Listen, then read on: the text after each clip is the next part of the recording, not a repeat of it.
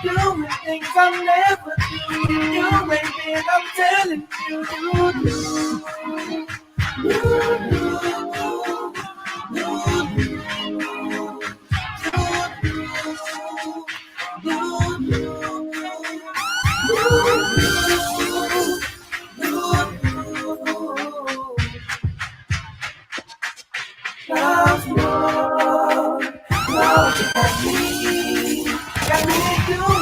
I'm never doing you ain't been, I'm telling you how more you got me doing.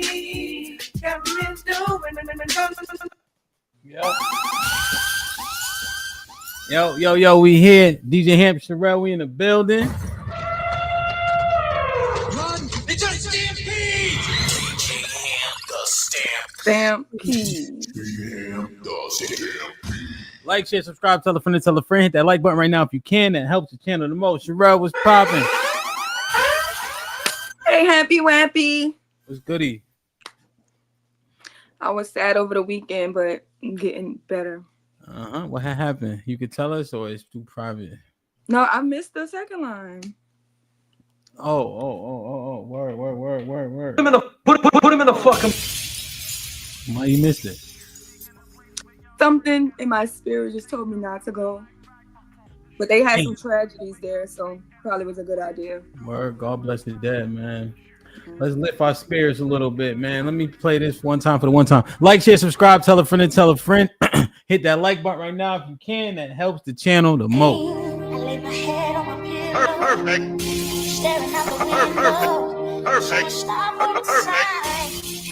That's the best of what? Shit like that. Who taught you how to do the bounce music?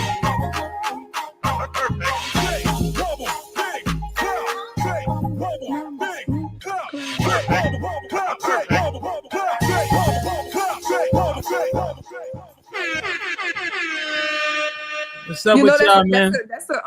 That's a cheat code to no copyright strikes. The bounce beat. Yeah, the bounce beat, yeah. E-Dub was good. Mel, you already know. What's poppin', man? Like, share, subscribe, tell a friend. Bravo Tech, salute my OG. What's good? Harrison, salute my G, my fault. I apologize. Mr. Williams in the building. Young Money in the building. Correct me if I'm wrong. Mr. McBride was goody, my brother. Hope all is well, man. Make sure y'all make your way to Atlanta, April 4th through the 6th. Shit like that. It's going to be epic, man. We got early bird tickets on sale right now. We got 3 fly events set up. It's going to be something. It's going to be a movie. It's going to be a movie. CC, what up? Trey, what up? Foe in the building. Almanai, salute. Down south was popping, my brother. Black America, salute. Miss Jilly was good. Everybody say what's up with Miss Jilly in the chat. Melly Mel, what up, my brother? Homeboy, Shalawam was popping. Like, share, subscribe, man. Cali Bev in the building. Good morning. Got Trey already. Miss Parker, Shalawam was good. Hope all is well. Miss Jilly, I got her. Nightbot doing the right thing. Rainbow Kid was popping. Wow. Let me go like the streams. Yeah, hit the stream, like the stream. Lord Lou, my brother, was popping. Telling everybody else to do it. Nice Skin Nate was popping. Alexis from Texas, I see you. Heather was good. Delhi Capital in the building. Tiff, what up? Brother Osh was popping. Shalom, my G. Perfect. Like, share, and subscribe, man. I'm feeling good. Frozen, what up? Isaiah, what up? Nas, what up? Make sure I get the likes up for me, man. I'm excited. We had a good day in the gym today. I got this MRI tomorrow. I'm feeling good, man. It's gonna be what it's gonna be. Feel me? Harrison Davis with the $5 says salute. As always. But your arm been feeling better? But I'm getting used to it, kind of. You know what I mean? Like it's throbbing right now, but I'm so accustomed to it at this point, it don't matter, you know. That's what we do with life. It never stops hurting. We just go into our mind and pretend like it don't hurt. Power of the mind. Juggernaut, what up though? So right now you're being delusional. I'm being realistic. That I've been working this motherfucking feint, uppercut, hook, step back, jab. But you're being delusional that your shoulder is hurt and you're just working through it. Yeah, well, it does hurt. It hurts every time I do it. Yeah. But I got it. It is what it is, right? But when you have to throw it on your shoulder and bring it in here because you got only one arm, because I think you're gonna keep it as a souvenir when it fall off.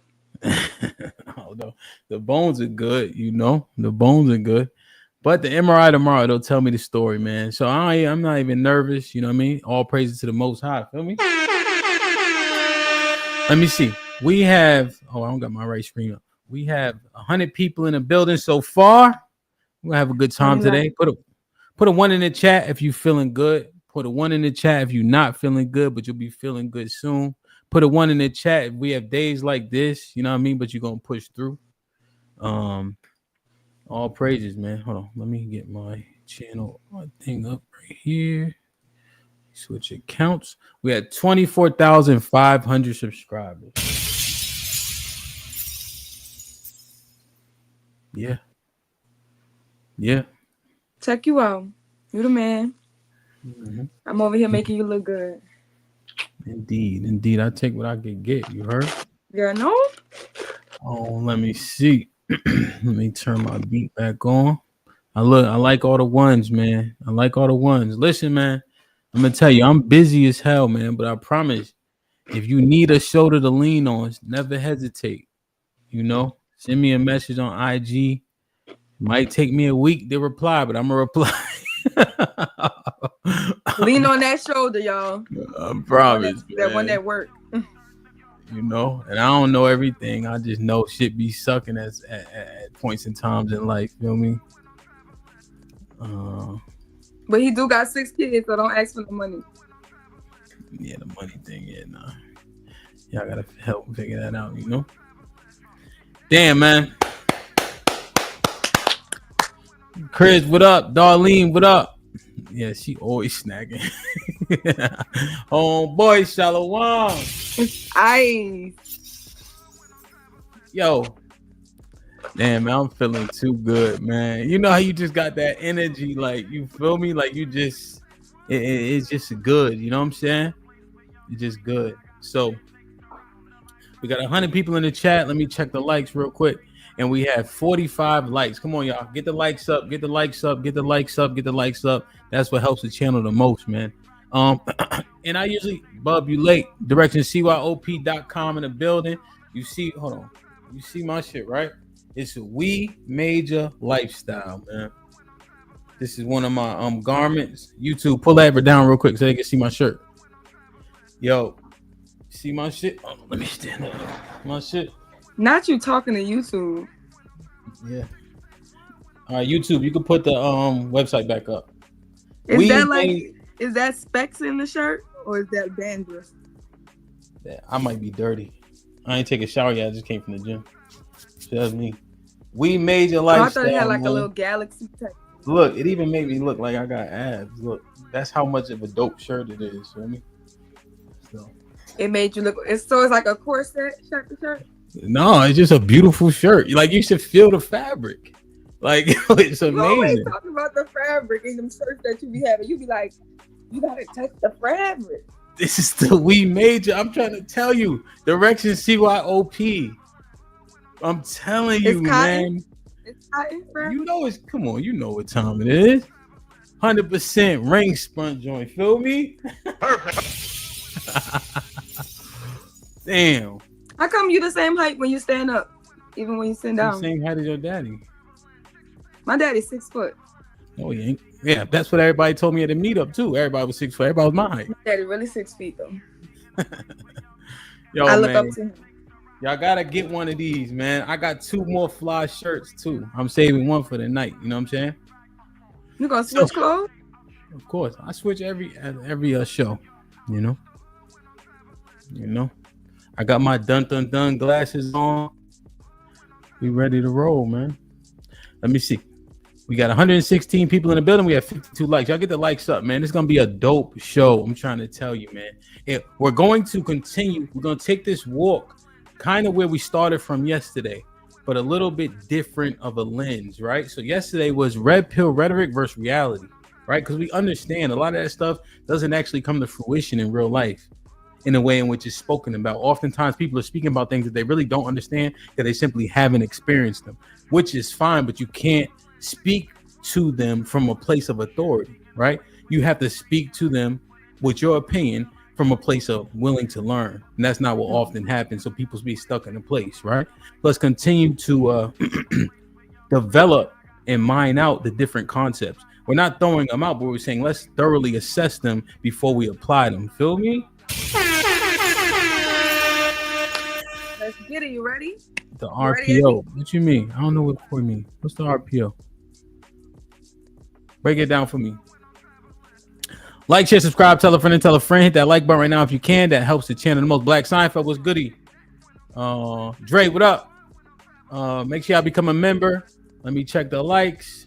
We got 125 people in the building. We have 60 likes. That's simply not good enough. Let me play this commercial as y'all hit the like button. Like, share, subscribe, tell a friend and tell a friend. Direction CYOP.com. Direction, choose your own path. You know, this is the home of We Major, Me Frosty, Unfamous, and the restricted clothing brands. Let's get it.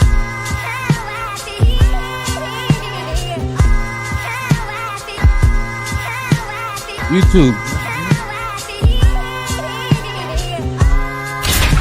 The message is always in the cloth, the colors, the designs, the fit. Basic. Pay attention, stay alert, and remember, choose your own path. Oh, my bad, Corey. You talking about football? Oh, how would I stop the RPO? I'm going man. Depending on their formation, I'm most likely going man. Let's just try to give me in a bunch 3 set, right? I'm still gonna press. Let's say they in a bunch 3. I'm definitely gonna press the point man for sure, right? You got to get hands on in the RPO to mess up the timing. But at the very least, let's say it's a even set. Let's say they in 21 personnel. I'm definitely going man to man, 100%. And I'm in a 4-3. I'll probably be I might be in an underset, right? So I will bring that backer down on that tight end, right? Just to have that instant man-to-man press, and everything else I'm up, and I'm in a cover 1, right? I got all my gaps protected. I'm probably in a heavy alignment, right? So the alignment's here, right? So let's say this is the alignment, right? And hold on. This is half his body right here. I'm gonna be right there, right? I'm not gonna be too wide because I want to make sure I don't give up any gap control. So that's how I would play I would play a 4-3. This is not Sports Center. Why that man started you talking about football? You will go for hours. You need to be stopped. My bad. I'm you just with saying. Chaos energy. I gotta be the masculine and show you the wall. I'm just saying. I'm going 4-3 under. I'm in a 1. We don't know what that means. He know. That's how I'm stopping that shit. For sure. My bad. I was talking. I forgot I was on the show. I saw you. Wow. Put him in the fucking bed. Get him out of here. Come on. The show was about. I saw you blacking out. Damn. Cause I was thinking through it. Man, niggas can't. Thank you, man. You gotta go actually frolic in the park. I'm gonna take you to the park. I'm just saying. Sure I put a little car seat in the back for you. I had my mom again. I had my outside linebacker, strong side sandbacker over that tight end and got manhandled his ass, boy.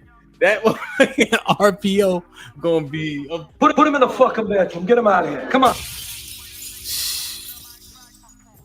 like, share, subscribe, tell a friend to tell a friend. Hit that like button right now if you can. That helps the channel the most. We got 140 people in the building. We have 70 likes. Y'all please get the likes up. Yup. Like the button. Trey, Push no, the goddamn button. I'm press coverage under front, and we going to work on that. I'm telling you, boy. Dirt trails, church bells, and slow song. You know. All right, unrealistic. Put him in the league, y'all. Put him in the league. So y'all gonna play football at the field day? We might. I'm thinking about incorporating. We getting the flags and all that. You know. So we'll see. They say they wanted a North versus South thing. That's what Big Mufasa said. Oh. He said his team versus your team. So he could really show you, like, he could really whoop you. Who? Big Mufasa. He said football, right? Yeah, football. He football. He went to football, college football too. I don't care. You don't care. He from the South. He a big dude. Yeah. You better be scared. Very afraid. Put him in the fucking bedroom. Get him out of here. Come on. I'm gonna be ready too. You can't be hitting people though, Hamp. You can't tackle people. Oh no! It's flag. No! It's flag. No. They're gonna come out there, Hamp is flag. I said, you already know what time it is. Before you step out of here, I don't want to hear about no injuries, how old you are, none of that shit. Let's get busy. That's it.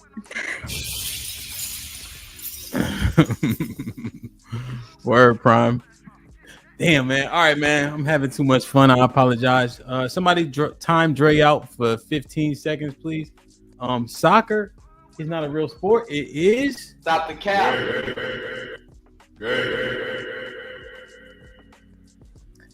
Unrealistic expectations. I've been listening, right? We had a great conversation yesterday regarding rhetoric versus reality, right? If you notice on This Might Be Risky, we've been pulling apart talking points here and there, right? We got the whole talking point roulette and all that, right? The baby mama thing as an example, we mined that out in real time, in person, in Houston.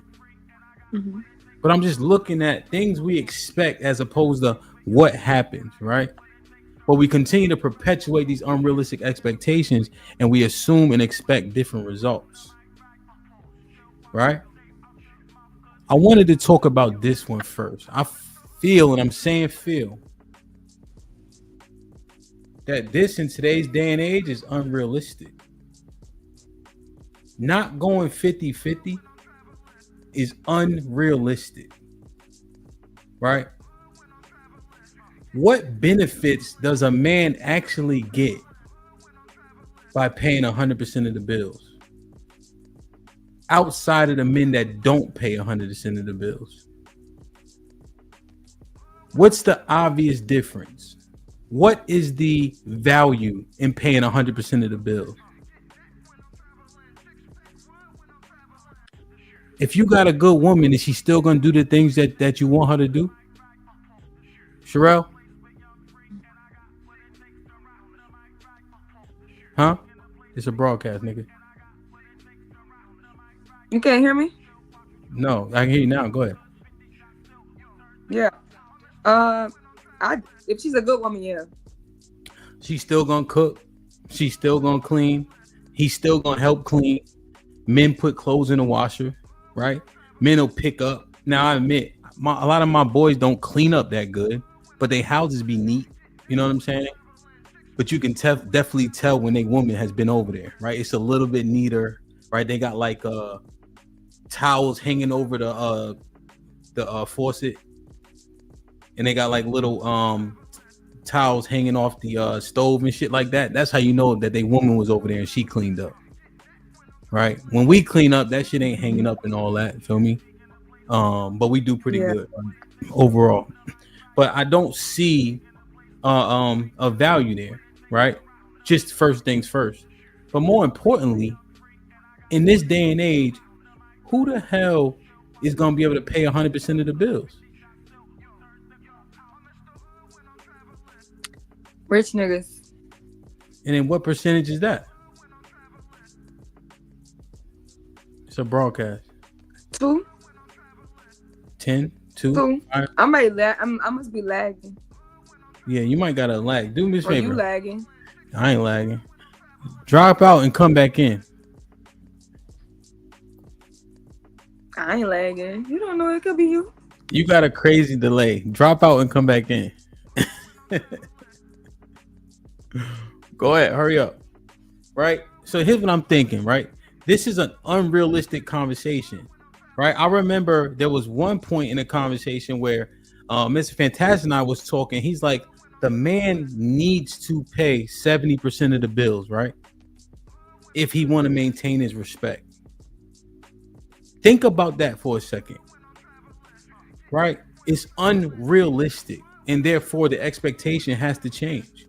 What is best for the majority of people? Let me ask y'all until Sherelle come back. There's 170 people here.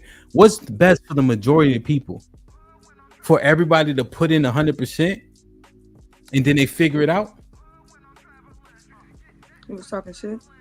No. When men start tying their respect or their authority in their house to what percentage of the bills we pay, we're gonna always be operating at a loss.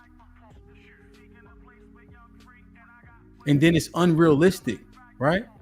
Everybody need to pour in all their money and resources. If you are able and you can get a job, get a job. That money can be allocated in any type of way, right? It could be for vacations and trips as opposed to all these people going on trips and vacations on credit cards, right? It can be allocated for investments and things of that nature, right? But the simple fact that we saying 50-50, that man gets less respect, that's stupid as hell, and it's unrealistic because nowadays with inflation, the cost of living, everybody got to pay. We need to cut that shit out. It's doing us a disservice. What's your thoughts, Sherelle? Nah, I think both people should be working. I believe in like the one pot. What is it, like a rising tide lifts all boats? So like all hands should be on deck because that just make more sense. Unless like the woman is homeschooling or something like that.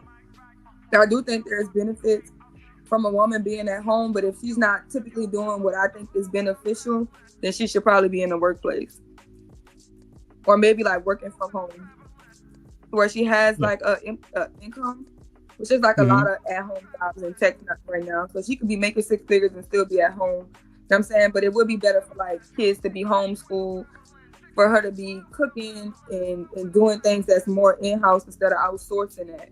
So I do think a lot of times when everybody's in the workforce, the kids get neglected, and then like health get neglected because the wife isn't cooking as often.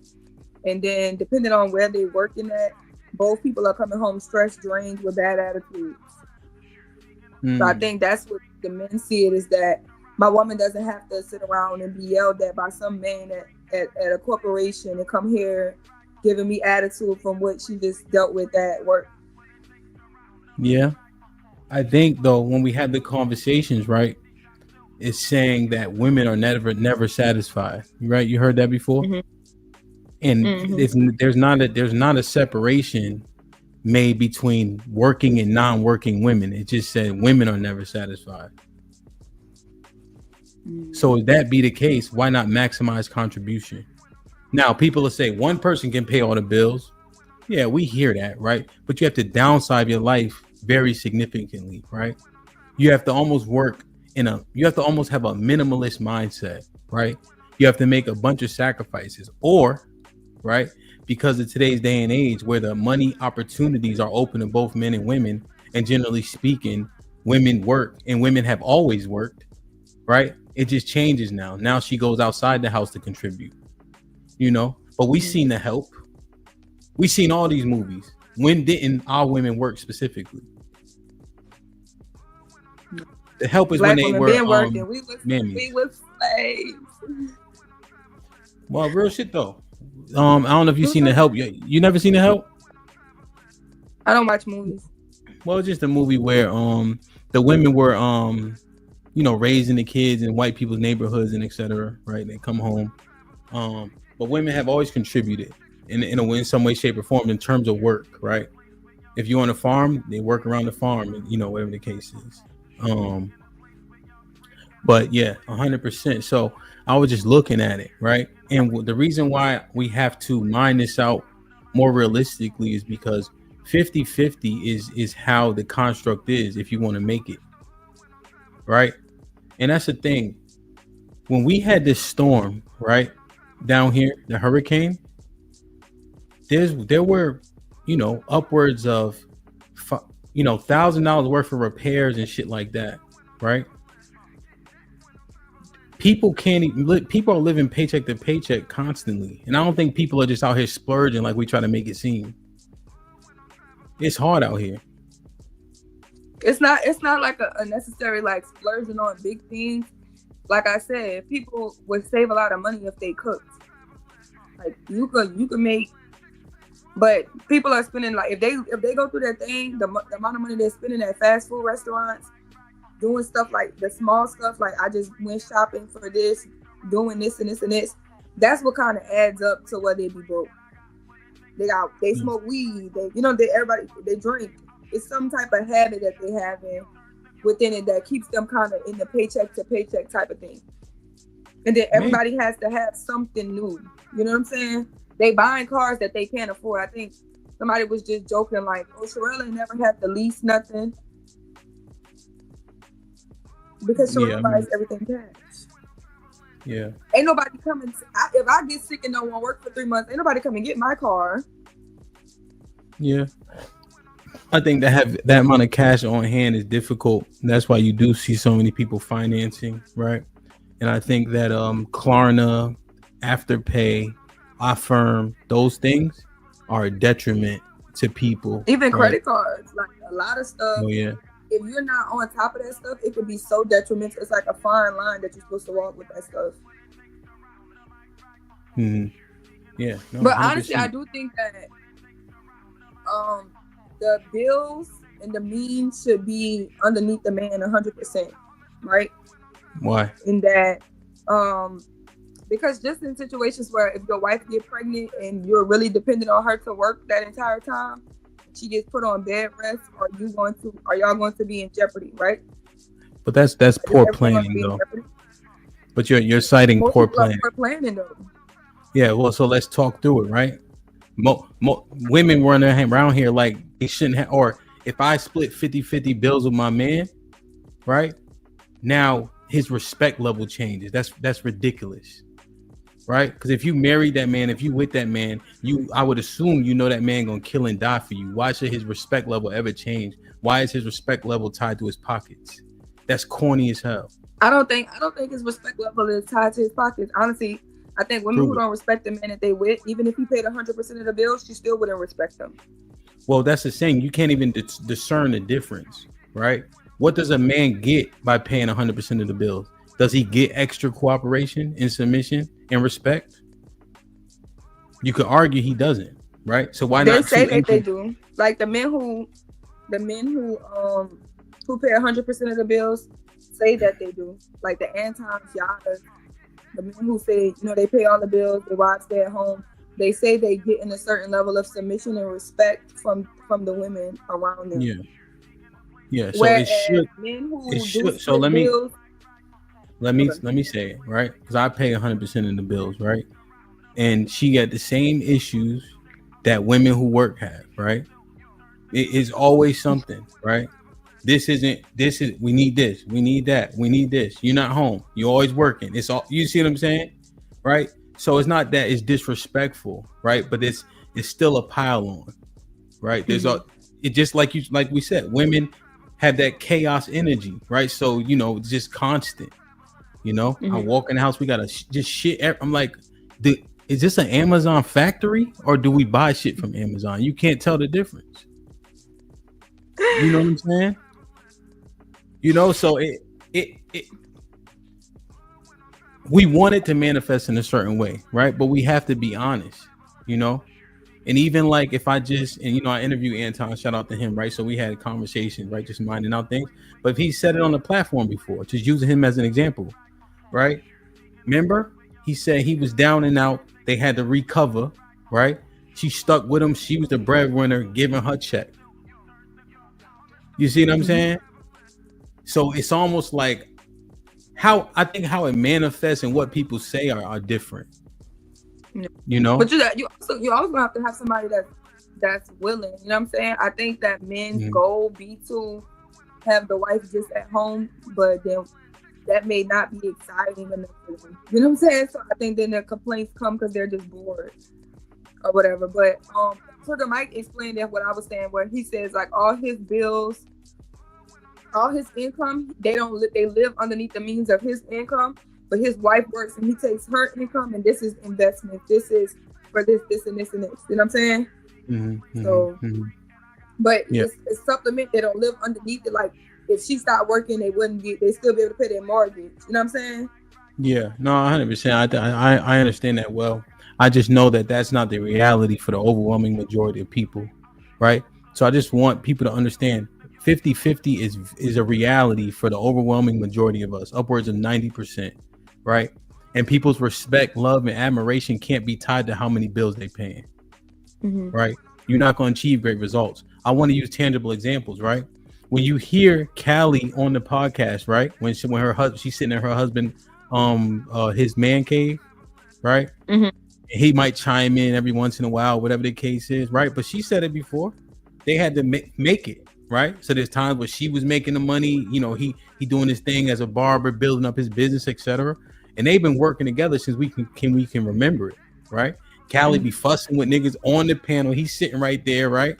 You know, she very careful. Even when, you know, when she want to do things, she makes sure she get his buy-in, you know, to do them, right? And or even like if she like losing her cool, you can tell like sometimes he tell her like, yeah, you can tell that you can see the camaraderie, right?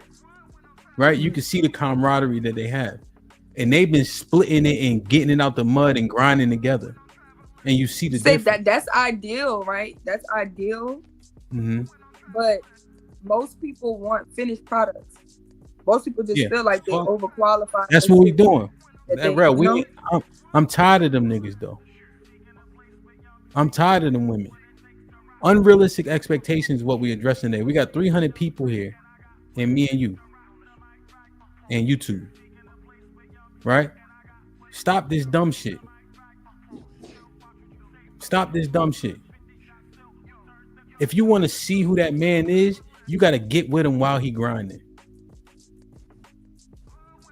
You wasn't with me shooting in the gym is a real thing. You don't even build the level of respect for a nigga if you don't even see how he got it. Right? It's very important. And that makes it feel like, you know what I'm saying? Because I'm like a man, I don't know how men feel, but now like I feel that way. Like I made it on my own. Like niggas had the opportunities to ride the wave and niggas didn't see the vision. I'm lit.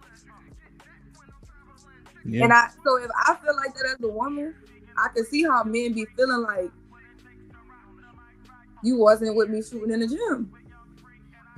Because of the energy, you know what I'm saying? It's because of energy and how they give it. And now let's say, how do I say this? I can't say it like that.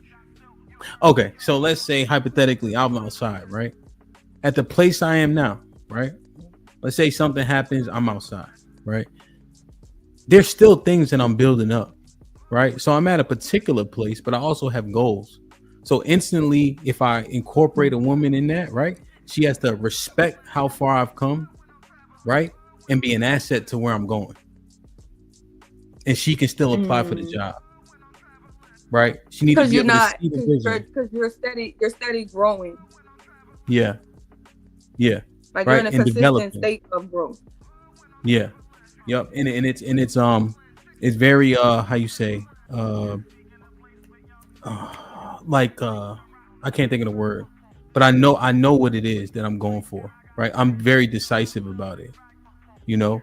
So if she come in here, even though I'm not at the ground floor, I'm only at floor 4 and I need to go to floor 10 still. Right, so immediately she can be a part of the grind where we're at now. You know, yeah, deliberate. Thank you, Atticus. You know, so I think that's overwhelmingly the key to the success. But people need to be pouring in absolutely everything they have into their relationships,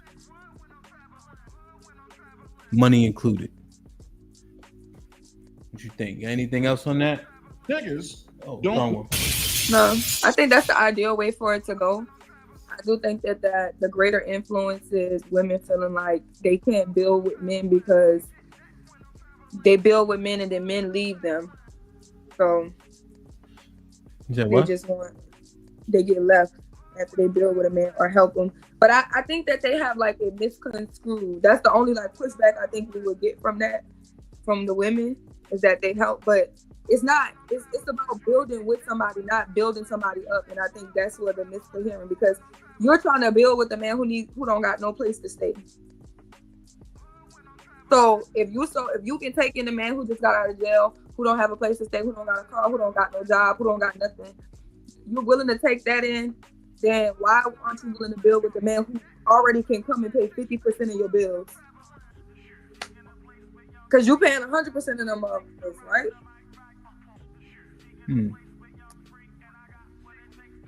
Yeah. Damn.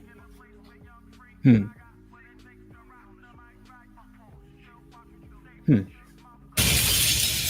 hope they hear it. Like, share, subscribe, tell a friend to tell a friend. Hit that like button right now if you can. That helps the channel the most. My brother Ty Hoyt in the building, been a member for 7 months. Aaron L with the $5. I don't get it. You can do 50-50, or would you rather pay 100% by yourself? Ellipsis. That should be a no-brainer. Teamwork makes the dream work. But AL, you'd be surprised it's not, right? And even when we were talking through it, you know, we have to be 100% honest, right?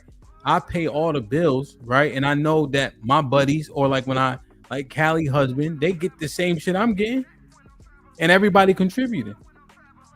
I'm not getting more cheeks than them niggas because she don't work. Right? And women have a chaotic baseline, then it is always something. Right? And I think I'm very cognizant not to leverage money over it, right? Because I think it's like uneven. Obviously, you don't work. You know? Now I do be like, all right, now make sure you budget this, that, and the third, you know, whatever the case is.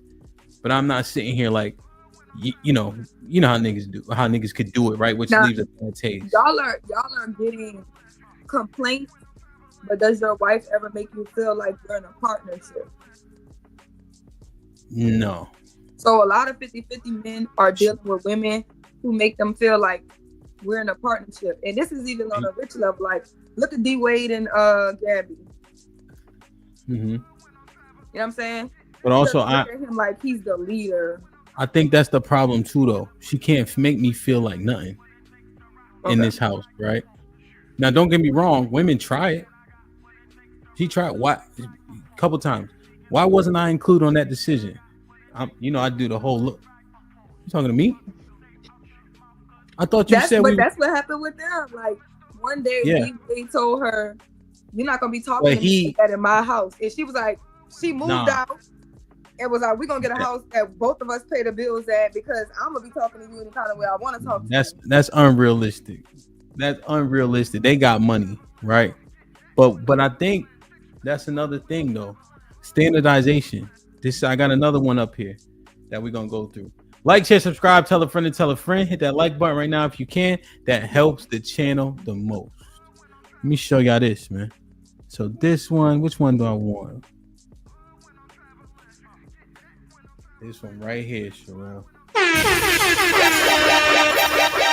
Women are never satisfied, but you keep listening to them and expecting positive results. What you think about this one? I think if you don't listen to them, you're not gonna get positive results either. Why? Because women need to be listened to, in my opinion. Why? Because they matter. That yeah, I'm not excluding that. So if I matter, why wouldn't you listen to me? So here's how it works, right? Let me use a tangible example. We got this house. I had to renovate it. I didn't want to pay the mortgage before renting it out, so I needed to list it on Airbnb in about a month, right? So as an entrepreneur, there's things I can do to get money more quickly. Like for instance, I could DJ 7 days a week in DC, wherever I want, 3 times in a day, you know, different parties. I could book weddings. There's things I was turning down, just being super busy, right? And so she didn't quite understand it because the kids, the set of twins was small, right? And so they crying, they shitting every 3 hours. Then you got the other set, right? But you wanted to buy this house that we have to renovate, not understanding what comes with it. I didn't want to have to buy no money to renovate the house. You see what I'm saying? No, So, I understand that. If that's like not what her I ain't done. is. I ain't done. So she complained. She complaining. She mad. She doing all this stuff, right? I'm not listening to none of that shit because I know the goal. And we got the house renovated and we got the first Airbnb people in it and we made a decent amount of money like off it. She happy. Oh, great job. This and the third. I'm not listening to that shit. I got a goal to get to. I'm going to get there. But you're the one with the business degree. I'm not done. I liken it to this. Stop with the pregnancy pauses. I don't know if you've done or not. I liken it to this, right? You ever been waiting for a ride, right? You've been waiting for a ride forever. You mad as a motherfucker. I ain't never asking this nigga for a ride again. Right? You going off. Soon as that red Pinto pull up, you happy as a motherfucker. You cussing him out and everything. Soon as that Pinto pull up, yo, what's popping? Thank you. Right? You done forgot you was so mad. So I understand the light. I know that it's painful when you got to get there. But I'm not slowing down listening to that because I'm looking at the bigger picture. That's what I mean. When you got those superficial complaints that come and go, right? The fact that she never satisfied, listening to that don't get you different results. And instead, it stifles your goals. And once you hit the goals, everybody gonna be happy. They just can't see it yet. What you think? I think that only works in scenarios where your wife doesn't know more than you. You don't think it'll ever be a situation where she knows more than you? And is this you don't listen to any woman ever, or you just don't listen to your wife? What do you mean? Like, if there's a woman that's more successful in the Airbnb business and she has tips for you to tell you, would you listen to her? Of course, yeah. So, and this is what I mean, right? So I'll be like this. So depending on what the woman's insight is, right? I'll have the conversation 100%. And I will say, so for instance, I'm about to paint the house, right? I'm in a session where I'm painting the house, right? I've already knocked down the walls. I taken the floor up, had to renovate the bathroom, dust everywhere, had to resand it. That stuff is whatever, right? Now I say, hey, based on what you see, what's the best color? What's the trend for the blinds and the curtains and all that, right? And she's like, okay, let's do gray. Be better at decoration. And so I make sure to her. Yeah, but I'm talking about, so yeah, you take every consult, right? If I'm not expert in something, I'm gonna say, hey, come here and do this. Just like the contractor I had. Hey, bro, what you think about this? Come here and do this. But I'm in charge though, right? I'm paying him what type of outlets, what type of sockets. Here's the price point. Here's where we need to go. You have autonomy to do it. You see what I'm saying? But I'm delegating, right? And making people valuable and a resource within the confines that I create. Okay, so in what instance go ahead, do you just not listen to women? Slow down. When they don't know more than you? No, slow down. Why are you working so much? You need to be home. You got the kids. And then it'll save your life. Well, no. Like this. These kids got a lot of life to live. They not gonna. They don't remember right that I'm not here right now. But they all got to go to college. They all got to do this. They all want to go to swimming and gymnastics and piano, right? And oftentimes the women will look at what's happening right then and not seeing all of it. right? Now you got to be cognizant of what you're missing, right? And keep a tab on what you're missing, but don't let anybody redirect you because of how they feel when you know your goals are righteous. Mm. You see what I'm saying? I'm Now I not can doing understand things. that. Yeah, I ain't trying to hurt nobody. It's actually for everybody, you know. But when their feelings are so involved, the facts get kind of glossy, right? They get opaque. You can't see clearly, you know. Yeah. You ever saw the Temptations? Mm-hmm. You remember the Temptations? Yeah. See, remember what Lamont said when he was like, "Why you always on the road?" And he's like, "It's my job." He's like, "It's your job to be my father." So like women and kids kind of see it like that. Yeah. But the men 100%. see it as, I'm a provider, I gotta go. You know, that's how y'all feel. Yeah. And there's a window, right? And it's very difficult to explain the window of opportunity, you know, and how fast those windows of opportunity open and close, you know. And so I think that also when we're dealing with our women, they have to also understand the fact that you don't, let's say you do pay the majority of the bills, that needs to be put into the love, that how you show love. Like, it can't just be dismissed. Even though we show love differently, we have to be empathetic and understanding how the other party shows love. Mm. So when she come to me and she say, you always working, you always this, I know she means she miss me, but she complaining and venting at that point, right? And so discernment is key for us men. Mm-hmm. And so I have to discern that message, right? As long as it's not disrespectful, right? And at the right time, I'll make sure I acknowledge it. Hey, babe, right? Hey, beloved, I know I've been going. I know you've been on, in my ear, right? Because Look you at know the you working too much. Yeah, working like a motherfucker. And you say, but look at the house, though. It's ready. We got the Airbnb. Oh, good shit, by the way, and getting the Airbnb set up. Now let's go to Steak 48. Let's go to Roof. Like, you know what I'm saying? But I have to keep a log because I'm in charge. And when it's time to do it, I do it. But you can't stop just when she asks you to. But always keep a log and a tab on what needs to be done in your house. You feel me? What you think? Yeah, I agree. It's unrealistic, y'all.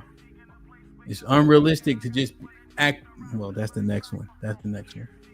But but I think, like, I get what you're saying, because when you first hear, like, don't listen to a woman, it just means anything that she says, it won't never make sense. So if I'm coming to you and I'm like, look, this makes me feel small. I don't like when you call me out my name. I don't like how you try to belittle. Like, you're supposed to listen to that shit, though, right? Yeah, you insulting her?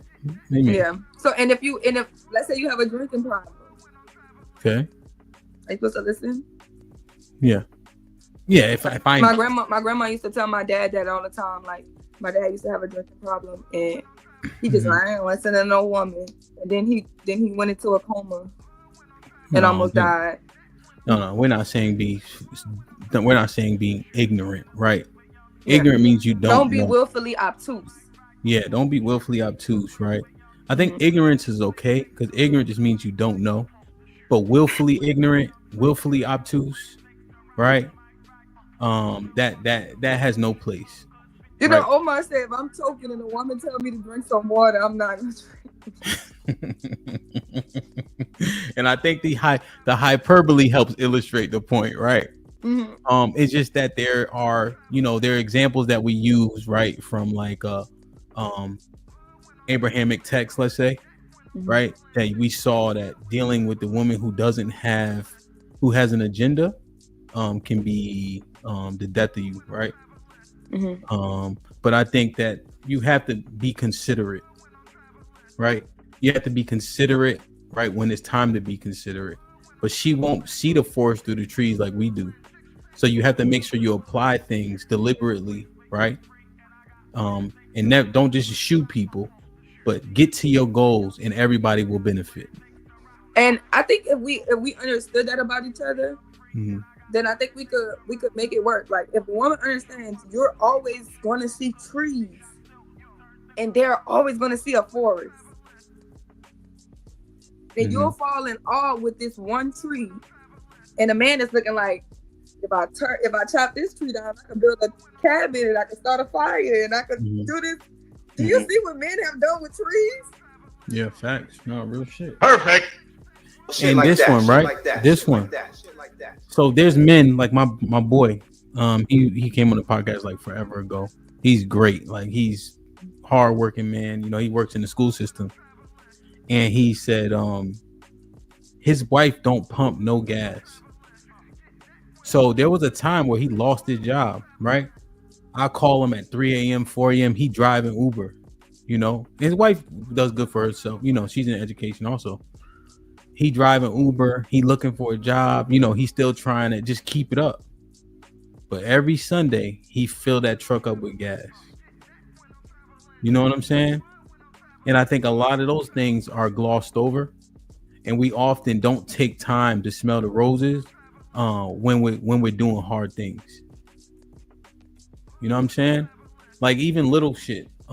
Like I get, like for instance, if do your wife pump gas? Yeah, there are times she does. Yeah, I just be forgetting. You know, to be honest, right? Or I'll be ripping and running. I'm coming from the gym. I jump in to come in here, right? Let's say I drive the truck because I drop the kids off. Then I might zoom in the house and then she'll stop, right? You know, essentially. But I need to do better at the thing if I think that's important, right? If I think that's her safety, then she will. Now she knows she don't pump it at night, so that's a different ballgame, right? But you know, there's just a lot of that's going on that we take for granted. You know, definitely that we take for granted. Definitely, you know? And it's this. It's like the ungratefulness can turn into entitlement, right? Yeah. Everything that somebody's doing for you that they absolutely positively don't have to do. And I think that's what you need to understand. Like nobody has to do shit for you. And you start to feel like that's an entitlement or that's a given, and now you don't even appreciate it. You know, and that could be taxing on the person because it makes people want to be like, I ain't doing shit for you. My ungrateful ass. Yeah, no, real shit, you know. And I've definitely had those things, right? Where you know, my kids go to daycare now, right? And they've been, you know, so but there's been times where I'm like, hold on. But you don't have to do none of this XYZ, you know. But I actually hate when people do that to me too. So if I bring you an issue, right, bro? And then you say, well, what about me? I fucking hate you. Should have came to me first, but I came to you. That means we addressing my problems. They're not mutually exclusive, you know? So if you come to me an issue and I'm willing to feel that issue in that instance, so if I'm willing to entertain the conversation, then I need to have the conversation, you know? But we get so caught up in, I just did this for you, right? But I ain't come to you with a problem. You came to me. That's the conversation that we need to have. You know, so yeah, man. But that's what it means, right? If we think our women are in a chaotic baseline and they're never satisfied, you gotta know how to discern that shit. And if you got goals, get to them, and then tell her why it was important, and then take her to Chili's or wherever the fuck y'all like. Like, share, subscribe, tell a friend to tell a friend. Hit that like button right now if you can. That helps the channel the most. AL with the $5 says the vast majority of my married friends, black, white, Asian, etc., who have great careers, both the men and the women, work, i.e., my CEO's wife is a surgeon. Good point. Aaron L with the $5 says she wants him to pay all the bills, but then is mad he's working too much, never satisfied. Bravo Tech with the 20 ball says I know I can't drop Sherelle, so just mute her for 20 minutes or constantly cutting you off. Love you, Sherelle. I guess I'd be pausing too much. Man, that might be me, man. But she is a cut. Yeah, I'm gonna start hitting it with it's a broadcast, huh? No. Salute to Bravo Tech for the first 20 ball of the day.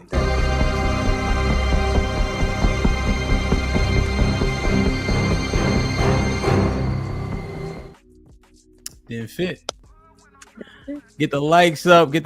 We cooking today, man. Salute to 315 people in the building, and we have 135 likes. Y'all do me a favor, hit the like button, stop what you're doing real quick and hit the like button. That sincerely helps the channel the most.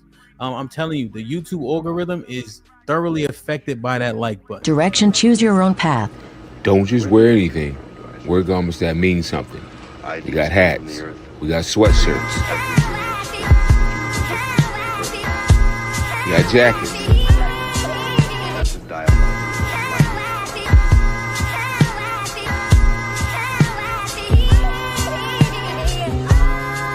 We even got hoodies.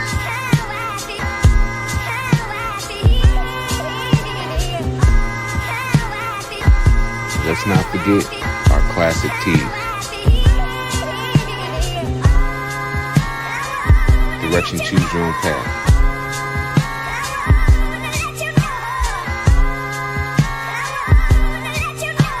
The message is always in the cloth, the colors, the designs, the fit. Basically, pay attention, stay alert, and remember, choose your own path. Let's do it, man. Like, share, subscribe, tell a friend, and tell a friend, man. Hit that like button. This one. It's unrealistic. Acquiesce for her respect. It kind of coincides, right? But I was having a conversation with my brother PJ, right? I know. It's like, yeah. And it's like this. We're using an example that Callie had brought up. She hate crumbs. You know? They hate when you leave the toilet seat up. They have these little complaints. And I'm a firm believer in how you do anything is how you do everything. So here's what I'm thinking. If every time you present a little issue, okay, babe, I'll do it differently, babe. I'm going to do this and that, you know? What's a role game? Scenario, what's a role game? You know, how you do this, you know, all these things. And men constantly, okay, dear, okay, I'll fix it. Acquiesce, acquiesce, acquiesce, acquiesce. If somebody got you bending and breaking for them at every turn, is the respect level maintained at that point?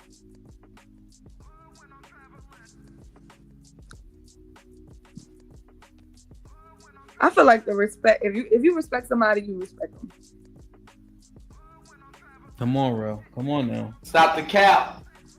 No, I really do. Like, If you now when you start now let me cut you off. Cause when you start dogging niggas and you going on your rants, I never respect them niggas that I be going dogging on.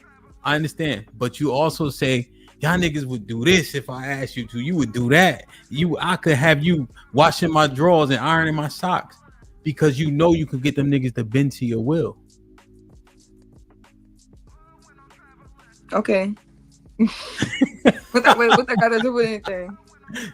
So think about it, right? If you constantly, you want this, you want that, and he just obliging. We even see it now. Women say they want XYZ, men try to make $100,000. Men is putting beams in their legs that make them taller.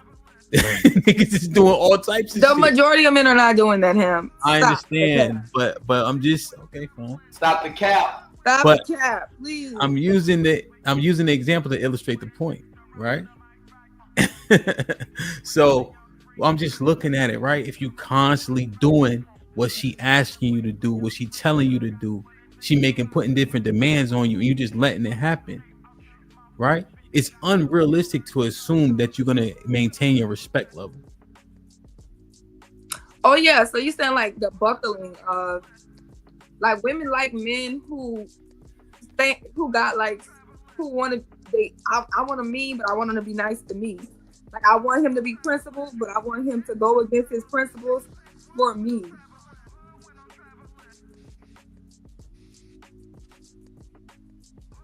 Go ahead. What'd you say? You didn't hear what I said? No, say it again. Men like women want men with principles, but then they want them to waver on the principles for them. But I thought it was like, in men's eyes, it's like it's a test, son, to see if you gonna, you know what I'm saying, acquiesce to everything she do. And I guess the more they acquiesce, the less respect they have for you. Well, just think about it. If you can get a nigga to do whatever you want him to do, he doing all this shit trying to appease you to make you happy. You maintaining respect for him? For real, for real?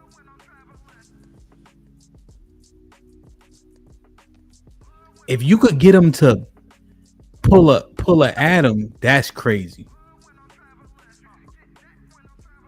That if you get a nigga to pull an Adam for you, there's no way you respect him.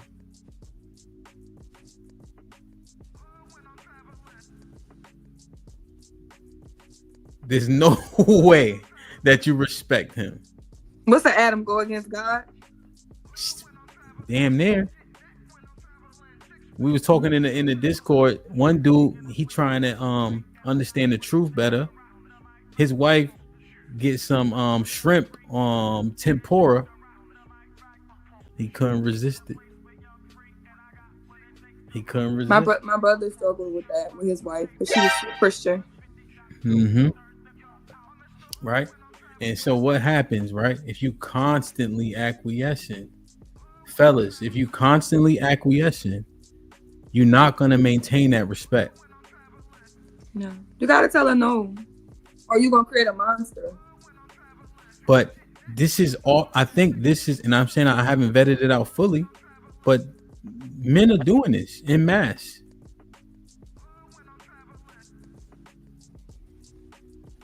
What you think? I don't think that men are doing it, man. You don't think so? Why? No, I just don't. I mean, y'all said women are complaining either way, right? Kinda. So. Yeah, I mean, but the thing is, right? Because I would think like in my mind when you say acquiesce, I think it's like of a weak man who just allows the woman to do anything to him and run over him, and I don't think that the majority of men act like that. Shit. What you mean? Like, how can you quantify? How can you qualify it? I know you can't quantify it, right? You can't count, but how can you qualify it? I'm not just like the men that I see in the earth. They kind of like have principles. They stand on each other. They're not letting women run over them. You think so? And it's unfortunate, man. So you think that the majority of men are letting women run over them? I think that men want what they want, and we doing whatever we can to get it. Right. So I'm gonna run the two topics into each other because I have another one kind of queued up, right? But are they pretending to? Like I've seen men fake it, right?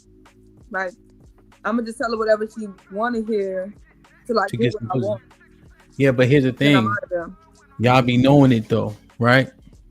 That's why niggas be getting used up for Chili's and getting their nails done and lunch and all that. Cause y'all say, okay, all he want is pussy, and I'm pretty enough to manipulate him with these two things, my beauty and my vagina. And so men is doing shit that they would never do or never want nobody to know they were doing just to access a beautiful woman in her vagina. Yeah, they definitely do that. And then if we acquiescing in an instance, why would she think she need to cooperate with you? Right? And then in the same token, does she respect you? She respects you less. And is she willing to cooperate if she literally manipulating you to do these things for her? Because if she could control you, then she's looking at you like you less than her. Exactly. Yeah, it's crazy, right? It's crazy, right? But our prescriptions, because of our carnal nature, right? Beauty is like I got this shirt that said "Girls are drugs." Beauty, we get enamored by it. That's why for 5 years, niggas been saying we'll get a woman out of Mickey D's if she pretty enough, which is stupid, right? And then we want pussy so bad, niggas will buy it, niggas will shoot you over it, niggas will hang your TV for it, niggas will fight other men about it. It ain't men. It ain't they go the to women. war. They go to war behind it. Yeah, hell yeah. I have to. The women that are with me, you have to get through me to get to them. Mhm. Right? So it's men. Period. You know, it's men. But y'all know that we'll hang a TV over some pussy. Right? Yeah, my friend said, she said, like, if bad bitches were kidnappers, we could like wipe the male population out like nothing. You're like, just imagine like 2 girls in thongs pulling up in a van with a group of dudes like, y'all want to have a party? And they get in a party and put some like type of poisonous gas and knock it, boom. How many men would get in the van though? So fellas, you hear this? This is how they see it. This is how we looked at. Right? But remember, we lead with logic. Illogical niggas do this type of shit. I told this story yesterday. One nigga left his baby mom house to die over a woman that he was messing with. And I mean that in literally. He went over there because he found out dude was over there. One of the niggas died over the sink. The other nigga died with his ass up in the air in the grass. And she the one that called the police. Right? But the coroner couldn't send an ambulance. They had to send a coroner. They had to send a meat truck.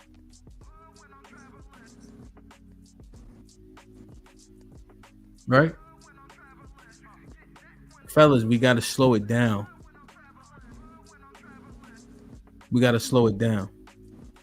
Because if she know you willing to do all that for a piece of ass, why would she cooperate with you if you acquiescing to her? Right? Is she gonna? Because if she feel like she in charge, you know what I'm saying? That's what I'm saying. Then the roles is kind of flipped. They flip. They literally flip. If she know that you doing everything you can for her vagina, she gonna milk that. And then where does the respect go? To hell. All you want is pussy, my nigga. The respect drops significantly. If you acquiesce into everything she asking you for, the cooperation is non-existent. They got this saying like in New Orleans. This saying like this man would eat my vagina off the floor. Like if I dropped it, put it on the ground, it got walked over, he'd pick it up, wipe it off, put it in his mouth. If I threw it in the dumpster, he'd drive in the dumpster. Mm-hmm. And this is the real thing, right?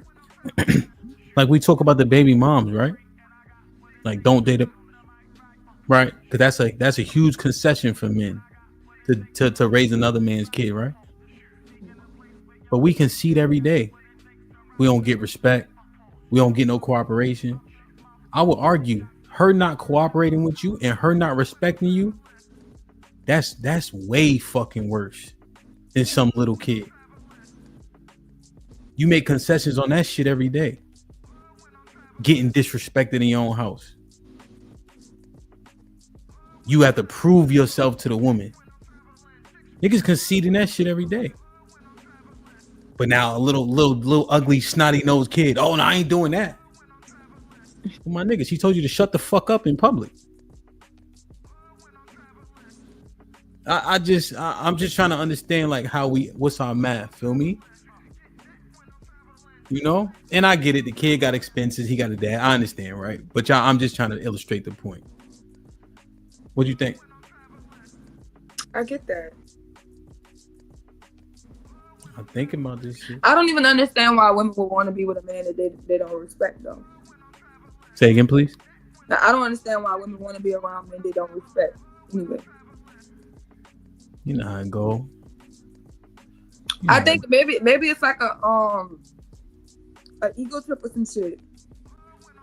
But like when women call them bitches.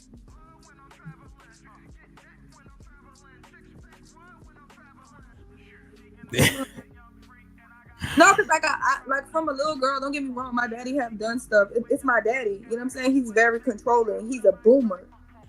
You know what I'm saying? So first wave of boomers. He ain't no young boomer, you know? My daddy's 75. So a lot of ways, he just had his ways. I don't care how mad my daddy made me. It was more hurt than mad. I'm never calling my daddy out his name. I'm never cursing at him. I'm never going crazy. And I just feel like when you're dealing with a man, you should have the same reverence you have for your daddy for him. Listen, you gotta get through it. Fake it till you make it. That the pros outweigh the cons. You don't respect him, but he paying your bills. You know what I mean? The sex might be all right, and you can manipulate him. You can control him, right? Do women overwhelmingly want to control men, or do they want men to lead? I think they want to control them.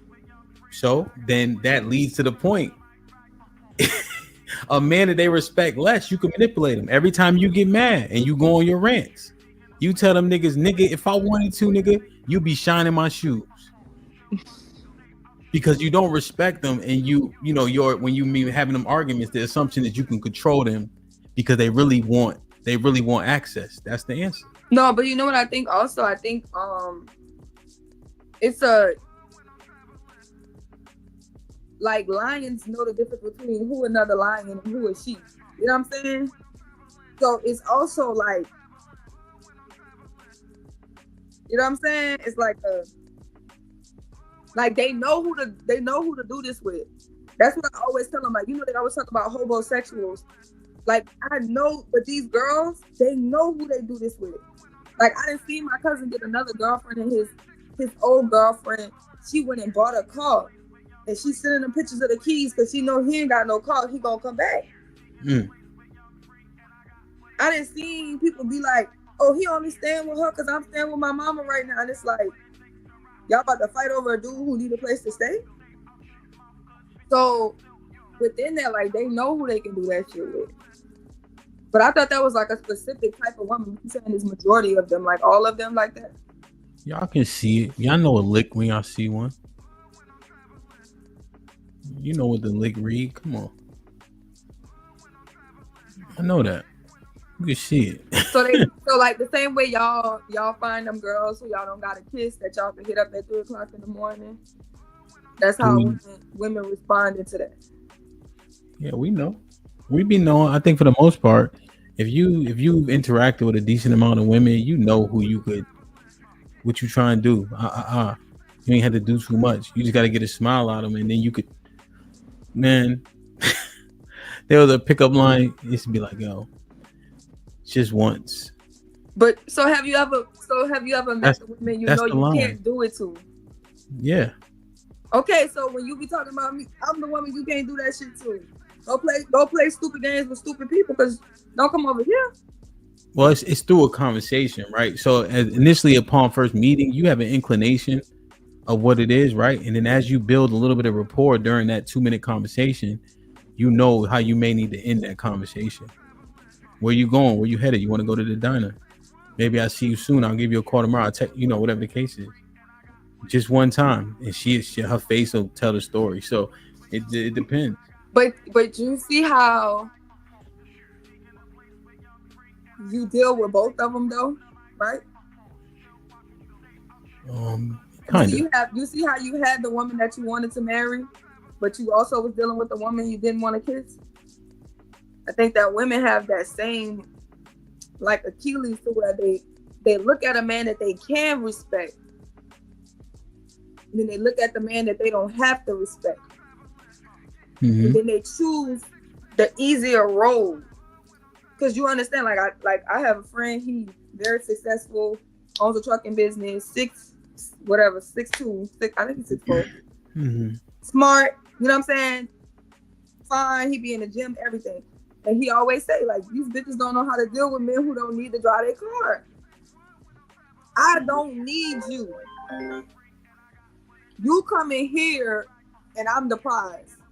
So I think a lot of times women want to feel like the prize. You know what I'm saying? Because they like that. We all have God in us, in that worshiping shit. people get off on when they're being worshipped or being adored. Yeah. And that They can inflate your ego so much. So thinking sometimes it's like I'm dealing with this man because no matter what I do to him, he ain't gonna leave me alone. Yeah, 100%. And that's right, because here's the thing about the value of sex, right? Sex is an equal and fair exchange, right, upon consenting adults, right?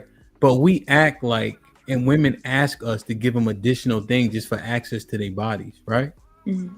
But we know that women have sex with the men that they want to with no strings attached, right?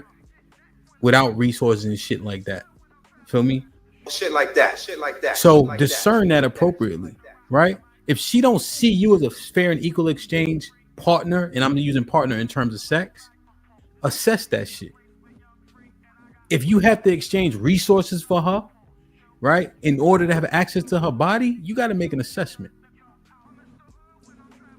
She already putting you in a category. You know what I mean? Like, we got to assess that shit. Feel me?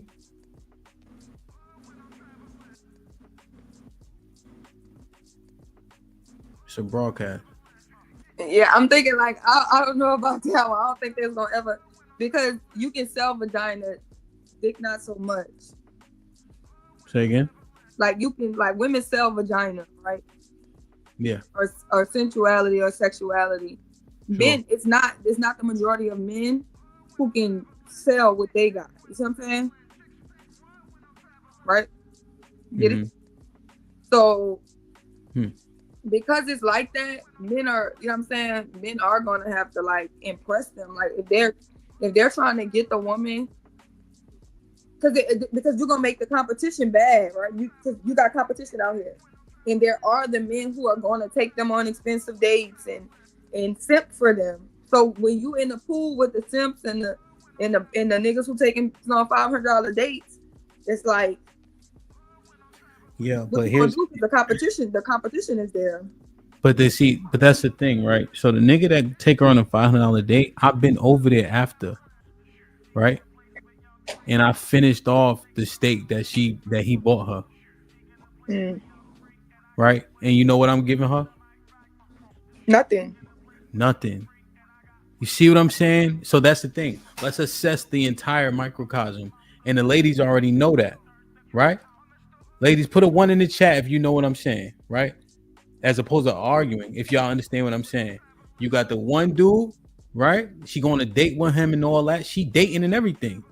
We may even have the conversation, the fact that, oh, such and such was cool. They might just be talking like that, like, because you cool with her. You know what I'm saying?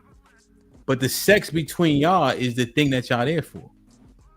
And I ain't giving her nothing. Just sex. See, women know that. The fellas know that. So when we talk about it's not an equal exchange, right?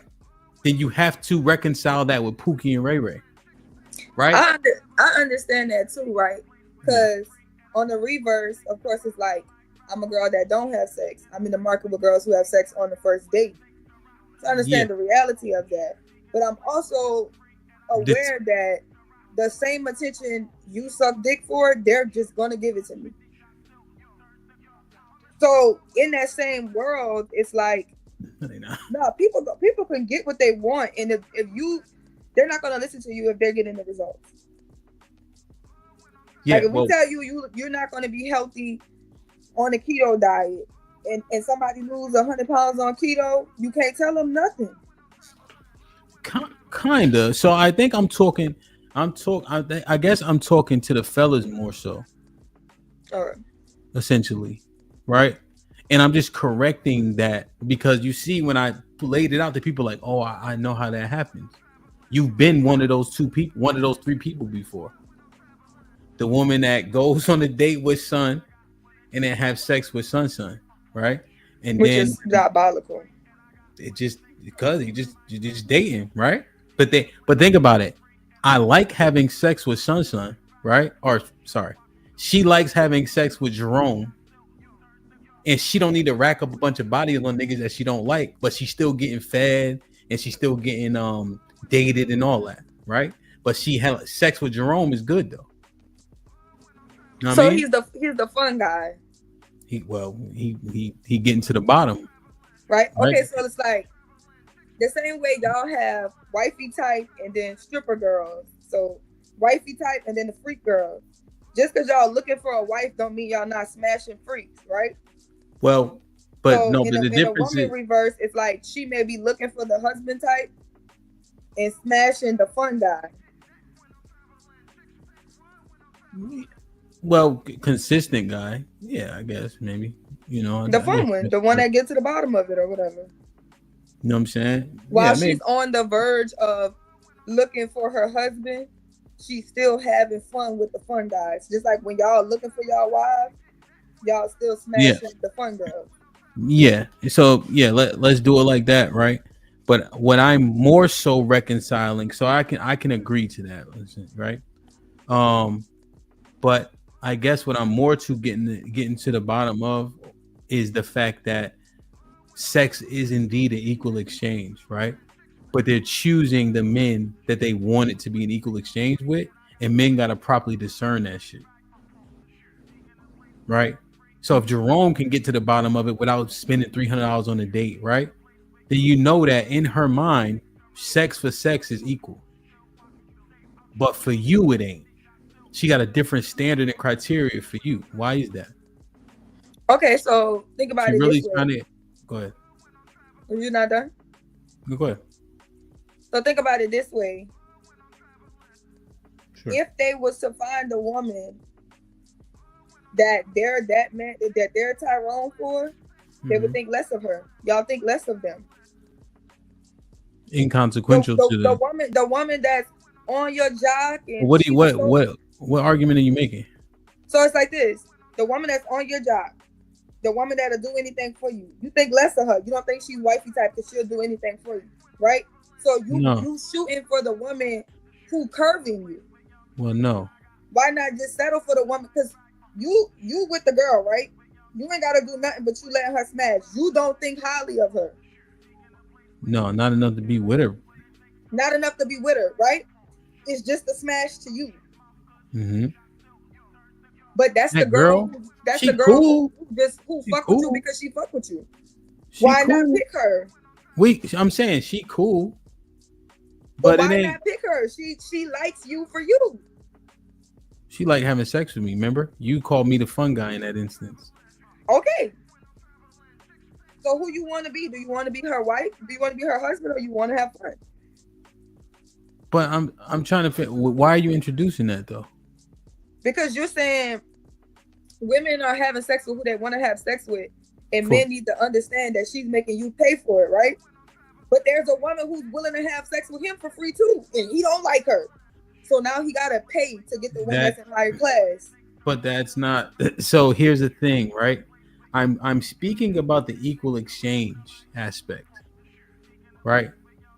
So if this woman will have sex with me, right, and I'm not buying nothing, paying nothing, then we understand that even women understand that sex is an equal exchange, right? But for the men that it could be a vetting process, or the men that they want to manipulate, now he got to give her something just to give access to her box, right? So I'm just telling the fellas, discern that shit. What I'm telling you is they discerning it. They understand it. You understand that some girls you did not have to kiss, and some girls you did have to kiss. The ones you wanted to marry, you have to kiss her. That's what I'm saying. But Shrey, you kind of so I'm just speaking on this particular aspect as it pertains to the men, right? If she treating you like a stunt double, right, and women are telling you that they want resources for sex, understand that you don't have to buy into that, because there's a man that able to have access to that woman without giving her resources. So how you missing what I'm saying? I want that. Well, first, do you understand that when I'm the premise that I'm paying, right? You're saying you're doing all of this. You're acquiescing to a woman who's going to give her vagina to a man. You're acquiescing to this woman so you can get vagina from her, and she's giving vagina to a man who's putting no effort in. That's what you're saying, right? Okay. So within this, that same man who's jumping through hoops for this particular woman also has a woman he doesn't have to put effort in to have sex with. Okay. So why not be with her? Why are you chasing the woman I who see what you're doesn't saying. respect you? It's a separate argument though. I'm just saying that when we act like we have to give her something for access to sex, when sex is an equal exchange, I want the brothers to understand that that's not true, because you have a woman that will have sex with you without giving her anything. And that woman that you chasing is doing the same thing with another nigga, right? But then they always try to act like, nope, women want sex for resources. That's the exchange. No, sex for sex is the exchange. That's how we got to move around. I understand that. I used to say this thing when I was outside. I'm like, I'm not having sex with you tonight, just to let you know. And the girl be like, nigga, what you talking about? Right? And I would say it as a pickup. You know what I'm saying? Like, you know, but it would just be a thing, but they'd be laughing because they like, who the fuck? Yes, you are. Like, they'd almost be like, nigga, yes, you would if I tried to, right? But it's just like over the course of the conversation, right? But the fact that it can be used as a joke in that way, just to build the understanding, you know? Now you saying he should be with the woman that he's having sex with. No, he don't have to. What I'm saying is, you understand that the woman that you can just pull up with and you don't have to do nothing, it's because you're him, right? So men understand that there's certain levels of women that they're not him to. But if they want her, they're going to do whatever. Because it ain't about being him for them. It's about, I want her, though. Yeah, and I just want him to slow down. You know what I'm saying? Because, like, think about, like, I want him to slow down. Beyonce. You know what I'm saying? Like, if she a Beyonce type of girl, like, yeah, Jay-Z and I don't want him to do that. Different than a groupie chick or just slurp him up like that. But he gotta move different for her. But if he could do, if she know that, right? Because remember, what's in contention right now? Cooperation and respect. Mm-hmm. If she knows she could play you like a do boy, right? Right? She gonna always play you like that, and you're gonna sacrifice cooperation and respect. So that was the premise. Feel me? Right? So what I'm saying is, they're willing to make that sacrifice for her because she's her. I understand we shouldn't though, because I don't think, like you're saying, she don't want that. Women don't want to marry a man that she don't respect. We know it happens, right? When we look at our divorce rates and our lack of marriage in totality, right? But she don't want to be with no man that she don't want to cooperate with and don't respect. No, she want the benefits. She see the benefits, right? Mm-hmm. But at the end of the day, imagine not respecting the man you married, right? And we see it happening. And then he want a woman who cooperates, but you've been operating in a system in which she had the leverage. So how you now get? You don't like who like you. You want what you want. Maybe, bro. But you see what I'm saying, though, right? You operating in a system where you cooperating with her, but that's what you want, you know. And she want a man she respect, but you too busy acquiescing to her. Look at how we gonna do this. It ain't gonna do this. You know what I'm saying? So look, women are like this. Well, I'm gonna say this how you got men that you like, and you got men that like you, right? And you don't really like the men that like you. You like how they make you feel. You like that they kind of worship you, they worship the ground you walk on. They gonna like every picture. They gonna, you're so beautiful. Man, the nigga you in love with ain't even gonna like your picture. Ain't even checking for you, right?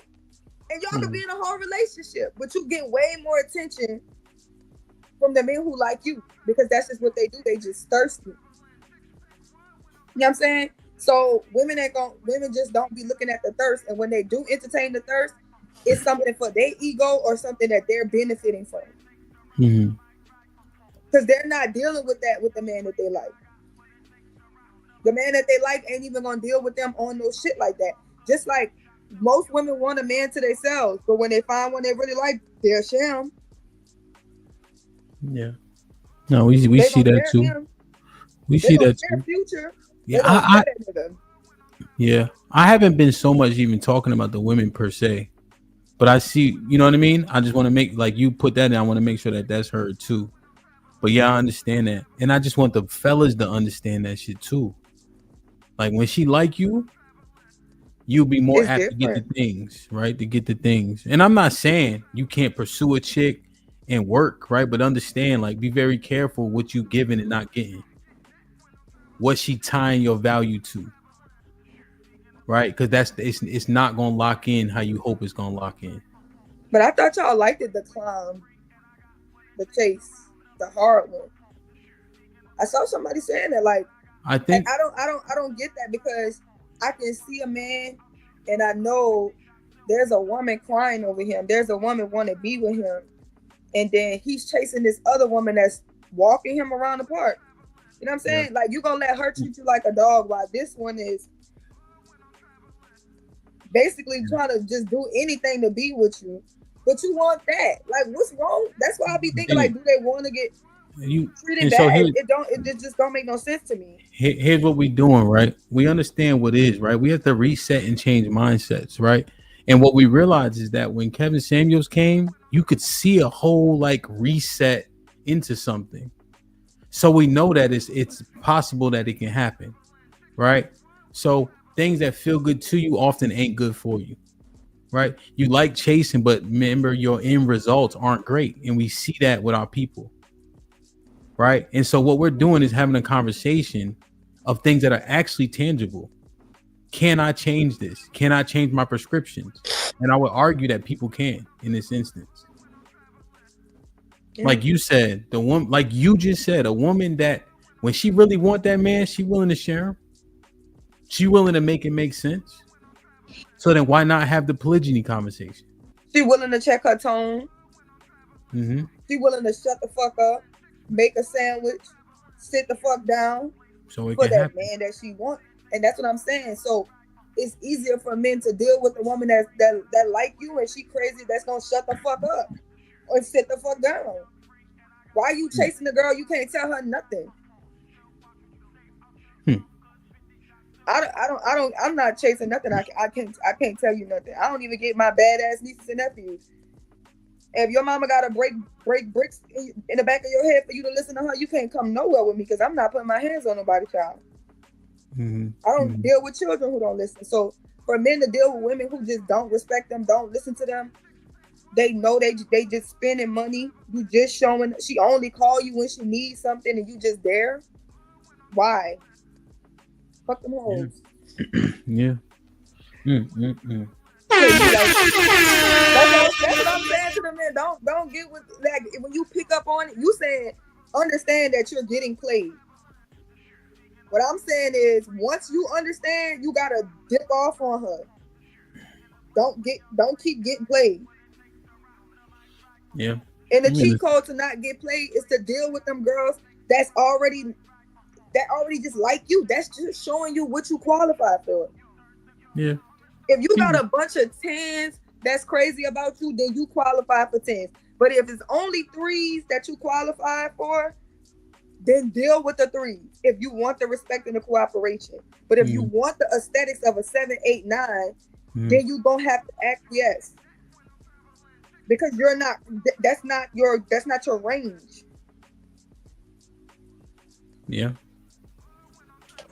Perfect. Shit like that. Shit like that. Shit like that. Shit like that. Shit like that. Like, share, subscribe, tell a friend and tell a friend. Hit that like button right now if you can. That helps the channel the most. Exhibit A, what up, my brother? Says salute Hamp and his guest / unwanted visitor. You knew he was coming. Mr. Payne, what up though with the talking about Hamp? me? Probably. It's Exhibit A. You know he talking about you. He told me he loved me last show. He does. He's talking shit. Marriage, politics, and sports with the positive Hamp. When hasn't it been that way for most men over box? What do you mean? What do you mean? Like simping for it? I don't know. I guess this question is a rhetorical one. I guess your assumption is that it's been like that forever. Since Adam. Well, I don't know. Israel had 12 wives, but what do I know? Tezzy with the $2 says, Jacob was a simp. You are not gonna. nah, Jacob was breaking commandments and all that. Jacob was a simp. Jacob Who Jacob wanted when he went? Jacob. He made the daddy sat there and told him, work 7 years for me, and I'm gonna give you my daughter. And straight gave him the wrong daughter. He worked another 7 years to get the one he wanted. Well, that's because he had to prove himself to the father. That's who should be vetting you anyway, right? He was simping for. But also, them women was giving him other women when they couldn't even have no more kids for him. No, she couldn't have kids in the first place because the pretty. No. Because our mama, the ugly mama. Anyway, Genesis 38, not those two, but when you jump to Genesis 38 itself. That was they mating girls because they was trying to compete in who could give him the most kids. Yeah, Leah. And at first right? he couldn't give him no kids at either Joseph mama. Yeah, but I'm saying when Leah gave her handmaiden, right? Just to top her sister, like I'm gonna give him more kids. But God gave it a nod. He was like, good shit. You know? Tessie with the $2 says, there was hooray, competition. Hooray to illogical men. They was competing. That's the point, though. Ty with the $2 says, desperate dudes impressed while Pookie clapping. Remember after that, he made a law about marrying sisters. Can't do that shit no more. Yeah. AL with the $5 says, she will take a picture of the menu and ask you what you want while she's on a date with Buddy. God. That's crazy. I would never date women if I was hearing this shit. I would never take women on dates. Damn, man. That AL, I don't think I ever seen that. So y'all telling me the doggy bags ain't for the kids, it's for the other niggas? Yeah. For sure. I'm gonna drop this about that in Babylon. I'm gonna cut this. I'm gonna drop this link. Let's see who want to talk about it, man. But the three things, like I just was thinking about it, man. We have these unrealistic ideals, right? And expectations, and we expect certain things to be tied to them, you know. If you acquiesce, what does your respect level look like, right? If you value her beauty and sex above all, what happens to your cooperation and respect if she could manipulate you with those two things, right? And then not going 50-50, there's no way his value should be tied to what percentage of the bills he pays. This shit is foolish. And the couples I see that are tangible to everyone, and I like to use Callie as a tangible example, is they happy as shit getting in how they live. Everybody putting in 100% of what they got and looking at the results. So I agree with that. I think that everybody's income should be put in. Everybody should be financially responsible and put it in and supporting the family. Secondly, I believe that women should stay away from men in general that they don't respect. Unless they absolutely have to be like, if you over here on YouTube, if it's work or whatever, try your best not to communicate with those men, but in your day-to-day, don't be around men you can't respect, especially don't marry one or get in a relationship with one, because that's gonna be crazy. And like who like you, and then stop having sex with men you're not in relationships with, because that shit looks weird for you to be having sex with a man who's not buying you stuff, and then not having sex with the man who's buying you stuff. You're gonna have sex with the one who's not treating you well, but you're not gonna have sex. That doesn't make any logical sense to me at all. Absolutely none. But I guess it's because they be chasing good dick. I don't know, but that's very illogical for you to let a man take you to Ruth Chris and then you come home and fucking a nigga who ain't gonna do nothing for you. Don't want to be with you, don't like you, don't want to kiss you, don't want to, and you think that you playing the nigga that's taking you to Ruth Chris, while also getting played by the man who's breaking your back.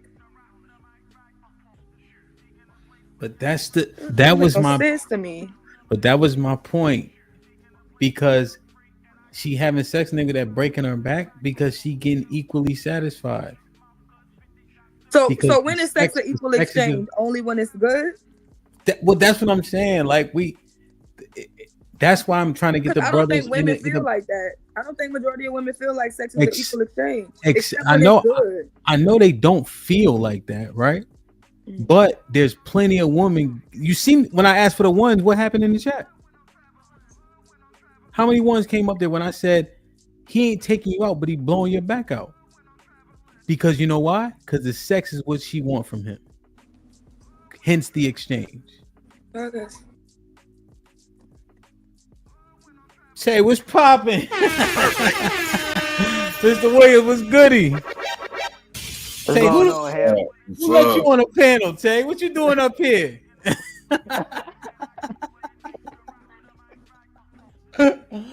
Man, I had to come up, man. I had to come up. Okay. What you got for us, man? What's popping? What up, man?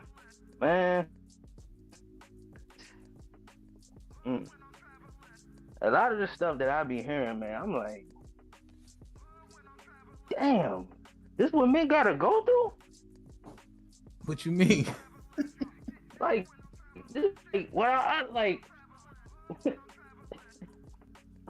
like this is crazy because I'm on this live stream, I'm just hearing all this stuff you saying. I'm like, damn, like, we gotta go through all this fuckery just to get some cheeks. Oh yeah, motherfucker. This is crazy.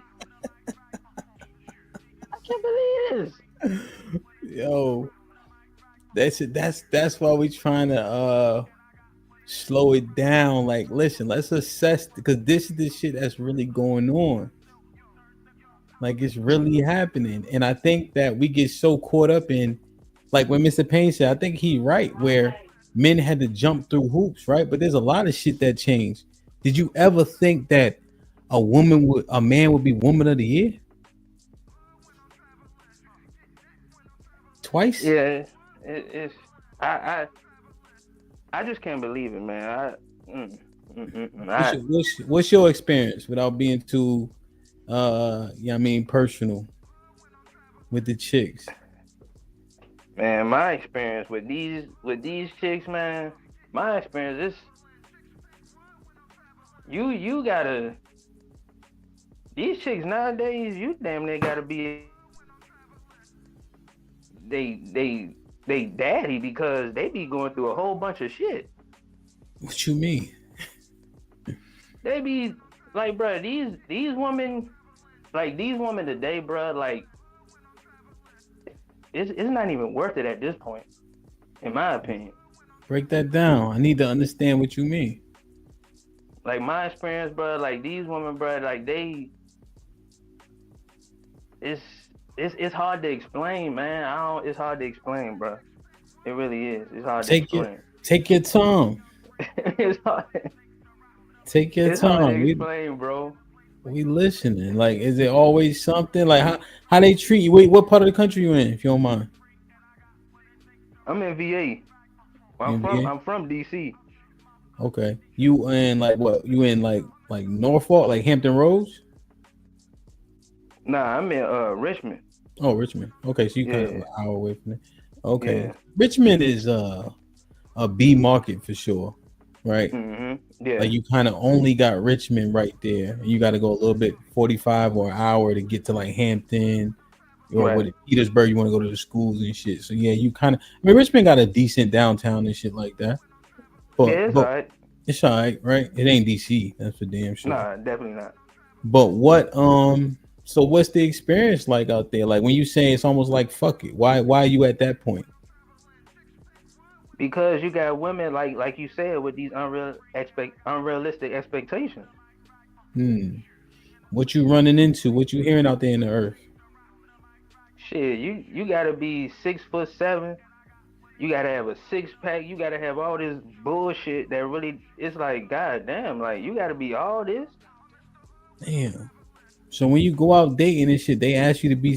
They say why you not 6'7"? Nigga, You're being hyperbolic, I hope. Nah, bro, I'm telling you, like, bro. 6'7"?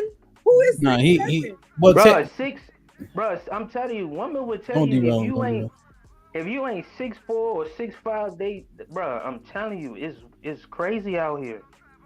How tall are you? Or what's your range? I'm 5'10" and a half.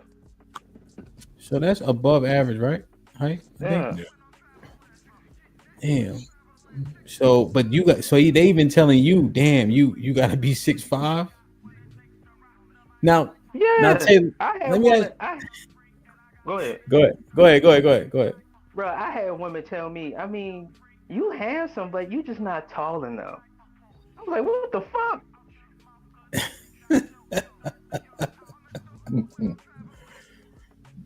Damn. So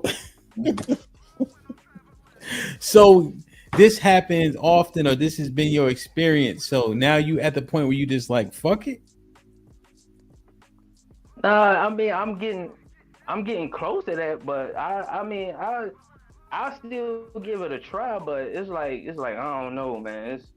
I'm almost at the end of my rope at this point. Word. Damn. And it's just because of the level of rejection, or is it the rejection based on what the rejection is tied to? What the rejection is tied to. So you experiencing this? They want you to be this tall, this much. Are they money hungry? Are you hearing that? Absolutely. Where you shopping at? Well, I'm shopping at, I shop everywhere. I don't be going in Dior or Balenciagas and shit like No, that. my bad. Like you at the club with it. You at the lounge with it. Where you know what I mean? Where you shopping at? When it comes to women, so a little bit of both. Yeah, you tried dating sites and all that. No, I ain't tried that. Nah. Now, what about the chicks that be feeling you though? You ain't feeling them? Nah, they be alright. They alright. But they ain't So what? what Yeah. What's wrong with them? but the chicks that like me, they on the same thing that the other chicks on. But they like you though, so at least they don't want you to be 6'5". Yeah, but at the same time, it's like you gotta like see me. You gotta have a.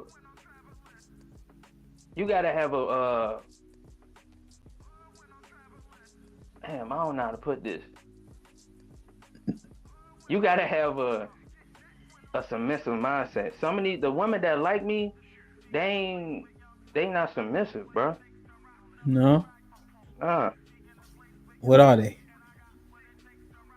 They like me, but they just too fucking bossy. I don't like no women who telling me what to do. I don't like that.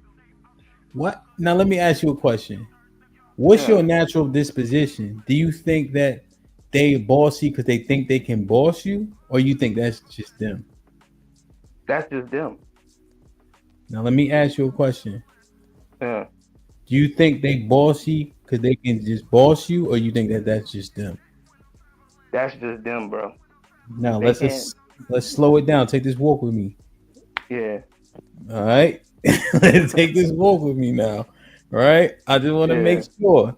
And anything you could do in terms of your disposition, how you are, how are you or not, what you're willing to accept from these women, that may leave a place where they can say, you know what? I'm gonna tell Tay, shut your 5'10" ass up, nigga. You ain't 6'4".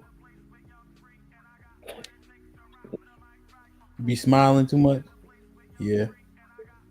Pretty much, yeah. I be smiling too much. Yeah. I ain't gonna hold you, yeah. You be jolly and shit. You be having too much fun. Yeah, I ain't gonna hold you, bro. Do you find, and what I mean by that is, do you find yourself kind of not like letting that shit slide, but do you field it? Like, do you have the conversation? Do you kind of try to make them happy, or do what they ask you to do? Not wild shit, but enough shit to where they kind of they try you, and I don't mean it like a nigga trying you, but you know how women, they try to sneak shit in because how we operate with them and make them they think it's okay to an extent.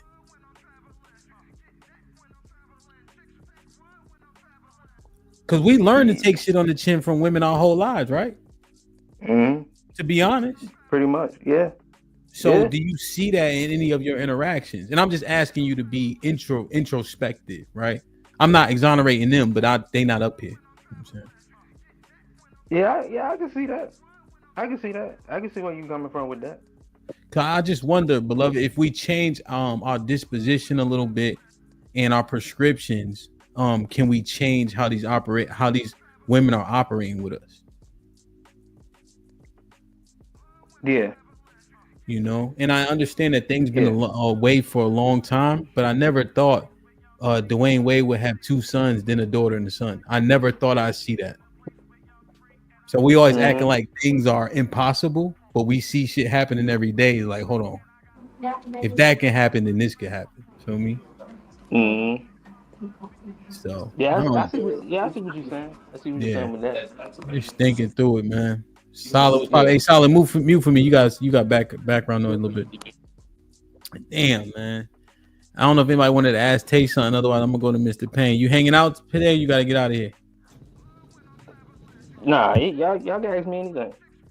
Okay. Well, we'll move the conversation around and we'll see where it land at. Feel me? Because I uncovered a couple things that I'm deeming kind of unrealistic in terms of expectations, and then we managed the results based on the expectations that we set for ourselves. Mr. Payne, what's popping? Hey man, what's going on, man? It's been a while. Yes, hello, sir. What's good? How's everybody doing? We're doing good, man. We're doing good. What's up? What's good? What you think? What you think? Well, what your super chat? Say what? Oh, yeah, it was going back to your earlier conversation with you know, Sherelle, just about the dynamics between men and women. That, you know, some men are going to have to pay more. When I say pay, give more for the bond, and some get it for free. I mean, that's always been the case. I think we get caught in this recency thing. I look at women over. If you look at women over a spectrum, there's always been a little bit of all the shit that we're talking about now. It's just a little bit more. It's just a lot more of it now. For example, there was always 304s since the beginning of time, right? Then there was always women who had had virtue. Then there was always some women in between. That spectrum changes, right? So now, in order for you, I mean, you got, how long you been married, Hemp? A couple years. Just a couple years. 5. I mean, last night I was 3. telling guys, I was telling guys, I got married a long time ago, right? And people say, well, you don't know how to date today, right? I said, you're probably right. I wouldn't give you dating advice today because I couldn't. But if I could go in the hot tub time machine and be the same guy I was back in 87, I would have used the same technique to find my wife today. I would have just stepped over a whole lot more women. That's all I'm saying. I would have did the same freaking thing to find a woman that I got married to back then. Today, it just would have been a whole bunch of women. I would have just out of hand just say, well, okay, it's not you, it's not you, it's not you, it's not you, until I found her. Because I don't believe that there's zero great women today. When guys say that, I don't believe that. Yeah. I mean, I'm out of the game, but I just can't believe that nihilism shit. Let me ask you a question. How much you paid for your wife? What you mean? Well, you were saying men gotta pay, other men don't gotta pay. How much you pay? Oh, man, my wife is all over me, man. Shit, I didn't have to really pay anything. Dinner and Chi-Chi's, baby. No, I was no. Listen, the very first date with my lady, we went from that date to courting at that same dinner. That's my point. Yeah, so I really didn't pay much. Well, that's the thing. That's what I'm saying is a pain when you put that statement out like niggas gotta pay, niggas don't. But average niggas like us ain't had to pay. And so that's why I'm pushing it back against that narrative, period. Because here's the thing, what Sherelle said, there's chicks that's palatable, but for some reason we ain't feeling them. And we need to understand, like, if she admires you, look at the results. You just said your wife was all over you. You've been married for 90 years. Yeah. Oh, man. Right? So look at the results. When she admires you, that shit hit different. But instead, we trying to reach up because she's so pretty, quote unquote, right? But where's the value in that? And then you get less cooperation because she don't admire you and revere you like the woman like your wife who looking up to you. No, I agree. Let me just say the statement I tell guys. I said, when you find a woman that's yours, the number one thing you have to understand is that she views you as her number one choice. If you can't get that out of her, that she can give you that assurance that she looks at you when she sees you, that you're her number one choice, then you probably need to keep looking. You know, that's it. I mean, that's the way I see it. That's the way it was before, man. My lady was just, she was all over me. She was always accessible. I didn't have to chase her. It wasn't those like weeks where you couldn't find her and all that shit. Mm-hmm. It was just, she was just there. The woman that wants you, you got to pay a lot for her. When you talk about money or emotional currency, or what are you talking about? I'm talking about your super chat. So I'm trying to figure out, what do you perpetuate? You perpetuate and niggas got to pay and some niggas don't, but we don't use some? Or are you saying that the woman who revere you, you don't got to pay nothing for? Or you don't have to pay? Well, I'm not saying nothing like she ain't valuable. I'm saying all that other shit that you got to do, you don't have to do. That's right. You do the things that you don't even view it that way. You just be you, and whatever that cost is, it's not really a cost, right? I mean, there's some energy that you have to expend for anything that you really want, right? So if it's currency, if we're leaving it to currency, I mean, I didn't pay much back then. A nickel was really a nickel, but I didn't have to expend a lot of emotional energy worrying about my lady. You know, a lot of guys are looking at phones. They're worrying about where she's at. The conversations are skewed. They're worrying about all kinds of superficial shit. I didn't have to do that. So, but I thought the conversation you were having with Sherelle also talked about the actual sex act that a woman could, even if she had high standards, while she's making the guy that she might like wait because she thinks that's what he wants. She don't want him to look at her in bad light. She has a maintenance man somewhere banging it out, you know, until that guy comes across. And that happens a lot. So the guy, the maintenance man who's banging it out ain't paying nothing. Except maybe he has to set up the scenario so she can sneak away. You know, but the guy that, you know, she's trying to court for something serious, she's making him wait. He's the guy paying, right? You're talking about, you know, that happens a lot. It's not all the time, but I didn't experience that. Not at least not with my wife.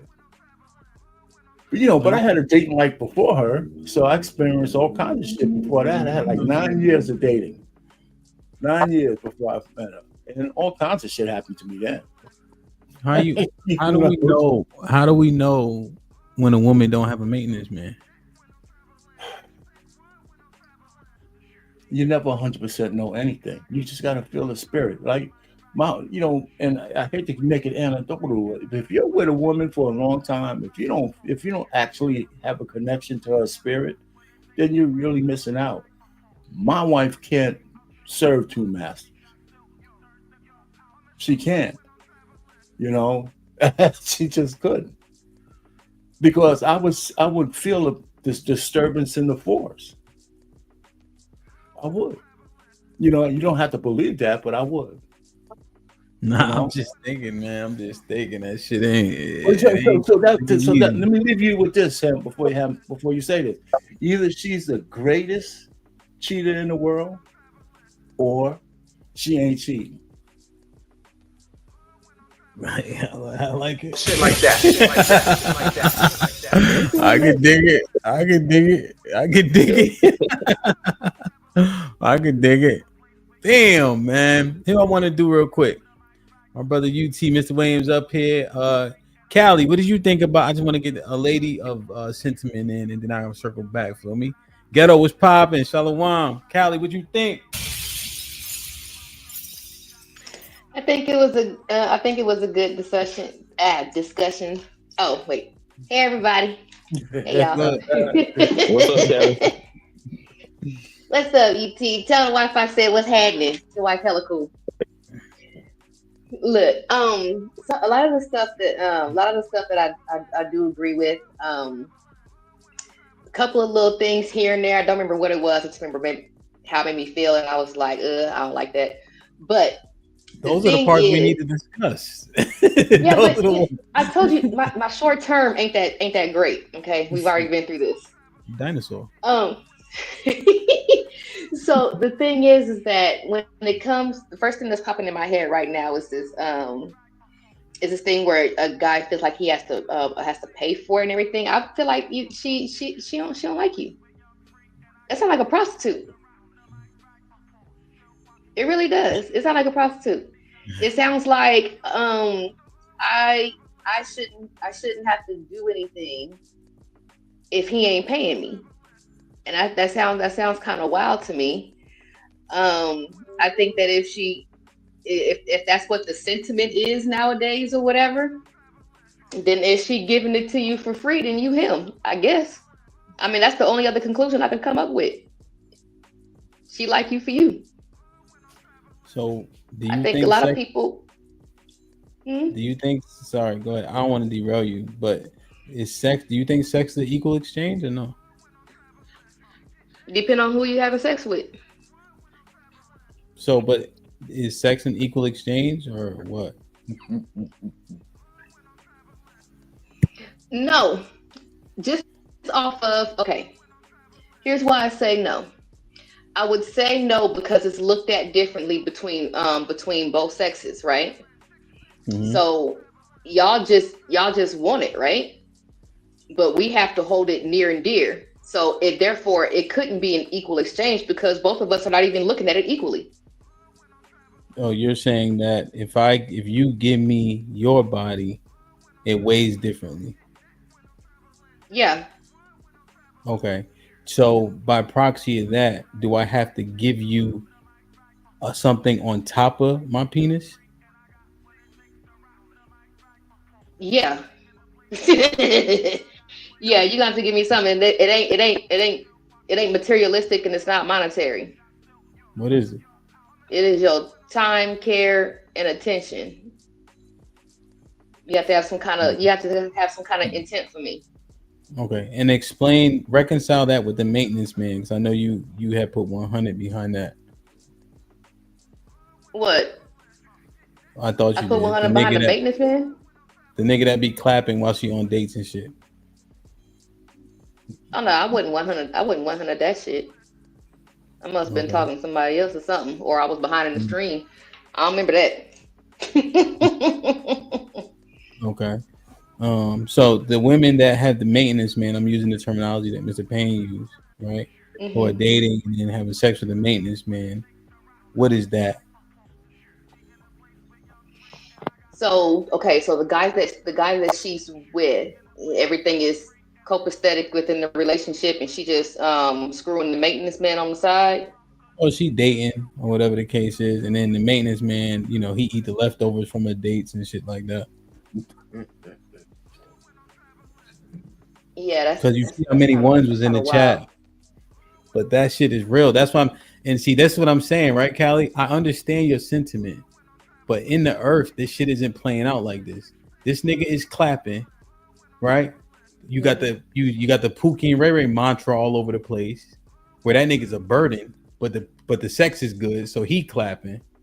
So now I need the women to reconcile all that with you need all this valuable shit for your vagina when we know OnlyFans is popping, all this other shit is popping. So the vagina value has been devalued because it's in plethora, right? And we can't dispense it, only women can. So I would agree with your sentiment, except for the fact that the social liberation literally counteracts that point. Okay, she's not committed to either one of these people? No.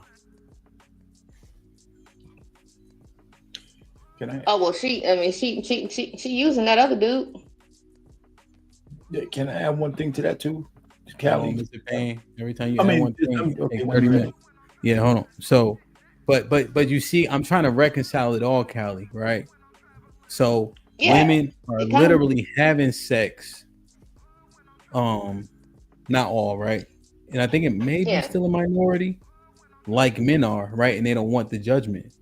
We sat on the panel and said before, yo, if a chick start having sex at 16, she catch 2 bodies a year, right? Niggas is still gonna wife her. They don't like it, right? Niggas is like, damn, but that's the world now.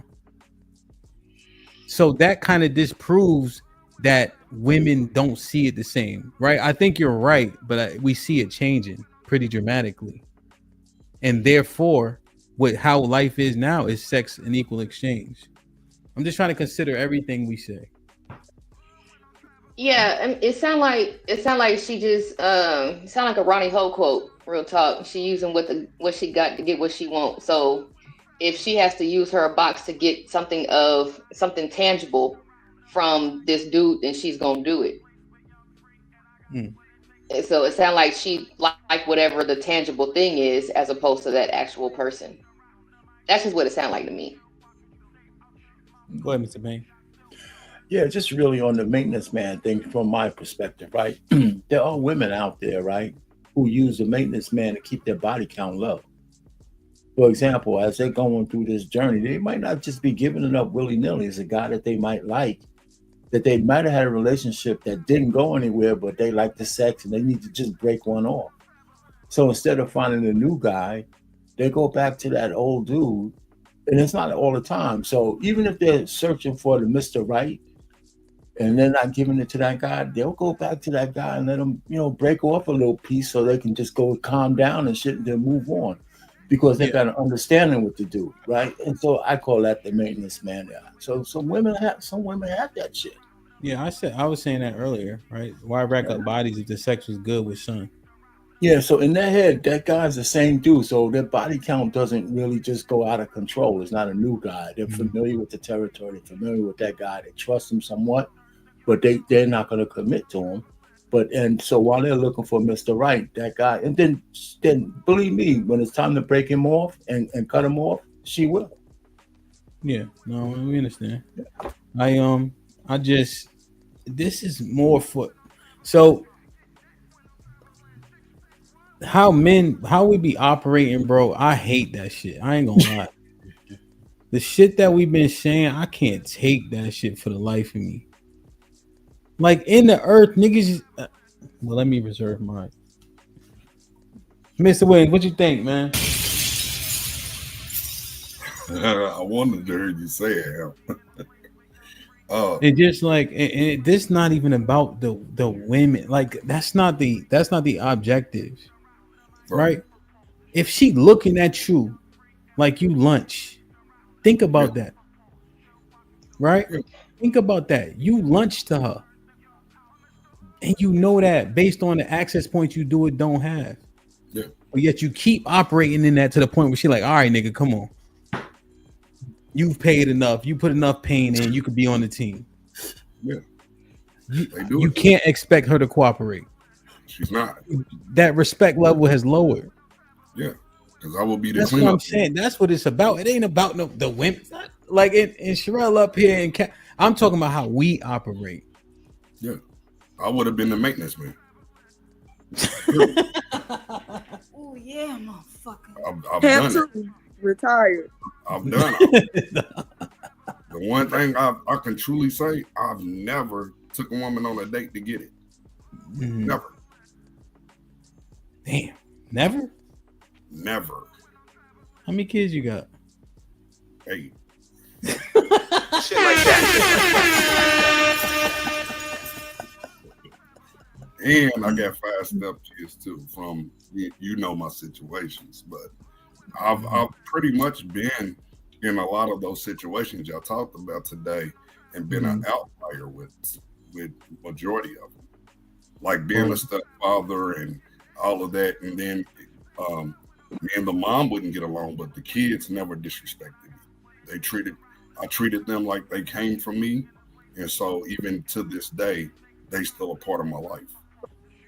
Because I raised them and I chose to make that decision I was going to be a father. And they knew my rules. She knew my rules. And even when we didn't get along, I still dealt with the kids. The kids made their choice as well. And so that's the outlier situation. Sometimes I left the women alone, but never the kids. They made their choices. And if you don't believe me, I do got somebody in the front room that could prove it. Sherelle, I see you kind of looking. It might sound weird, but it does. I was laughing at the man on the toilet. Okay, I'm just letting y'all know that life does life. I keep telling y'all this. Life be lifing. And when I can prove that, I'll show and prove. Yeah, but my facial expression wasn't about you. That's what I'm trying to say. It was about I noticed the man was on the toilet. Yeah, you broke it down to me. You fine. I'm just letting y'all know. I mean, life does life. People have experience and shit that we need to start listening to that. Pay attention. You can learn a lot. Just because you have knowledge without experience doesn't help anyone. When you have knowledge, that's because you lived through that. You experienced it, so then you can pass on the do's and don'ts to someone else. Yeah. But yeah, I had fun. I was a cleanup man. I have done it all when it comes to women. I've had fun, and I've also had a lot of heartache because of the situations and the choices I made. It's no secret. I told you, I didn't vet well with the women that I chose to be in these relationships with. But I had fun with the women that I was just either the side guy or we had an agreement. We was just gonna have sex, and when they needed to tune up, guess what? I tuned them up. It didn't matter. And if some of y'all elders like Mr. Payne and some of y'all will know, if you know about an old faithful, that's the woman that you can call. You ain't talked to in a year, 2 years, but you'll call her, she'll drop whatever for you, whether she has a man or not. That's your old faithful. Because you know why? You put it down on her the way nobody else has. So my thing is, why don't y'all marry old faithful? Because if y'all got females on y'all roster that's gonna do whatever for y'all, always be down for y'all, why are y'all chasing women who don't like you? Sherelle, it's because whatever time in your life what you're going through. See, when I became single, when I've been in long-term relationships, my mind state was the best way to get over a woman is to get up under a new one. And I don't have problem getting women. I never have. Women will come to me and tell me they want me. They want to have sex with me. That's the difference. I've always had options. Always. I'm not ugly on the eyes. I know how to conduct myself and I know how to talk. So then if I have good behavior and I'm not doing anything reckless, they want me. See, y'all don't believe the fact that for real, a woman really does know the first 10 seconds whether or not she want to screw you. It's whether or not you talk yourself out of it. It's true. It's true. What? Yeah. A woman can stand you from head to toe. And if you're physically attractive to her, as long as you don't talk yourself out of it, you can pretty much have it. No. See, wanting to screw you and actually screwing you are two different things.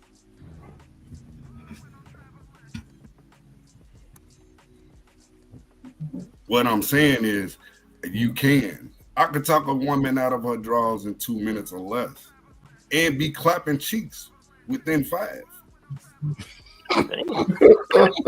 like that. I'm only telling you because I've actually done it more than a few times. So this is what I'm saying. Mr. Williams can do this. So Tay, what's going on? You feel like Mr. Williams is a better man than you, or are you looking for better women than him? Cap.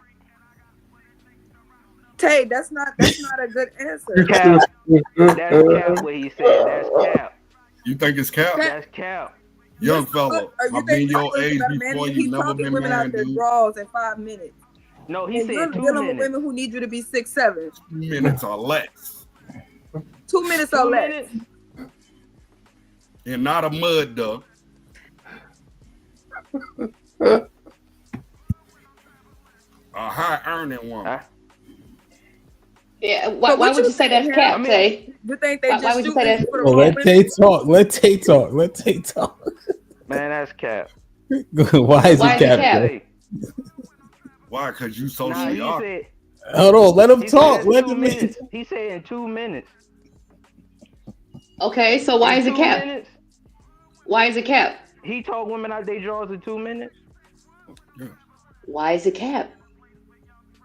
What? Okay, what about what was said would make you think? Or what about the whole package? Are you saying is cap? He understand the question. He understand the question. Go ahead, Tay. Now I understand what Playboy is saying, but I don't know about you talking women out their drawers in 2 minutes. You don't That's believe cap. me? I don't know. I got don't my know, man. 27-year-old son. He's watching the show in the front room right now. I guarantee you, he's actually seen it. Period. You want to ask him? Nah, I ain't gonna do that. I'm serious. Son, come here.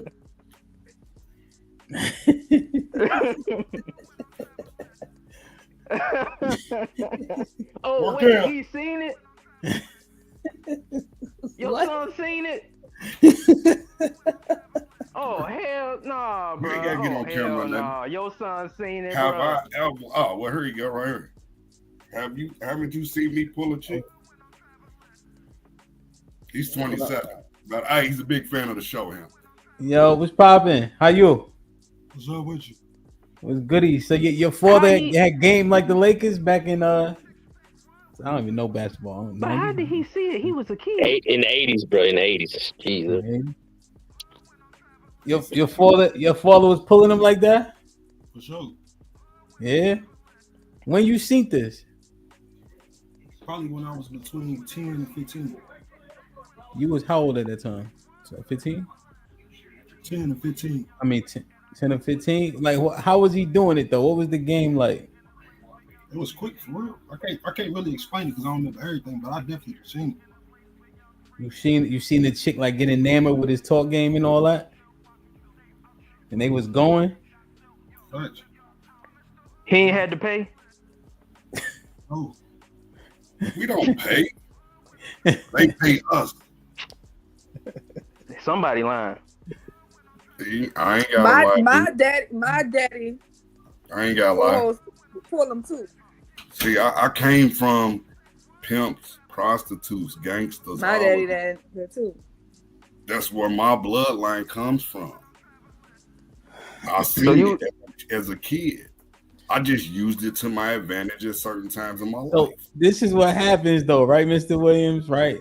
So we looking at things that are actually happening, right? And then the OGs come with the nigga just put cologne on, it smell good.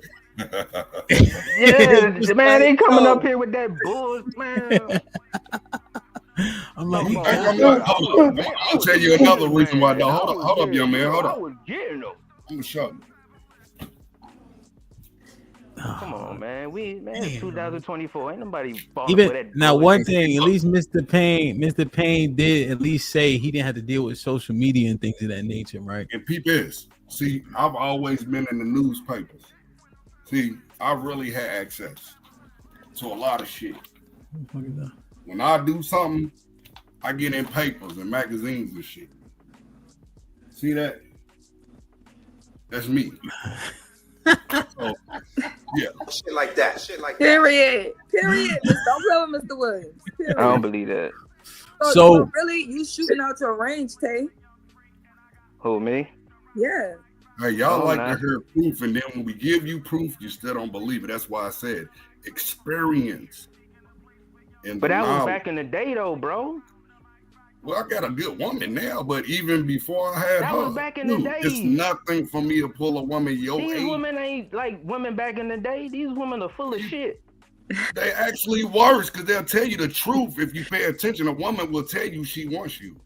That just means either you can't talk to women, or you choosing the wrong women. But that ain't got nothing to do with it. That ain't got nothing to do with it.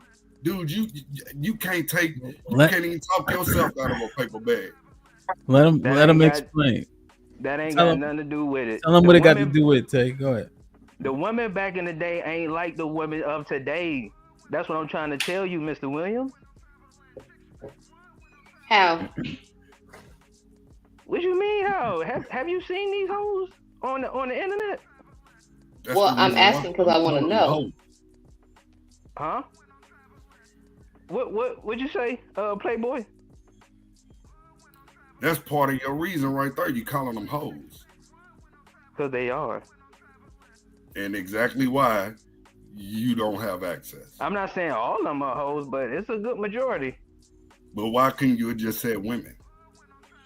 See, I'm trying to teach you something. I want you to really pay attention and learn from me. Teach me what? Etiquette, for one. If you want women, you be respectful. Even if you feel like she's a hoe, guess what? You don't call her that.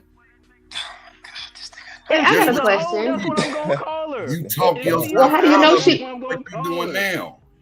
How would you know she a hoe? Exactly. How would I know? They are hoes. They trust me. I know listen to whole CJ, language. I bro. know whole language when I hear it. I know whole language. Do you? Yeah. And yet you sound as though you do not know about women at all.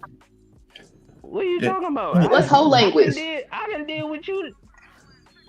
What's whole You language? did what? Hold up, Kelly. You done did what? You ain't did nothing I've done, son.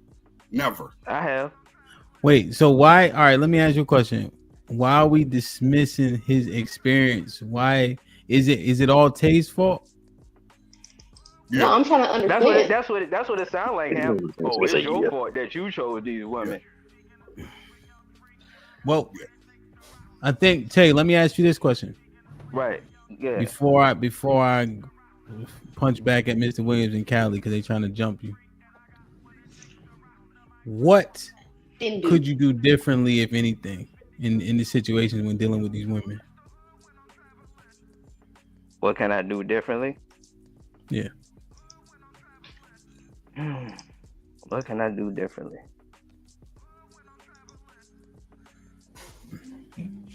I could my communication be lacking. I'll say that. In terms of what? I don't know. In terms of talking, because I don't be having time for all that talking. I just be ready to get it on, and that's it. I don't be having time for that. Okay, so you don't build rapport with the women and all that. You just like, how does this happen? Nah, I just be because women out here they be moving crazy. They be moving wonky, like what though? What they be doing? We need to understand this. Damn, you know how these women are, man. But I know, explain it. Like, how are they? Like, what do they do that is undesirable? What they do that's undesirable? Mm-hmm. Shit, I can't explain it. I can't explain it. You gotta explain it to you. You want me to give you a list? Yeah, give me a list.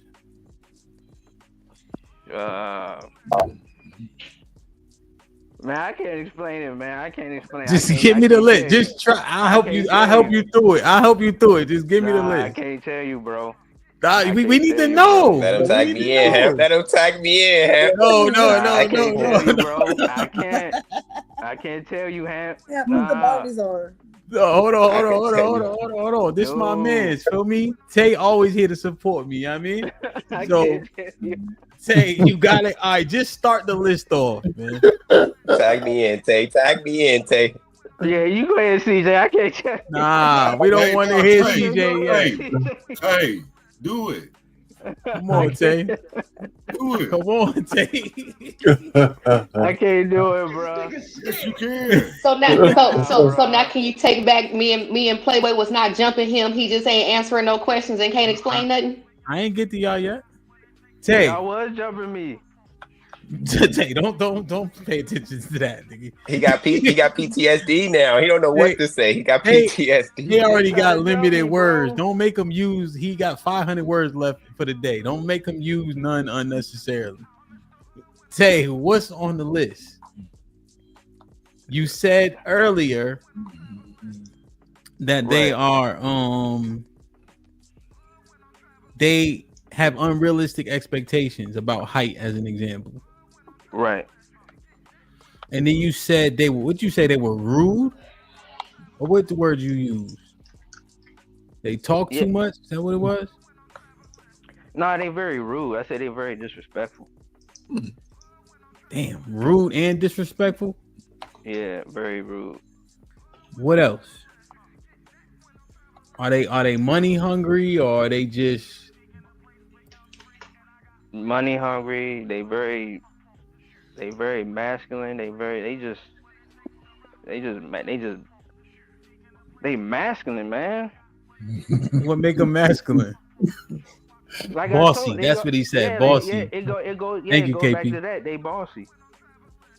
Damn. And you think that's more to do with them or you? Them. Ain't got nothing to do with me. Okay. Damn. What do y'all think about his sentiment, Callie, that the women are bossy? If you see a sucker, lick it. Oh, jeez. Oh.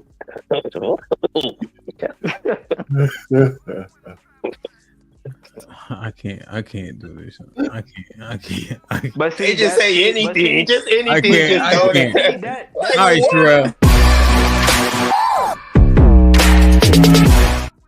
Y'all got one more time. I'm ending this motherfucker. Y'all got one more time. That right there helped prove my point. I got one more time. No. If you let people boss you, if you let people boss you around, they're going to do exactly that. They're going to boss you around. They're going to be bossy if you allow them to be bossy. So, nah, I don't let them boss me around. I cut them off right there. But that I'm just explaining to you what I bump into. Well, I mean, Callie kind of illustrated your point a little bit. You know what I mean? That was very rude. Nah.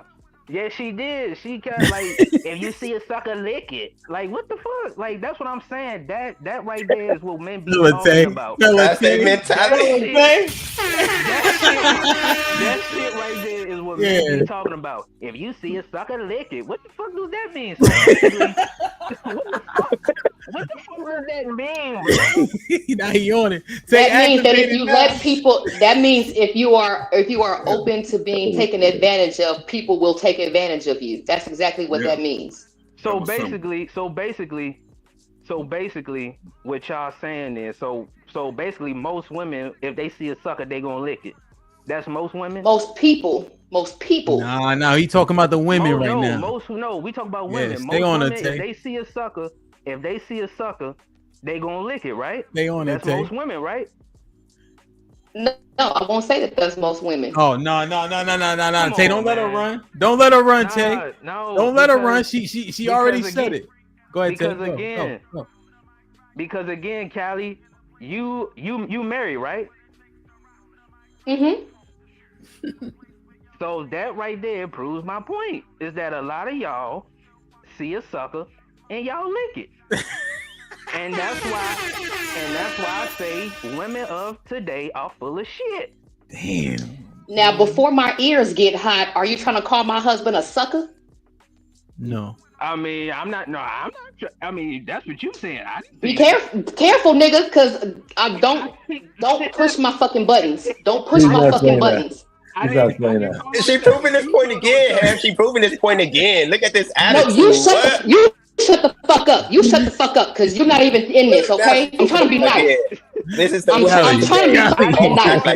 I'm trying to be nice. So I'm trying to be clear before I go the fuck off. She just called my boy a sucker, but then she will act like we can't call her husband a sucker. When he said, I did not call him no fucking sucker. When he said this is his experience, he said, when you see a sucker, CJ, that's not how that went. That's not how that went. So you shut the hell up. I'm trying to be clear before my ears get hot. So is that what you're saying, Tay? Fuck the ears. I didn't call him a sucker. That's what you said. Yeah.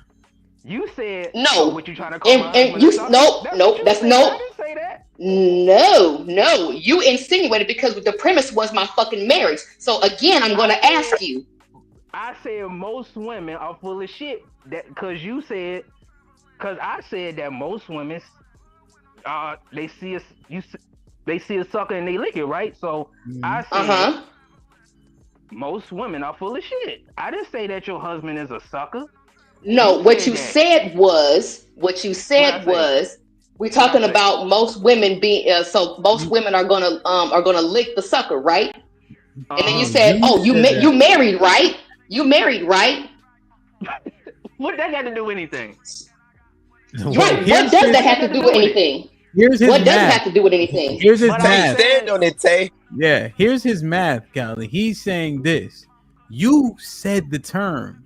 If you see a sucker, lick it, right? Right. And then he also said Callie's conduct is proving my point about how women ain't shit. How? I just told him what the sentiment was. If people are going to take it, because if you let people take advantage of you, then they're going to do that. That's exactly what that meant, and I explained that to him, and now you want to attribute that bullshit to my shit. But Callie, here's the problem though. You say that phrase, right? As Tay is talking about his experience with women. And then you come out and say, if you see a sucker, then lick it. By proxy of that, while he's giving his experience, who's the sucker? I was talking about the sentiment of people that will do that. What's the insinuation? If he's talking about his experience with women, right? And I'm like, how do you reconcile that based on what he's saying about himself and his experience? You say, if you see a sucker, then lick it. By proxy of that, who's the sucker? If he's getting bossed around, then yeah, it would be him. And he said women are bossy, right? Right. So who's the and then sucker? he further explained that he's not getting bossed around. I understand. He's doing so and so and so and so. But based on everything that was presented to you, that popped in your head. Who's the sucker in your logic? If that's what's happening to him, then he would be it. And I explained what I meant by it. People will take advantage of you. He asked what it meant. No, look, he asked what it meant. I told him what it meant and what it's referring to. That if you allow people to take advantage of you, that's exactly what they were going to do. So therefore, before my ears got hot and before everybody started jumping in and shit like that, I asked him a clarifying question. I was like, before I even get mad, I asked him a clarifying question. And then that's fine. He didn't mean it like that, and I was cool with it after that. But here's the thing. He can't wait. But Callie, here's the thing. You call him a sucker. He can call your husband a sucker. You know that, right? Because he's looking at how you conducting yourself, and he's thinking that you're an example of how niggas get suckered. Now he don't know your husband for it to be even valid. That's like you getting mad over somebody saying your mama. He don't know. Well, yeah, I'm gonna get mad about that. Me too, but I'm just saying he don't know. That's all. Like he right. So I asked him a clarifying question, right? Did I not ask him a clarifying question before? I was like, before I even get mad, before I go off the handle. Yeah, but it's fine. What do you mean by that? But him, if we say that, all right, well, let Tay go. Let Tay go. Tay activated now. He good now. He lit. Let's go, Tay. But the thing is, I didn't call her husband a sucker. She said that. She said, so what you trying to call my husband a sucker? I mean, if your husband a sucker, then I mean, you know what the crazy thing is? He replied the same way you replied, Callie. He said, if that's how they treating him, then he a sucker. He's saying, well, I ain't saying that, but if the shoe fit based on the conduct, he a sucker. Y'all literally saying the same shit, but you can't vet it out. We just listening to what people are talking about. No need to get that upset. And which is why I asked him a clarifying question before I went off. All right. Okay, then. So we're not gonna sit here and act like I just went off on him just off GP. I say before I even go there. No, it was I know how I get. Yeah, it was calculated. I'm just saying. It's fine. It's calculated. But the bigger problem, Hemp, is she talking about before my ears get hot. Hold on, before my ears get. She talking about before my ears get hot. Like we gotta acquiesce before they get upset. No, that's me trying to check my own goddamn temper. That's me trying to check me. That wasn't you trying to check your temper. That was you trying to check us to make sure we gotta change our words before you get upset. Because you obviously you're wrong. I said before my ears get hot. I said before I even go there, before my ears get hot. Is that what's going down? Spoiling the fun now. Yo, Cook Tay is his name. You know what I mean? But you see how she going off though, right? You see that? You see how she going off? Are you saying that's you see how she going off and doing all this shit with her neck? Is that what you see in the earth? Bruh, this is what men are coming to the internet complaining about. That shit right there, what she's doing. Mm-hmm. They talking to it just like this, huh? Yeah, talking about Hold motherfucker on. this and motherfucker that. All right, Nigga, let fuck me- you, nigga. What you Before my ears get hot, what you say? Before my ears get hot? Before I get upset? Like, what the fuck let me does do that this. mean? I don't give a fuck about your ears. Let me reset and let me get his ghetto point of view. Like, share, subscribe, tell a friend to tell a friend. Hit that like button right now if you can. That helps the channel the most. Oh, UT, I still gotta get you in. Mo List with the $5 says Tate is an example of most dudes. Y'all see how he tripping all over himself up here. Imagine him in front of a woman. He seems like a pushover. But see, here's the thing, Mo List, salute to Mo List. Tay and I talked about it a little bit earlier. So he admitted that he kind of be a little bit too casual with the women, a little bit too nice, and they kind of take that shit for granted. See, we had that conversation earlier. See, Tay ain't no lying ass nigga. I admit that. I admit my fault. I ain't like women. I don't lie. Yeah. Jay Miller with the $5 says, Hamp, at this point, we need to see Williams spit his game to one of the women on the panel. We call cap. Please. Matt P with the $5 says, Hamp, is bounties on? You letting this shit go too. Damn Connecticut niggas. Nah, just listening, bro. Harrison with the $5 says, salute Virginia family. Pound 804-757 is better. Did I read this one? Aaron L with the $5 says, plenty of women say they don't orgasm. Good sex must be hard to come by. They can always find a dude to buy them Roof Chris. Aaron L with the $5 says, she will take a picture. Oh, I read this one. Like, share, subscribe, tell a friend to tell a friend. Hit that like button right now if you can. That helps the channel the most. UT, what's popping? What up? What up, everybody? What up? What's goody? I think I go back on. I ain't gonna piggyback off this. I go back on the respect thing.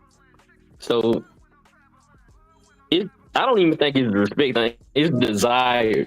Like the men, a woman desire. So she, like I always say, she will come over at 1 o'clock in the morning.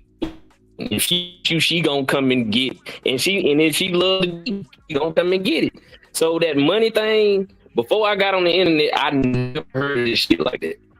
Not to the extent everybody talking about going to Rue Chris and paying them $300 and $400 to come see them and don't ever see them and shit like that. I never seen that before. Never heard. I think it's just been an internet sensation where they've been saying this shit about this 6-figure shit and all this 6'5" and 6'6", all this shit. It's never been like that in real life until this internet shit started popping up like this. Now every time you on the street, now you hearing it more now. But back in the day, you wasn't hearing that like that before the internet came up.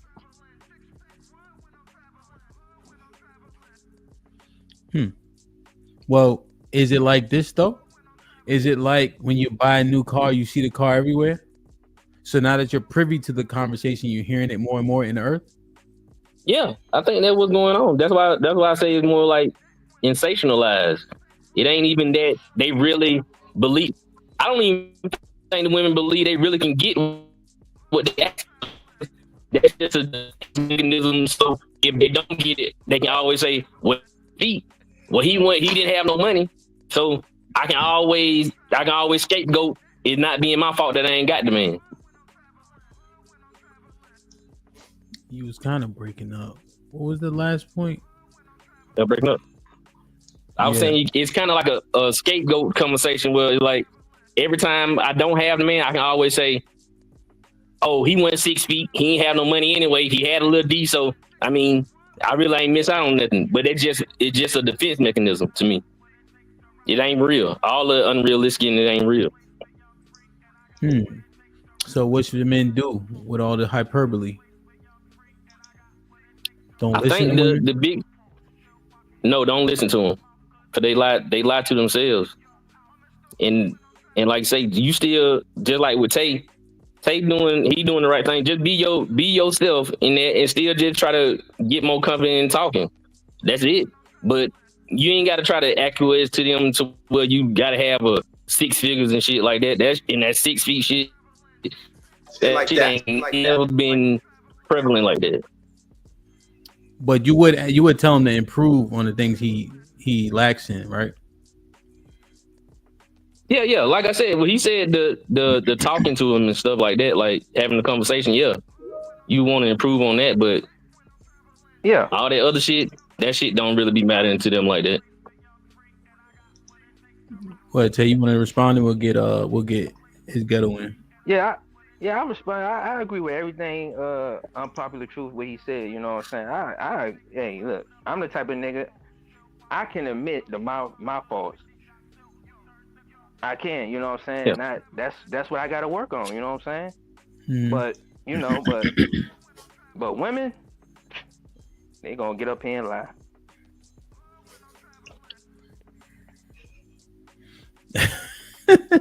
Ghetto, what's poppin'? Salute. What's going on, everybody? How y'all doing today? Salute to the chat. Salute to the panel. It's an all-star panel up here. Everybody looking good. Hope y'all week starting off amazing. Indeed. What up? Chilling. Yeah, Callie, don't kill me, but I got one for you. Callie need a better plug because that AstroTurf she's smoking on got her lashing out at everybody. And wow. Yeah. Actually, if Callie. I was smoking, I wouldn't have lashed out on nobody. Me and Callie need to do a 420 show one day. I think it'll be dope. But, I'll smoke you, boy.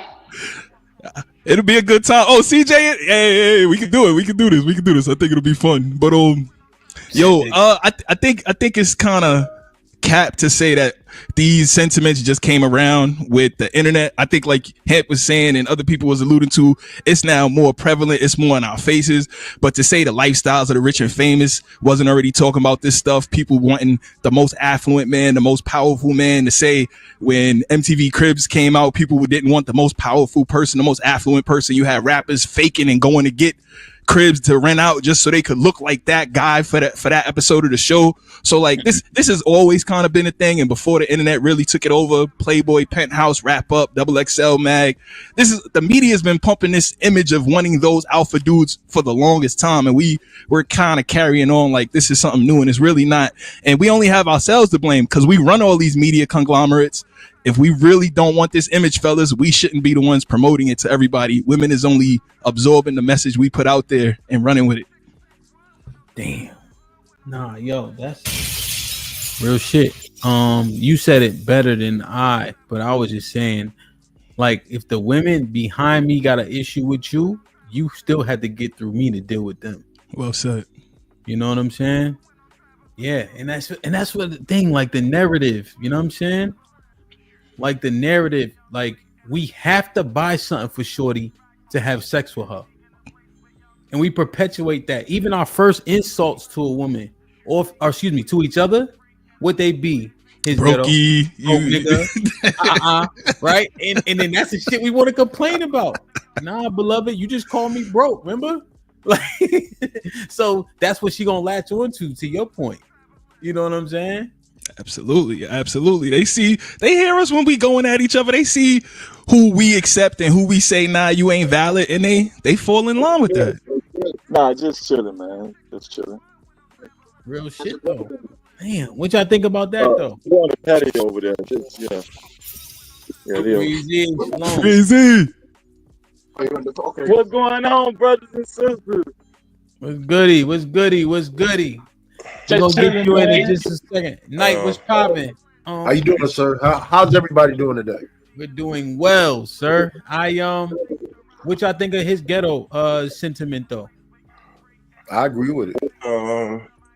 I don't agree. I don't think we control the platforms. I'm gonna bring Sherelle. My bad. Go ahead, CJ. I think the women control the platforms. The women dictate most of the shit that we like. I think you was cooking in the beginning of the show, feel me, when you were talking to Sherelle. I missed the last hour, but the women are more dictating the relationships. Like Kylie was just saying, you gonna get my ears hot so he could change what he said, or to I don't know what be going on now. The women are controlling most of this shit. Okay. The shit is some crazy. That's exactly what happened. You call him a sucker. You insinuated he was a sucker. He insinuated your husband was a sucker. And then you start getting, what you say about my husband? My ears about to get hot. Like, we give a fuck about your ears being hot. No, women are controlling this shit. They get to dictate. That's not how I said it. That's exactly how you said it. They get to dictate every fucking thing. We can't say shit to them or their ears gonna get hot. They get to say whatever the fuck they want to us. It's fucking crazy, bro. They are controlling every aspect of the black community. Then we got niggas, we got the hemp, like you just said, we got to get through you to get to the disrespectful women in the back. So they know they got a nigga like hemp to protect them from they could be disrespectful. Then they got a nigga like hemp to protect them when they get disrespectful. We are in a fucking loop of fucking disrespect from our women, and they don't give a fuck. She said something in general, and you running with that bullshit though. She didn't say shit in general. She said, if you see a sucker, oh yeah, she said, if you, Mr. Williams, please shut the fuck up. She said, if you see a sucker, suck it. If you see a sucker, lick it. You ain't do that one though. Oh my goodness. She said, if you see a sucker, lick it, which was insinuating he was a sucker. In general, how did she go at him? She spoke in general. Hemp just gave him. She was talking about his story. She was talking about him. Oh my God! Gave him a life preserver. You running with the CJ? No, that's not what happened. We all seen what happened, bro. Please. What somebody actually okay, but CJ, CJ, for real. If you how do you operate like that? If you feel like women are running everything, how does that manifest in how you walk around and live? Yeah, because I was about to say, no homo. You a handsome dude, CJ. So I can't imagine you having too many problems, bro. Well. See how he looked his little, he did the Denzel 4 minutes.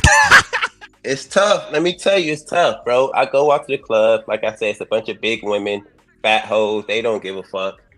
They dictating. Like, women don't care. Women got so many options. This handsome shit gets you so far. I've been handsome most of my life, and it gets you so far, feel me?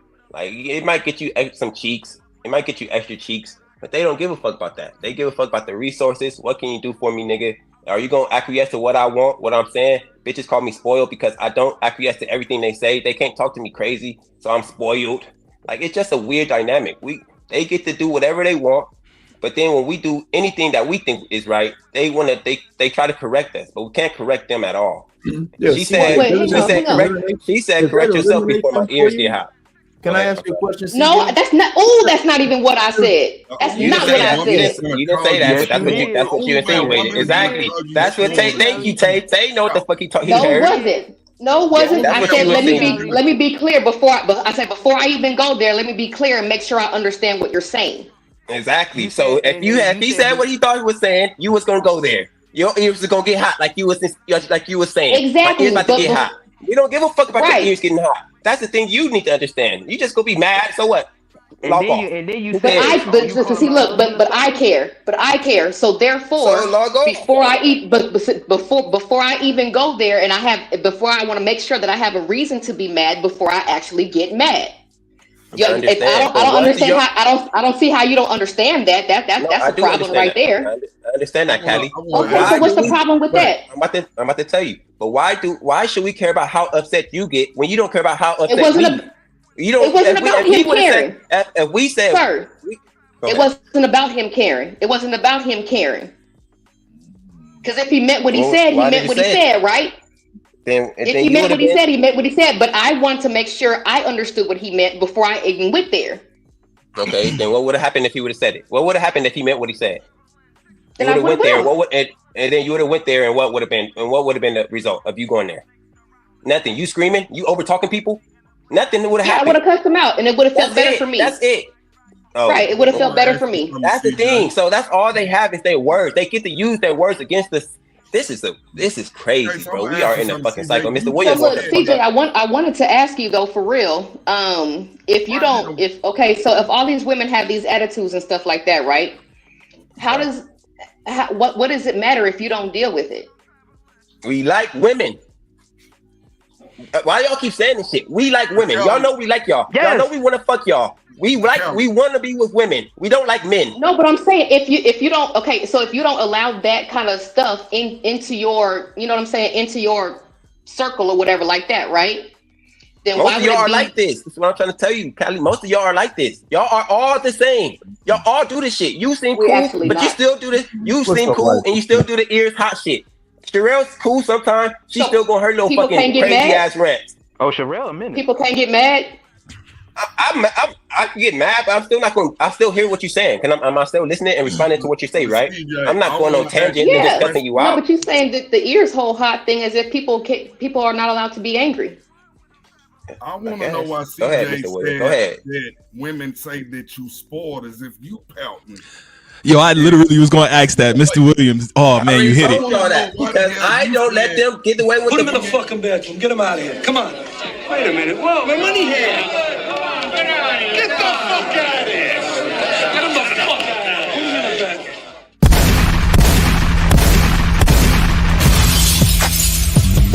Niggas want me dead. Prices on my head. To cock my shit and I pop my shit.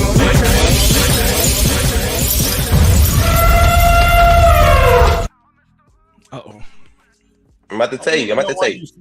I heard you. I'm about to tell you because I don't let my girl say no shit. What you say before my ears get hot, I would never let my girl say that shit. What the fuck you talking about? Your ears getting hot? Who give a fuck? My girl, she gonna cry. She gonna complain. I don't give a fuck. Let your ears be hot then. What the fuck do that even mean? I don't. What the? Talking about you. Why are we listening to women say this dumbass shit? Exactly. I'm trying to point. I'm trying to help you. I'm trying to help you. I'm trying to because I don't let them get away with dumbass shit. So that means you gotta have. I call it out. Do you say it like that? Like you just said it to us? So you gotta have your way. Are you gonna pout? Because that's what that sounds like. I don't pout. Wait. Right now. Playboy, let me ask CJ something. Do you say it like that? Like what? What do you mean? Like you just said it? Do you say it to her like that? Because I agree. You gotta have a standard from the get go. You can't even let the yeah, I'm gonna say it. Yeah, I'm gonna say it just like that. Okay. Like, what the fuck did that even mean? Your ears getting hot. Get hot then. Let them get hot. What the fuck? Get the fuck out of here. My ears gonna get hot. What you say? I'm gonna repeat the same shit and see what happens. My ears getting hot. Questions for clarity are not allowed. Got it. She's supposed to just go off on her first instinct. No, you talking about before your ears get hot. Like that was supposed to stop something from happening. That's what the problem was. Not you asking for clarity. The clarity was not the problem. The clarity was not the problem. So I can't ask for clarity before I misinterpret and get angry about something that he didn't mean. That's not right. You're not supposed to do that. Your anger means nothing to us. Peace to the panel. You didn't. What up, Kenny? Clarity. You bossed up. Salute, Kenny. How you doing? Beautiful things about you, Callie. You got so much beautiful about you, but you trip a switch and it's like ready, set, go. The man took what you said by saying if you see a sucker, lick it. It's odd that it was convenient within the conversation of him not being able to stand on his square that you would propose that. And when you threw the stone and he threw a stone back, you got ultra offended. The disservice to the conversation right now is what Mr. Williams is doing. He closes his ears with the contention that you bring about, but then he tries to make sense of you coming out of your queendom and you being less than your feminine and try to boss up and match a man on his energy. That's actually not what I did, but okay. I can see how it was interpreted. This might be risky. And I wanted to ask Playboy something. Kenny, I can see how he interpreted that way, which is why I wasn't upset that he asked me, like, what does that even mean? What do you mean? So I explained it to him that it was in general, right? So then when he threw it back, right? And I said, ooh, okay, so your mic went out, Callie. You're muted. Oh, is that what you mean? Okay, so if it would have went that way, you would have been okay with giving him a choice to repeat himself. You gave him an ultimatum. No, I didn't. Oh man. You said if I heard it any other way, you was gonna get it. That was after the conversation, dude. That did not happen in a moment like that. What are you talking about? After you said you see a sucker lick it, he responded, "Is your husband a sucker?" Implying.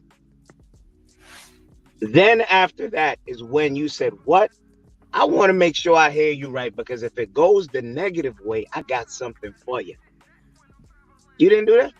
So no, Callie. Callie. Go ahead, Hamp. Well, here's how I would have taken it, right?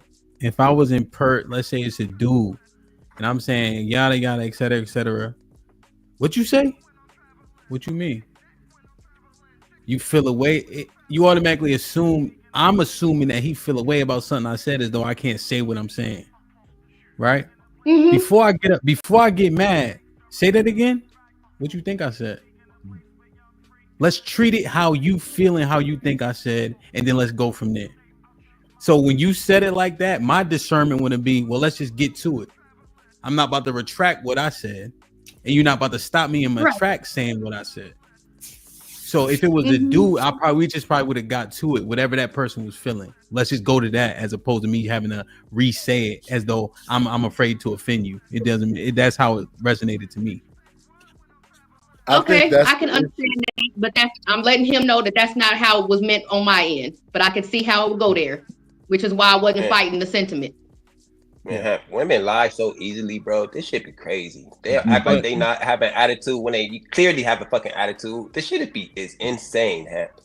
Go ahead, Knight. I just think it's mutual. I think men and women, come at each other crazy.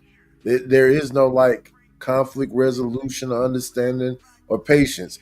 You hear the lady saying, "Don't make me go there," and the dude is already ready because they have this preconceived notion that she already going to go there. So both of us getting at each other wild. You could say the same thing in a nice way.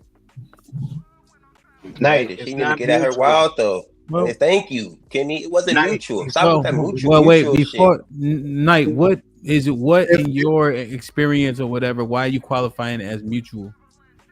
Because you have guys who already think these women is wild and out of control, so I got to check them. Mm-hmm. Then you had a woman that's saying that, you think you're gonna check me? Who are you? You're not my brother. You're not my father. You're not. So we mutual with it. We both come. Because to me, if you wild and out of your woman, I just ignore you. I just walk past you. I don't invest nothing into that. I'll probably say probably will respond nicely and get the hell away from you. And I think that's the problem, though. We do that too much. If it's not my woman, and that's who, but if that's who they are, then that's who they are. But I'm saying that's why we end up in the position we in now, because we always saying we gotta walk away from the bullshit that they giving us. Instead of letting them know stop doing that bullshit.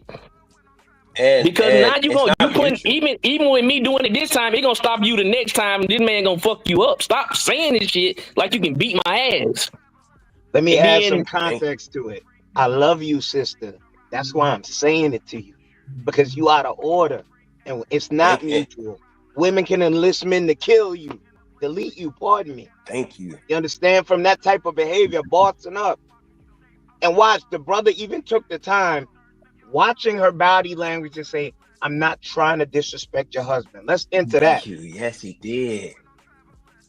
It wasn't mutual. He trying to be respectful as possible. He didn't do disrespect, Callie. She threw the first shot. He kind of it wasn't even a shot. If you want to say it's a shot, let me finish. It wasn't even. You can call it a shot. She says if you see it. I didn't see that conversation. I didn't see that.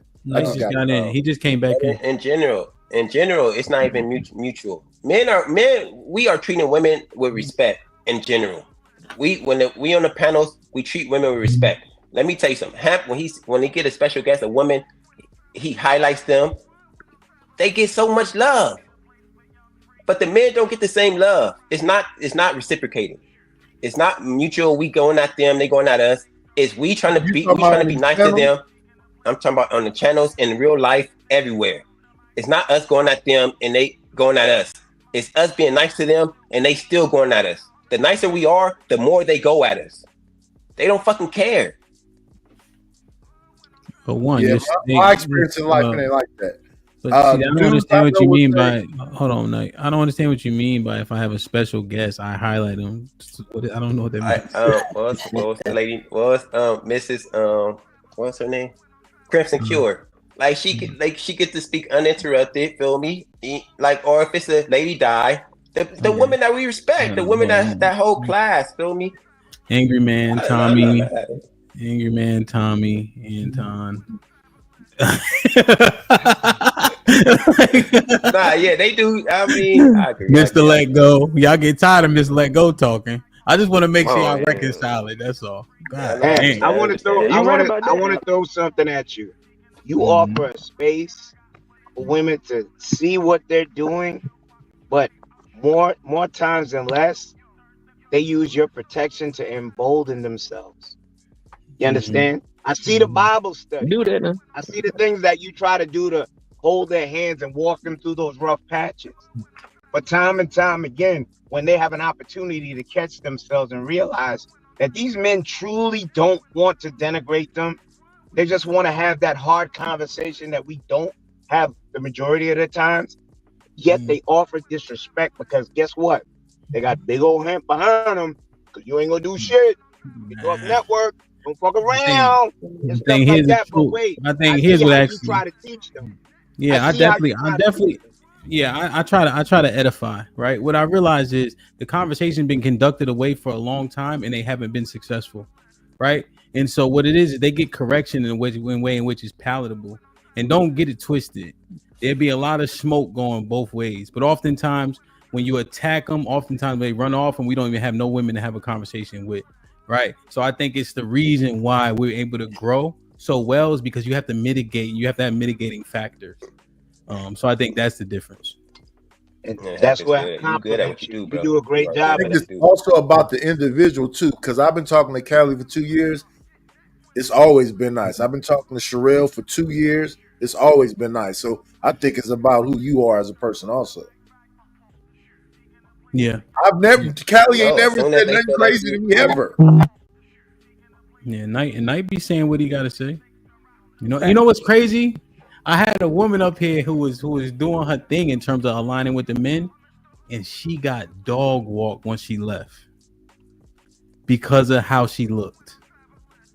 So all her talking points align with the men, but because she had tattoos and weave and long hair. Niggas say, I was there for fuck out of here. You talking about Love Darcy? No, You gotta. I just gotta continue to discern it how I discern it, because fortunately we've been able to progress in that way. You know what I mean? But even with Love Dorsey, even though she does speak, like I say, she say a lot of things that the men like to hear, but even her energy is still masculine. That's what a lot of men would be talking about. Her energy is still masculine. No, I'm not dismissing it. I'm just saying she got the blues, and it was kind of not what she said. We didn't get rid of blues. We didn't get rid of blues. They Knight was here. Yeah, it was. My God. I was here too. We just said she might not be who she claiming she is because of her look. No, I'm just saying. This is what speaks to Knight saying that so many people have a predisposition, right? People are assuming and they're coming into a conversation with a specific agenda, right? I do what I want to do in a moment based on where I see the need, right? It was ironic. It was two sides that were opposing, and they were saying, "Oh, Hemp was biased for them." Then the other side said the same exact thing, which literally means they cancel each other. But a lot of people's feelings get involved, right? I tend to remain pretty objective about it, right? And when I see an issue, I point it out. I miss, of course, right? So I give credence to how people feel, but generally I got to do it how I see fit in the moment. One thing I would like to say, I got Frederick Douglass in the back. Go ahead, CJ. If we got a chance to question Love Dorsey, I think we still would have treated her with respect. Feel me? Depending on how she conducted herself. But we just questioning how the image of what she. I don't want to get into that conversation right now, but yeah. So. No, but yeah, I just kind of note. It popped in my head, and it just lend itself to what Knight was saying. That's all. I also think it's more of a reflection if the woman is combative or going back and forth with the men that we respect, right? Or men that's respectable across the board in the space. The majority of men who get disrespected by the women are typically the same men who would threaten each other's lives, right? When they get into arguments with each other, or they're just disrespectful or belligerent, and then they don't understand that why they get the energy that they're getting. They play victim. And all of that energy that I had wasn't even pointed towards Tay. I spent more time fussing at everybody else hollering than I did actually talking to him. Yeah, but these are the same men who are Let me meet up and punch you in the face and threatening. They ready to delete somebody over comments on YouTube. Yet, but they get to talk about which class. Well, it depends on when you take it. It depends on where you take it at, though. See, we can. It depends on what you take. It depends on what a woman taking it. When you started saying that, that's the same thing we would say to the men because you took it there like the man does. So of course we gonna take it. Well, that's how we see it now. We see you as a man talking to me like you can whoop my ass. You can say that. I've never seen him threaten nobody. What does that mean? He disagrees with. So he a man that all the men respect. Right, but him doesn't. Just like you say, he doesn't threaten anyone. Okay, he doesn't threaten anyone or say or call disrespects them, so they don't have no reason to do that to him, right? Exactly. So my whole thing is because him is respectful, he gets that back. The men who typically get the most disrespect from women are disrespectful men. They're not just disrespectful towards the women; they're also disrespectful towards other men on the panel. That's not true. They're typically the problems with other men. Yes, they are. That's not true. Name the top 5 men that get into it on the panel. Men that get the most. No. All right. So we off on a different tangent. You know what I mean? And so it's not terrible, right? I like what CJ said. The example that we use regarding Tay and Callie, just to recognize conduct, because we're looking at the how I say unrealistic things that are happening in the earth. Was popping Freezy, that guy Flo was popping. So this is what I want to kind of get back to as we bring it back, right? This one, because it's in line, right? The acquiescing. So oftentimes we got men in relationships, right? Every time they lady bring up some shit, he trying to make a remedy or solve for it, right? Even if he deems it small. But I say a thing oftentimes, and it's hyperbolic, but how you do anything is how you do everything. And so if you continue to acquiesce to a woman every turn, right? Even these conversations, does that come with respect? I will argue that it doesn't. But hell, we problem solvers. So she keep coming with problems. We want to solve the problems. We want to solve shit. Okay. So I'm like, I get it. Now, everything that she say a problem. I agree with you on that. No, I agree with you. And so at what point is it manipulate? Like you literally just ripping and running, feel me? Like I just wonder if you acquiesce to everything, how does she actually see that? And then how's that manifest in her behavior? No, you're right. You got more work to look do. at that disrespectful. What you mean, Knight? Once she knows she can lend you out as a free labor, she gonna give you all kind of jobs. Oh, my husband did it.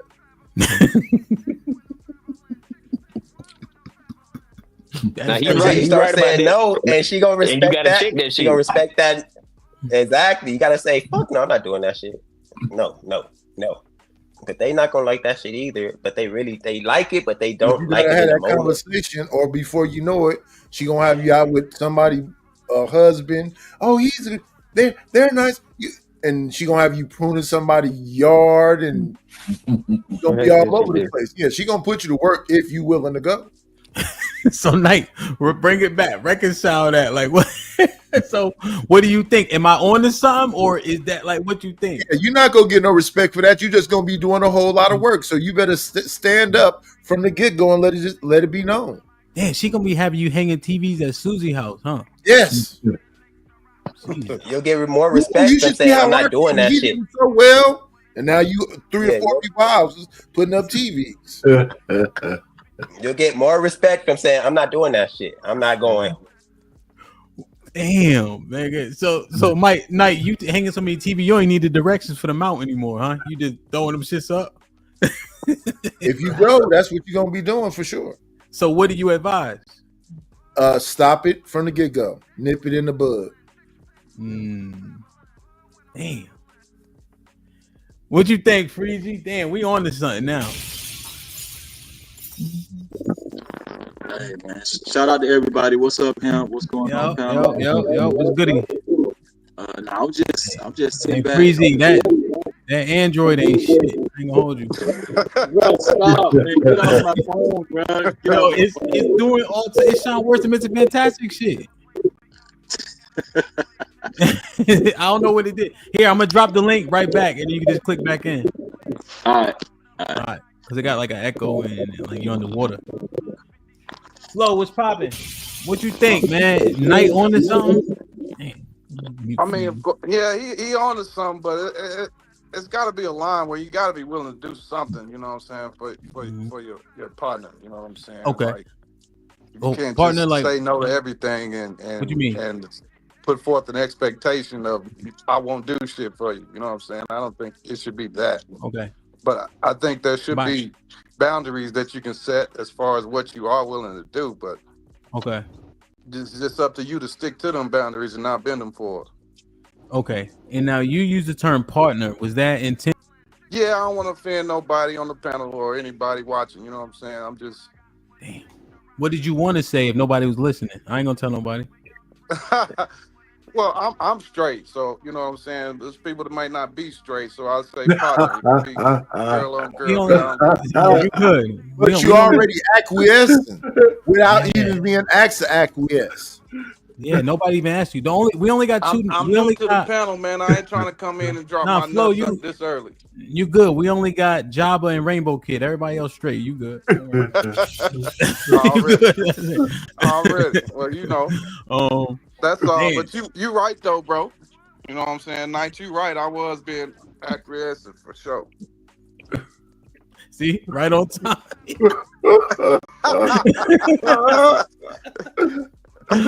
Man, Rainbow Kid in the building. That's funny.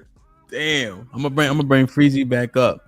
Mr. Fantastic, what's popping? Did you hear the premise or are you just jumping in?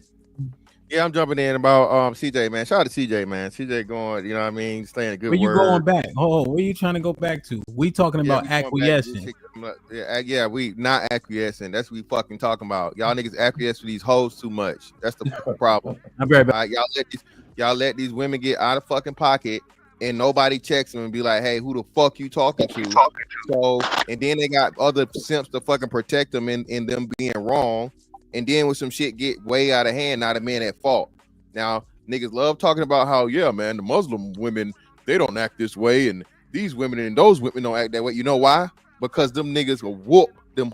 Okay, I'm not in support of it. Not saying I support it. But the reason why those men don't back up now. I'm not backing up, brother.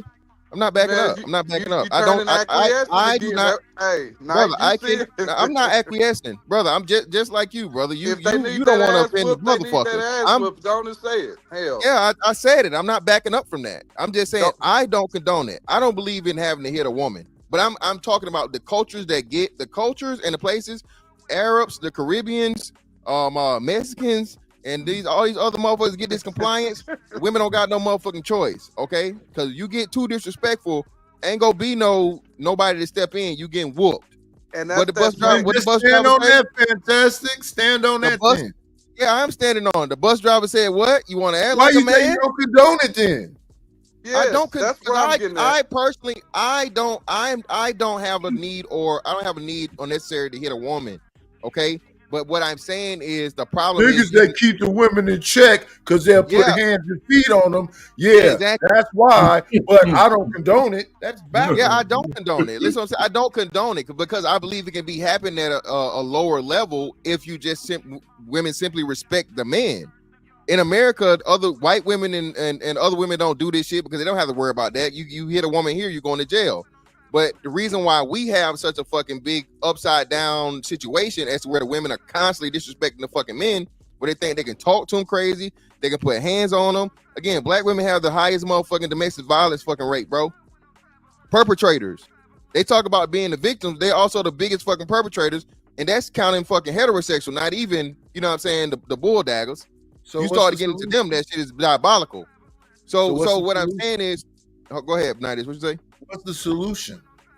The solution is for a woman to know a fucking woman's place and how to act like a fucking woman and stop trying to challenge a man and talk shit to a man, because there are some niggas out here that don't care and do whoop hoes.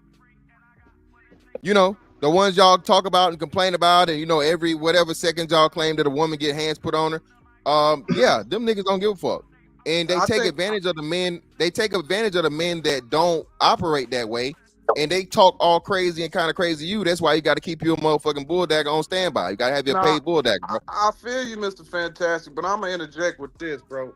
Like, you describing a relationship that's for, like, a parent and a child. You know what I'm saying? Your child has that fear of, daddy going to whoop my ass if I do this, right? So I think the best solution is for men like us who don't like that and don't want to see that from our women is to not talk to them women. And so leave them women by themselves and let them do what they do by themselves. And when they can, they'll because learn. they're never going to be by themselves, brother. That's the problem. So this is what I'm telling you.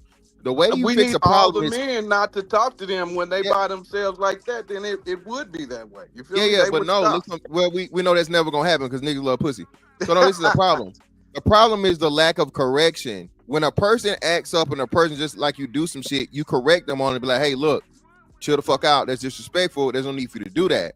The issue and problem is if you do that, you got simps and people in wait that'll be like, oh man, that's a female. Well, nigga, you just let this bitch talk about me, my mama, my baby. She running up on me, and then when I fucking finally do something or get loud, now you gonna threaten me? No, now both of y'all getting whooped. Now we done went from fucking jail to somebody motherfucking going to hell. You feel me? Because you want to fucking step in and put your drawers on the outside of your pants and protect some bitch you don't even fucking know, and she disrespecting me and she in the wrong. That's the problem. We have that, and I'm not saying again.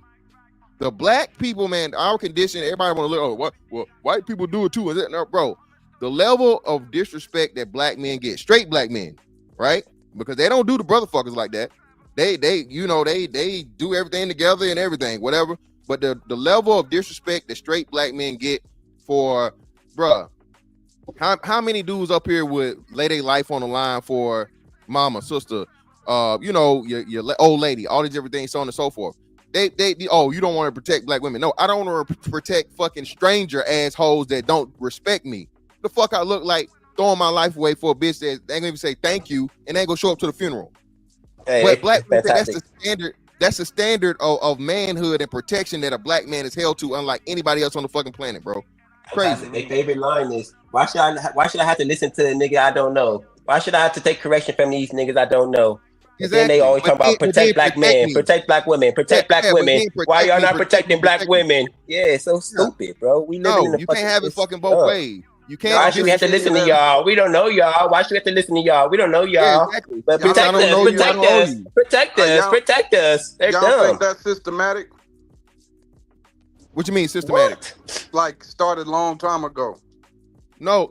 It didn't start a long time ago because our dads and granddads, they didn't have this level of disrespect coming from. They used to whoop ass. If they know what's going on, Flo, ain't no systematic shit. They know what's going on, Flo. They could stop giving them an excuse. Whoop ass, and then that lost the order in the home. Yeah, that guy. So this is a question I'll ask you. Do you think the majority of black men, you really believe in the color purple motherfucking bullshit, bro? Most black men were whooping on these women, bro.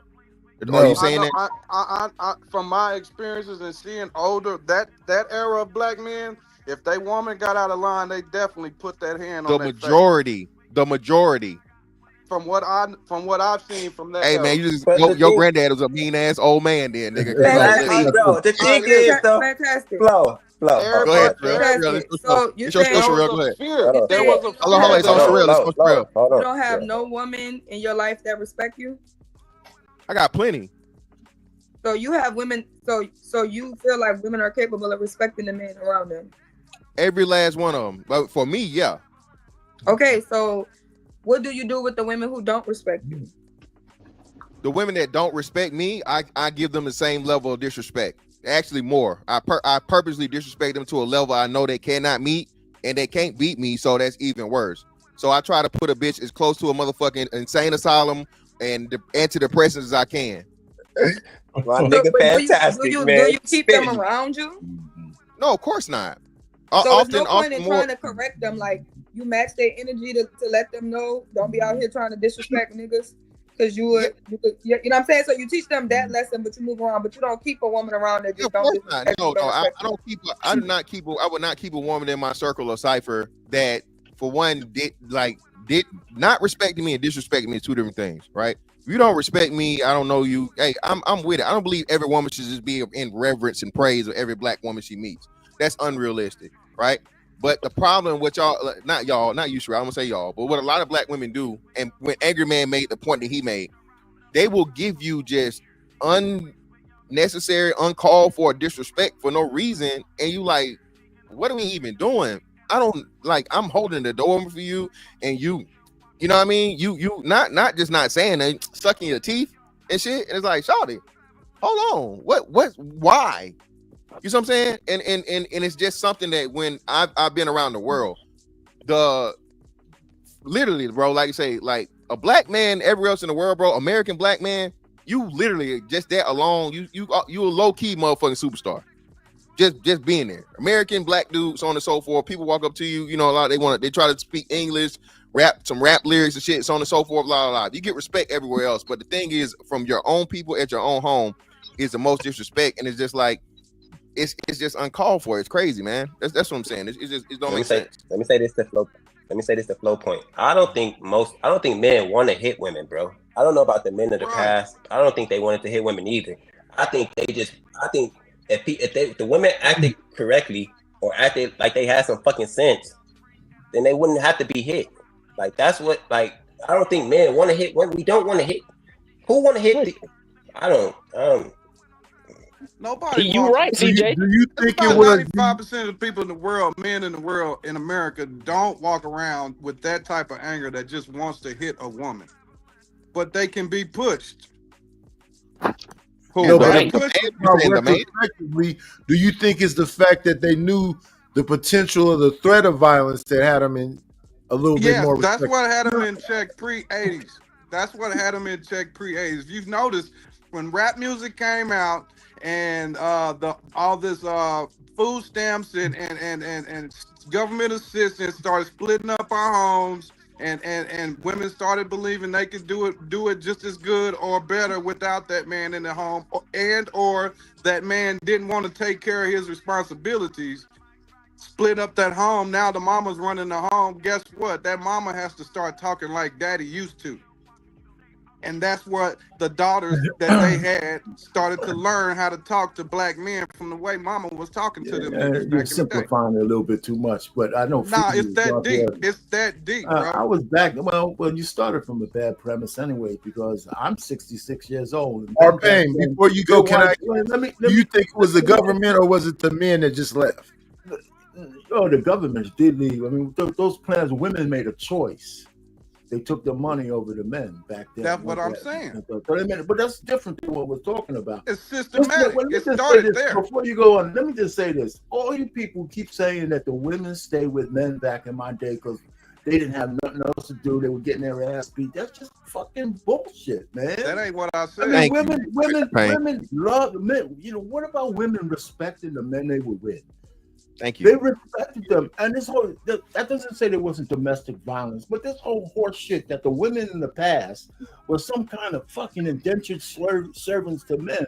It's just bullshit, man. That's not what I said. They always work. They love their families.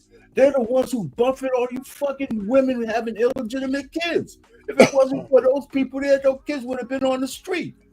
Your grandmothers and shit took care of all the mistakes you made, so you could live in the future, and you kind of blew that too. So yeah, so the government messed things up. The women. Let me shut up and let somebody else go. I'm gonna just say this. No, keep talking. Let me just say this one thing. The women of the day, black women of today, hold black men in contempt. It's not hate. They have absolute contempt for us. That's what they have. Why? And that's even worse. That's even worse than hate. Why? Yeah, well, you know why. They've been co-opted. Okay, we've been co-opted in our own way. But so I agree with you, but I'm just saying. But that guy, my bad, Mr. Brain. Go ahead. Yeah, no, go ahead, man. No, so that guy, this is the problem. Again, the problem and the issue is that motherfucking food stamps and government assistance was not exclusively available to black women. All women had the fucking choice to fucking use it, and black women are the ones that motherfucking not only chose it, but chose it over the fucking men. Right. Okay? All fucking women had the option to motherfucking go that route and use it. Black women said, "Oh, fuck this shit. Get these niggas up out of here." There were also men that left on their own accord too, though. I'm not putting it all solely on black women, but I'm saying that fear from back in the day. This might be risky. Okay. Well, that fear from back in the day, man, that in some women, a lot of women had it. Like, I'm not saying every man walked around and had to beat his woman at this Why are you man's. using the word fear then? Because there was a fear of nothing is going to happen to that man if he hits me. So he can hit me at his own accord if I don't act right. Where are you using the fear point at? You mean back in the day that it in was the a fear? 70s? In the Yes, listen, when you was a domestic violence teenager, back then, them days. But you're making it kind of. I think you're making an argument to saying that was a primary reason why women did stuff with stayed straight. No, I'm because they saying were afraid. that was a secondary reason of why women respected.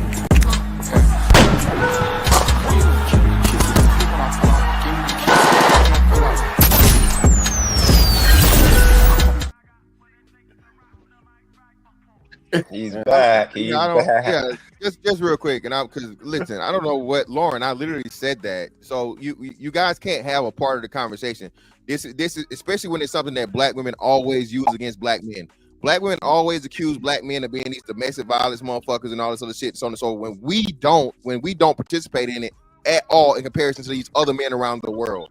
So no, I can't just not talk about it or not be able to fucking talk about it when I'm a grown ass man.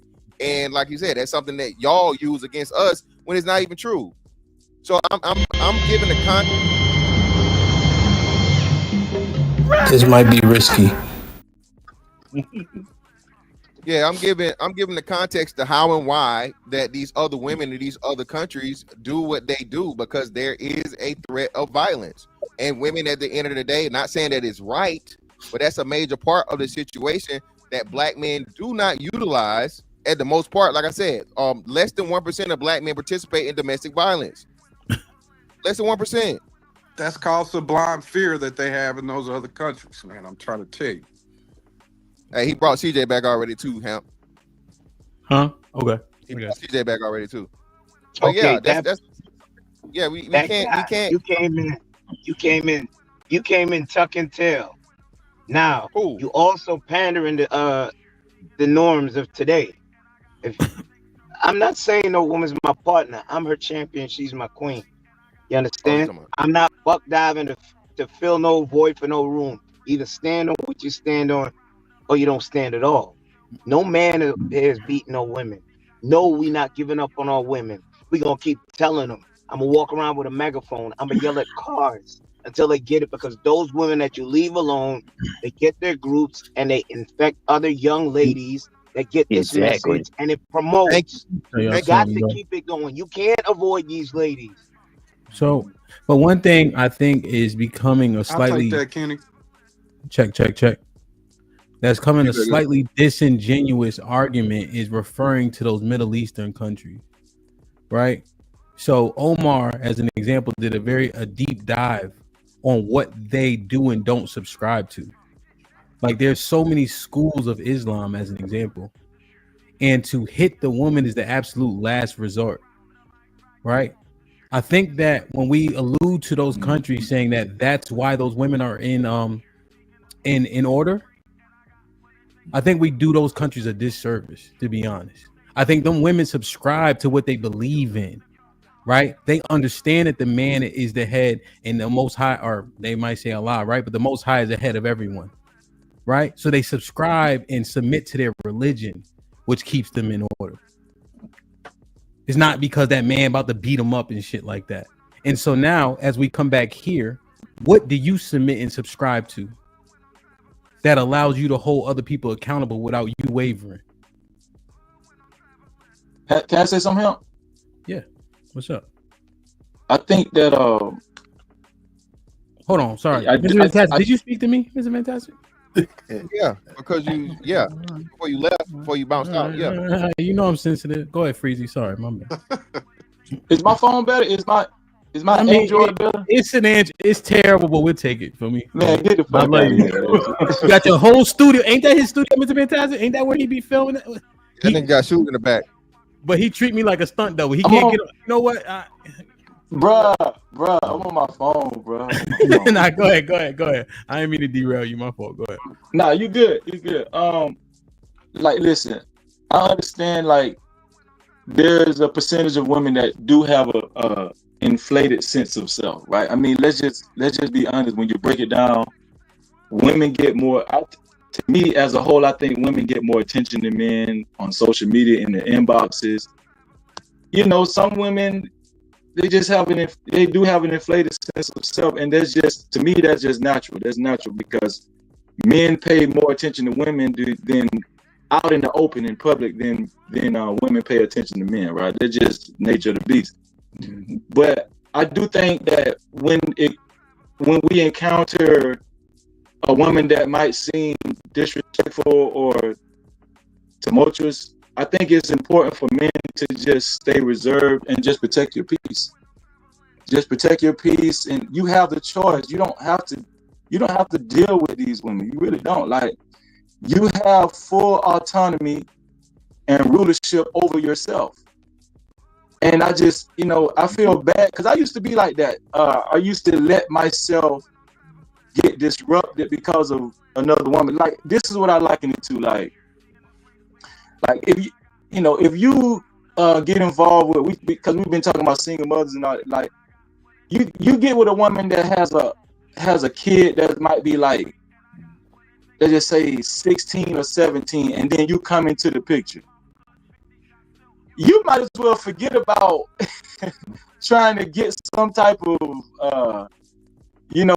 trying to raise this help, for this kid to actually listen to you or some shit. Like, this kid is not going to listen to you because he or she is damn near grown. And then you just coming in the picture, right? So I liken that to a grown ass woman. Like, I'm telling y'all, like, I don't give a damn what you say to the end of time. A woman that's set in her ways, she do not give a fuck about what y'all talking about. I'm telling you. So the best thing to do in my opinion is just protect your peace and just love yourself and go your own way. Don't even go toe to toe, because for one, when it comes down to emotionalism, I think women are gonna always win on that anyway. They're just natural emotional creatures. When it comes down to, just being cunning or switching it up, emotions, they just gonna win. They're gonna win. You know what I'm saying? They know how to handle it better, all that kind of stuff. So as men, my advice is just protect your peace. Freezy. That's my advice. And just Freezy, what they said up here, and let me ask you, do you agree with this? That you have to check, because if you don't check, it's gonna go out of control. But you can't check. This is the misunderstanding, right? The only person that you can actually talk to and correct is a woman that actually wants to be corrected, right? A woman that wants to be corrected. I know some women, if you try to check them and you try that rah shit, man, they might. You think that you're a bear, they're gonna be a bigger bear than you. They might kill you, they might cut you, shoot you. You understand what I'm saying? Then now you trying to check this woman. Now she going to get her brothers and uncles. Now you're checking on them, grew into some bigger shit. I don't you think feel you what I'm saying? gotta check them brutally, though. What I'm saying is all this checking and stuff, especially women that you don't know. We're not going to be able to. You're not going to be able to correct every woman. If some women just are set in their ways, and if you think that their parents or whoever was supposed to have been guiding them for 18 years was not able to do it, or they didn't do a good job, what makes you think you being just this new person in their life or unfamiliar person in their life going to be able to clean up 18 years of misguidance? Or, you know what I'm saying? You're just not going to be able to do it. So you shouldn't check nobody then, if that's the case, then, right, Freezer? You shouldn't check a man either. We talking about fear. The only time I think you should actually check a woman is if she gets in your personal space. If she gets in your personal space and she's disrespecting you, like you minding your own business. You weren't worried about her. You minding your own business, and she gets in your personal space or some shit like that, or she's like that type of thing. But just a random woman, like at the grocery store. Let's just say even if you try to holler at a woman, and then she look you up and down and laugh at you, try to make you feel small, right? And that will hurt the dude's ego, right? I understand. But I learned, man, that's her loss, right? You know what I'm saying? Like, you don't have to feel small if you don't believe you're small. That's all I'm saying. Like, they will try to make you feel small, but I think a lot of the issues are internally. Men just need to actually build their own confidence. Even if you get rejected, that don't mean that you less than a man, or even if she's trying to laugh at you or clown you, just okay, Yeah, but most I wasn't talking about that though. I was just talking about the disrespect that you were saying, like getting up in your face, acting like they want to fight you. Yeah. Okay, if she's in your face acting like she want to fight you, right? If she ain't touched you, because for one, if you know, like I know, the law is gonna be in her favor. Right. I don't give a damn. You gonna lose that fight. You gonna end up with some court cases, court fines, all that kind of shit. This the thing. Like, if she don't touch you, just walk away. But if she following you and all that kind of stuff, and do you got witnesses? Yeah, handle your business. If you feel in danger, handle your business. But I'm saying, if you know as a man, you can walk away from this shit and leave this crazy hoe to herself. You can't go on these long diatribes with that mic, Freezy. Your that mic shit, ain't it's made still for long fucked talk. It been messed up the whole time. We just been man, stop bullshitting. You for real? I swear. Your mic is made for short answers, motherfucker. I'm gonna come in from my computer, man. I'm gonna jump. Yeah, I got a hear you though. Yeah, you got a heartbeat. We can hear you. Your mic is made for short answers. Your mic is made for short answers, motherfucker. Listen, Shawty. I ain't gonna keep. Shout out to Florida, shout out to Georgia, shout out to all the stand your ground states. You gonna fuck around and be missing a pinky toe. You run up on me, okay? I'm gonna back up like one time, maybe two. All right, and that's it for you. All right, I ain't you know what I'm saying? You get that pinky toe. They might be able to put it back on there. But nah, seriously though. Listen, man. And Hamp, I wanted to address this. Hamp, that's not the first thing that goes to, and like you said, their foundational principle of their religion and their belief system, that is paramount. But at the end, just in case, nigga, they got a just in case, Hamp. Just in case you forget about Allah and Allah, all that shit. Hey, I'm not laughing at that. So why'd you do that, motherfucker? Why did you do that? So listen, that's what I'm saying, Hamp. That's a fail safe. A lot of these dudes, and not just them, it's not just the Arabs, it's the fucking Caribbeans. Hey, Jamaicans, what they do. The South Americans and the Latinos, that what they do. I felt bad for that little fucking Spanish lady, man, coming out in that damn parking lot that day. Pedro threw that phone like a goddamn softball. You know what I mean? Fastball, motherfucking curveball. He threw that shit like he was trying to audition for the fucking MLB. Right? Okay. And what she do? She picked that phone up, the pieces of it, hopped in the motherfucking car, and they rolled off together. But let me I just want to make sure, because we might have to put that the Islamic countries to rest in terms of when we make this argument.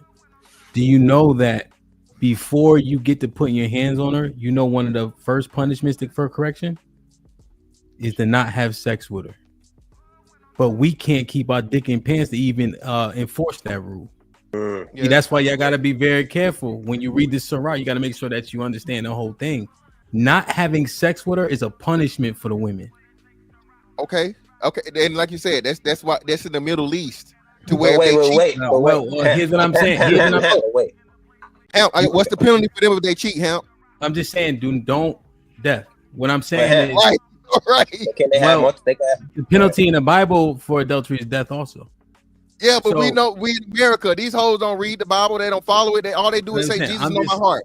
I'm just saying though, when we look at what they subscribe to, right?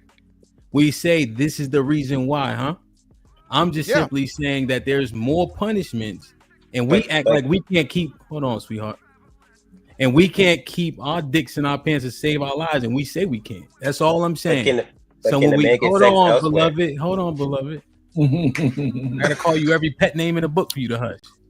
Jeez Louise. I forgot what I was gonna say. But I'm just saying we gotta know all of them shits, right? We can't just go automatically to their last resort. Yeah, I am. So again, these hoes, I promise you, I'm gonna make it short. Pause. So listen, these hoes got other niggas. They got roses. They got vibrators. They got dildos. They got their fingers. Listen, bro. That's why I say all the time, you cannot you can't apply that thing to here. What a lot of dudes like to do. No, it's fantastic. But can the man get sex elsewhere? Wait, CJ, we don't want to talk. It's important to you. Hold on. Well, just to be honest, neither me or Mr. Fantastic really want to talk to you right now. Is that okay? Just give us a second. So, Mr. Fantastic, I know, but you see, it falls apart slightly because you use them as an example in comparison. Now you're saying we can't compare it because of what these women have. That's why I'm saying just do away with it and make a better argument that actually pertains to over here specifically. Because you had to throw it out on the last part, but then you used it as an example initially. Well, again, it's not just them. Like I said, it's other groups of men. They're just the most, like, I guess the big. No. I know. No, you're right. I'm saying the Middle East, though. That part I kind of want to get away from a little bit because I think we do a disservice to what they believe in, their ideology, what they subscribe to. Now, when you talk about the Puerto Ricans, my Puerto Rican niggas say on a rap battle that got 500,000 views. I'm Puerto Rican. I hit bitches. And everybody's like, yeah, that's true. I do hit. So all them island niggas and everything south of the equator, they whoop women quick. Yeah, I just think it's a better suited argument when you stay over here because how they apply is different. That's all. I got you. I go cool. I just thought it was the fact that it was. Jump in my question real quick, UT. Go ahead, bro. Go ahead. It was just quick, bro. So when they withhold the sex, can they get sex elsewhere, or the men are just without sex too? That's all. They can have multiple wives up to 4. All right, so then the withholding of sex doesn't affect the men as much because they can just get it from another woman. It's a punishment, bro. Yes, it's a punishment for that woman. But I can go get it from another. I can go get it from another one of my wives. Let me ask you a question. Come on, bro. You could have right said or not? That's income. So when parents whooping their kids and punishing their kids, how do you think the parents feel in that situation? Bad. Feel bad. Yeah, but they still do it because it needs to be done. Right.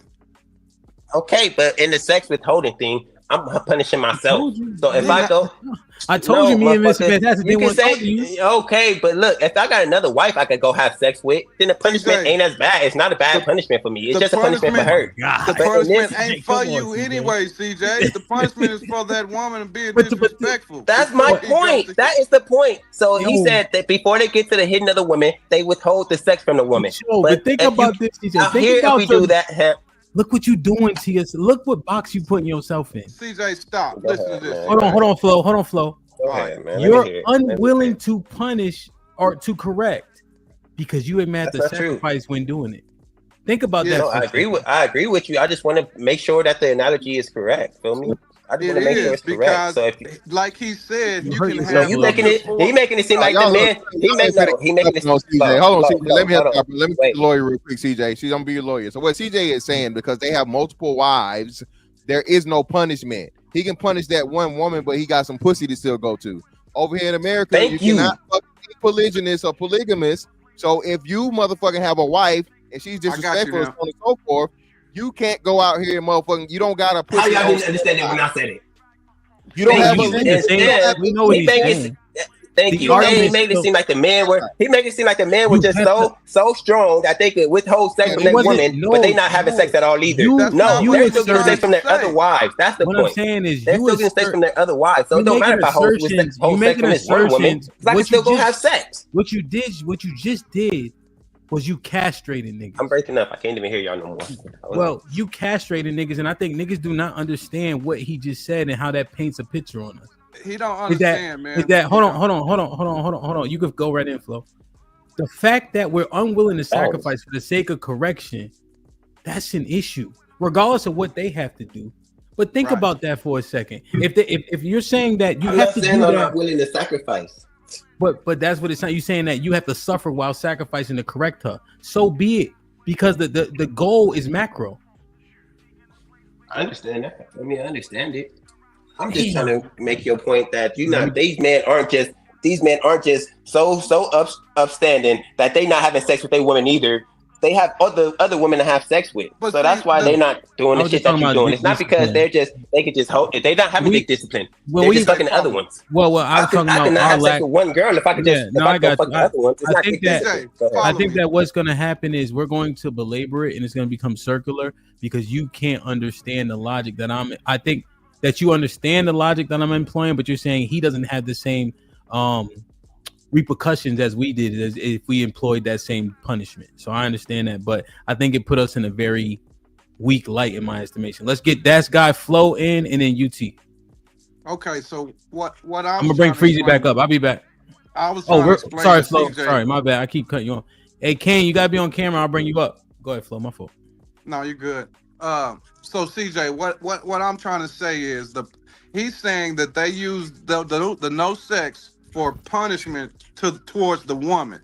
That man is not to receive punishment if she's the one acting out of line, right? So think of it from her perspective. If you tell her she can't have sex, but she know you got 3 other wives, and you go have sex in the next room that night when you tell her she can't have none all week, how do you think that's going to make her feel? So she's really feeling the punishment, right? I agree with you. And that was the intent, for her to feel punishment, not you. I know, I understand. That's why I was arguing his point that if we out here in America, we only have one woman, we don't have 3 other wives. So if I say no sex for you, that means no sex for me as well, which is a double punishment. We both get it punished. Now if we have the ability to have 3 wives like the women do out there, then we could say no punishment for you today, lady. I can go have sex with my other 2 wives. But he only said so it's not the same. He only said that in reference to Fantastic talking about hitting the woman first and what they're afraid of. So yes, and he said the first I agree. He said the first punishment. Yes, and the first punishment. We don't get to hit women over here either. So we can't even think about living our lives the way they do over there. So we can't do none of them. Yeah. So they're he made the point on the Middle Eastern aspect. He accepted the same premise about Caribbeans and South Americans. So he's just saying stay out of it because there is more layered, but he's still not getting away from the point of a different culture or people that are closer to us that's more like our lifestyle that still employs domestic, what they call it, corporal punishment, or whatever in their cultures. And you can see the results from the women that they deal with, how it goes. That's what he's saying. At the end of the day, shout out to Omar. Omar still for the 5. Another misconception. Most Muslim men have one wife. Don't forget you have to provide. I guess all Muslim men have oil. Oh, LOL. Most of them do. Most of them. Most of them don't have Earl. Not Earl. Yes, Earl. She's from New Orleans. Because they would go in the other room and have sex with your wife because all wives live in separate quarters. You don't have Muslim men don't have all their women living in one place. It's on YouTube. But yeah, I mean, it's the fact is, it's got to be some. We talk about the men, but it's got to be some type of punishment for the woman on the other side. That's the only. I think that's our biggest thing that we always grappling with. If the men get all the punishment in the U.S., we get all the punishment for the woman over here. So get your passport. Love that man. Withhold your sex from a woman out here. She gonna divorce you. She ain't not UT, She gonna divorce you. She gonna go from man to man. Say the man is the problem. Go ahead, Freezy. Sorry. I'm just saying. I was still talking. You know what women say all the time. UT. Freezy. UT was going. Go ahead, Freezy. Go ahead. I've been on that. I was just living back on what UT said, but go ahead, UT. My bad. Go ahead, Freezy. Go ahead. No, I was just going to say, because you can keep talking. I was just going to say, you know what women say, right? All the time they say they already get punishment. They have that time of the month, once a month, then they get pregnant, they have to go through childbirth. They say that's their punishment. They have to go through that, and men don't have to go through that. That's what women say. You feel what I'm saying? That's God's punishment. We didn't put that on them. We know that, but I'm just saying that's what they say. That's what they say. But yeah, I get what you're saying. Though, Freezy. But that's the thing, like when we talking about the fairness of men and women when they, like I'm saying, with getting the punishment, the thing is, I think we come on here every day to say we got to have some type of balance. It ain't even saying that we want more. We just want balance to where we can live and be able to say, okay, baby, stop. At least stop. Just stop this shit right now. You can't say that. You already know you can't say that. So listen to what them other guys say and go to them places where you can do it the way you want to do it. Get your passport. Or you can find one woman here. Oh, go ahead, Callie. My bad, bro. That's why I was asking CJ, how does that manifest itself when you think that women run everything, including everything going on in your own house? You begin to think that there is no way that you can punish her for bad behavior, which is not true. I mean, you can. All you gotta ask the question. Ask the question again. Callie. Wait, you breaking up? Ask the question again for me. That's why I was asking you, how does that manifest itself when you believe that women run everything, including everything going on in your house? Because then you start to believe that there's nothing that you can do about any kind of disrespect or anything, as if you have to put up with it or something. And you don't. You don't have to deal with that person. But see, a lot of times when this manifests. A lot of time when this situation manifests, you've been in a relationship for a little while. Because a lot of time when you first get into a relationship with a woman, y'all in the puppy dog phase and everybody knows that. But once you get in about a year or two, you don't got locked in. That's when you start to see some of that red flag shit when she trying to be your boss. You should That's when the bossiness come in. And then now you should never get out of the puppy dog phase. How are you gonna spend 2 years? That ain't what I'm saying. It's not the man getting out the puppy dog phase. What I'm saying is the woman is getting out the puppy dog phase. No, because now he mean the representative. That's what he's talking about, the representative type shit. Right, Kelly. That's what I'm talking about, Kelly. The representative. So the representative has left, and now they showing you they real person. But you locked at this point. You're locked in, and you might don't have a kid by now, right? So now you locked in. Now it's simple saying just leave. It's not that simple no more. Why are you locked in when you know it's going to be a representative? Go ahead, man. Real quick. Hold on, everybody, chill out real quick. Hey, shout out to motherfucking Matthew Pearson, man. Happy birthday to the young old fellow, man. Shout out to Matthew Pearson, man. You know what I'm saying? Happy birthday, Matthew. Happy birthday, brother. You know what I mean? Shout out to Matthew Pearson, man. Happy birthday, bro. Happy birthday, but yeah, Knight. What do you mean, Knight? That hold on, let me get in real quick, UT. Oh, I thought you were talking to me. Go ahead. Oh, because women get you to care. They want you to care just enough so they can start acting the way they act. That's the trick. I don't even know if it's a bait and switch. They treat you really kind, get you to care, get you to fall in love, then they disrespect you. That's how it goes. That's the fucking game. What you got? They know men care. Some do that. And then, like I said, it's not starting off with disrespect, because you would have never got with it if it started off with disrespect. And you had to get in. She had to get in there for you to be locked in, for her to be able to do the bossy shit. So we always saying like vet. Right? I mean, what? Why every time? I'm asking you, since you're saying that, you already know the representative is there. You already know that, though, right? Now I'm wrong. Now you're right. I know that now, but I'm saying we talking about in general. Now we talking about when you first getting into it with somebody that you don't know this stuff until you get older. I don't have experiences now. Yes or no? I know it now. UT, how old are you, sir?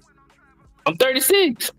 What would you say to that 17, 18-year-old that's going out there into the world? You would let them know that person that you think is her, that's a representative. You would let them know that now, right? You don't give them what you didn't have. You tell them what you didn't know when you was that age, right? Right, and that's what but it's still at some point you gonna want to, you as a man or as a person that want a family, you gonna want to settle down. So you saying that's not gonna change what I'm saying. It's still gonna be at a certain time. It's shit gonna happen. I'm agreeing. Do you understand what? So you saying don't get with a woman at all? That's what you're saying. Do you understand what somebody's agreeing with you? So if you understand that you're saying that this person that you meet initially, that first year, is a representative, and that all that is a lie. That's not the real person.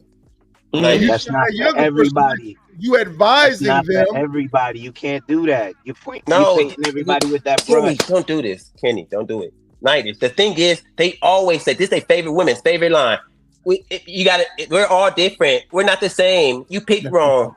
So then we go believe in, hey, maybe I did pick wrong. Maybe they're all not the same. Let me try this one. Who y'all say is a representative. We get the nice side of her for the first year or two. We fall in love. Then they do the switch. Then they get us to care, like I just said. And then they act the way they act. So you keep saying it's a representative. Yes, we figure that shit out afterwards because they keep saying we're not all the same. We're different. We're gonna be different. We're not all the same. They keep saying this shit. They say it over and over and over. I hear you, brother. So you the man, right? No. But let's not go there. Let's say 1 second. I'm not gonna be long, Arpang. Give me 1 second. But CJ, you the man, right? And you already know this, right? I guess. So how can they keep doing you like Charlie Brown? Chuck, come kick because the we like women. We love women. We care about these hoes. We care about women. Get your passport. But you keep women out there do the same shit. Like the women over there won't do it. Thank you. He's dumb. He's dumb. He keep just saying the same shit. He care about the women too. He just don't want to admit it. Right? That was crazy what you just said. It's not that. I said the same thing. How we love these hoes. How we love these hoes. We love hoes. We love these women. What are you talking about? He keeps saying go get a passport. He keeps saying get a passport. Like if you love hoes, let's go with that then. If you it's love not hoes in general, not hoes. When we love women, we love women. It's not hoes. That's why I said it sounded crazy. That's all. You know what come with hoes. Exactly. Yes, but we still don't like. Okay, now when you go to saying women, then when you go to saying women, then women. Thank you. And then he's gonna say get a passport and go to a different country where women do the same shit they do the same shit. And some of them are a little more controlled. Some of them are a little less controlled. But women are the same most places. Stop doing this. Go out of town and get another woman. CJ, let me ask you a question, CJ. Are you saying that there's no way for a man to discern whether he has a sincere woman or not? I'm asking the question. I'm not even joking. Because this is that part of your vetting strategy to find out to get that representative out of the way to find out who that chick is. And then it changes everything. Wait a minute. It changes everything. You got it. That's what we don't account for at the beginning. Because you're gonna go on soliloquy, Payne. I know you are. I'm finna get off anyway. I'm finna get off. I'm gonna just say this. What happens is you gonna get that representative in the beginning. The attitude of that woman will change depending on if you. Because I'm finna get off. I'm finna go ahead and get off. When you get that woman, Mr. Payne, let him hop off real quick. Intention. Mr. Payne, let him. He about to get off. Let him you asked your question, then you kept on going. I'm trying to answer your question. Okay, go ahead, man. You got it. Lauren got elderly abuse. She just showing everybody. This might be risky. But like I was saying, the woman changes. We always say women are emotional on here. Everybody says. So we know that their feelings are gonna change, their emotions are gonna change, and all that. Especially when they get dick in the equation. So when the dick comes in the equation, she's gonna start to change her modes and everything that she do. Now you get emotional also. Why do people keep doing it? Why do you keep doing that? Like, what is the purpose of that? Every time I'm in the you repeat yourself, sir. You repeat yourself. Now you just got a problem, bro. You don't think that 17 times every time I start talking, I don't get it. Let him finish. No, I don't have a problem. I don't have a problem. I see y'all, Cali. All of y'all. No. I see y'all, man. Y'all be good. Don't run away. Bye, you brother. It's all good, night. But no, that's rage quitting. He liked the female. He didn't rage quit. He just kept interrupting them. Yeah, my boy. The man trying to speak and you cutting them off left and right. I think that's not cool. You can use when you're trying to prevent that behavior, that change of the switch up that you talking about, CJ and UT was talking about. I think you could prevent that or try to prevent that by getting to know people that she's close to, getting to know her family, figure out where she's coming from first before you dive too deep, before you let your love take over. You feel me? That's a good one. I like that. That's good. Yeah, because I was just going to ask, do men go into these situations with women blind every time? I mean, do we not have a choice? Right. Yeah. Don't keep yourself blind. There's ways to get out the door. Men do not go into these situations blind. They go into there hopefully aspirational. It's 50-50, a coin flip whenever you dealing with any woman, because a woman can mask herself and you never know what you're going to get. The only thing you're responsible for is showing that woman that you're honest. You're a man of your word. These are my values. You break these values, no matter how I feel or how much it hurts, I'll be willing to walk away. But Kenny, I'm gonna tell you, can we be honest? What get most men in trouble? No, we can't be. The pussy. We want the pussy in the beginning. We want it. That's what we want. That's our target goal in the beginning. We trying to smash, and y'all just tell the truth. So how much are you willing to acquiesce for that, Freezy? But once they stick the dick in it, you knee deep, and now you got to deal with the attitude. You really had blinders on. You had blinders Freezy, on the that's whole young time. boy. That's young boy shit. Man, old niggas doing that shit too. Trust me. They are. That's young boy shit. It's not the pussy. Yeah, it's not the pussy. Because niggas cut off women after they get the pussy all the time. I mean, it's not the pussy. It's once you start to like them. It's a little bit more time spent. Now I kind of like her. Now I kind of care about her. Now she ready to just leave it. Bye. Just Why leave. do you like her and care about her though, CJ? The time spent, the investment, she's starting to wear on me. So here's where it's confusing because you say that's her representative in the beginning. So how do you get to that point where you say I like her and the time that's spent when you saying that that's a imposter in the beginning? It's a good question. You're able to vet because you have check boxes. You can't hide your representative if you know what you're looking for. If a woman says, wait, what was the question? Wait, I missed the question. Sorry, I'm saying I'm listening to y'all like I was listening to UT. He was repeating himself. If y'all say in the beginning you dealing with the representative, she gonna put her best foot forward. And now time has passed, and you know that's the representative. That's not her yet. So she can give you a representative for 2 years, maybe 5 years. How do we know it's just a representative though? How do we know it's not really her? Y'all said it. You said it. No, when did I say it? Wait, how do we differentiate between? Wait, hold on. Let me ask you: is an initial engagement her representative?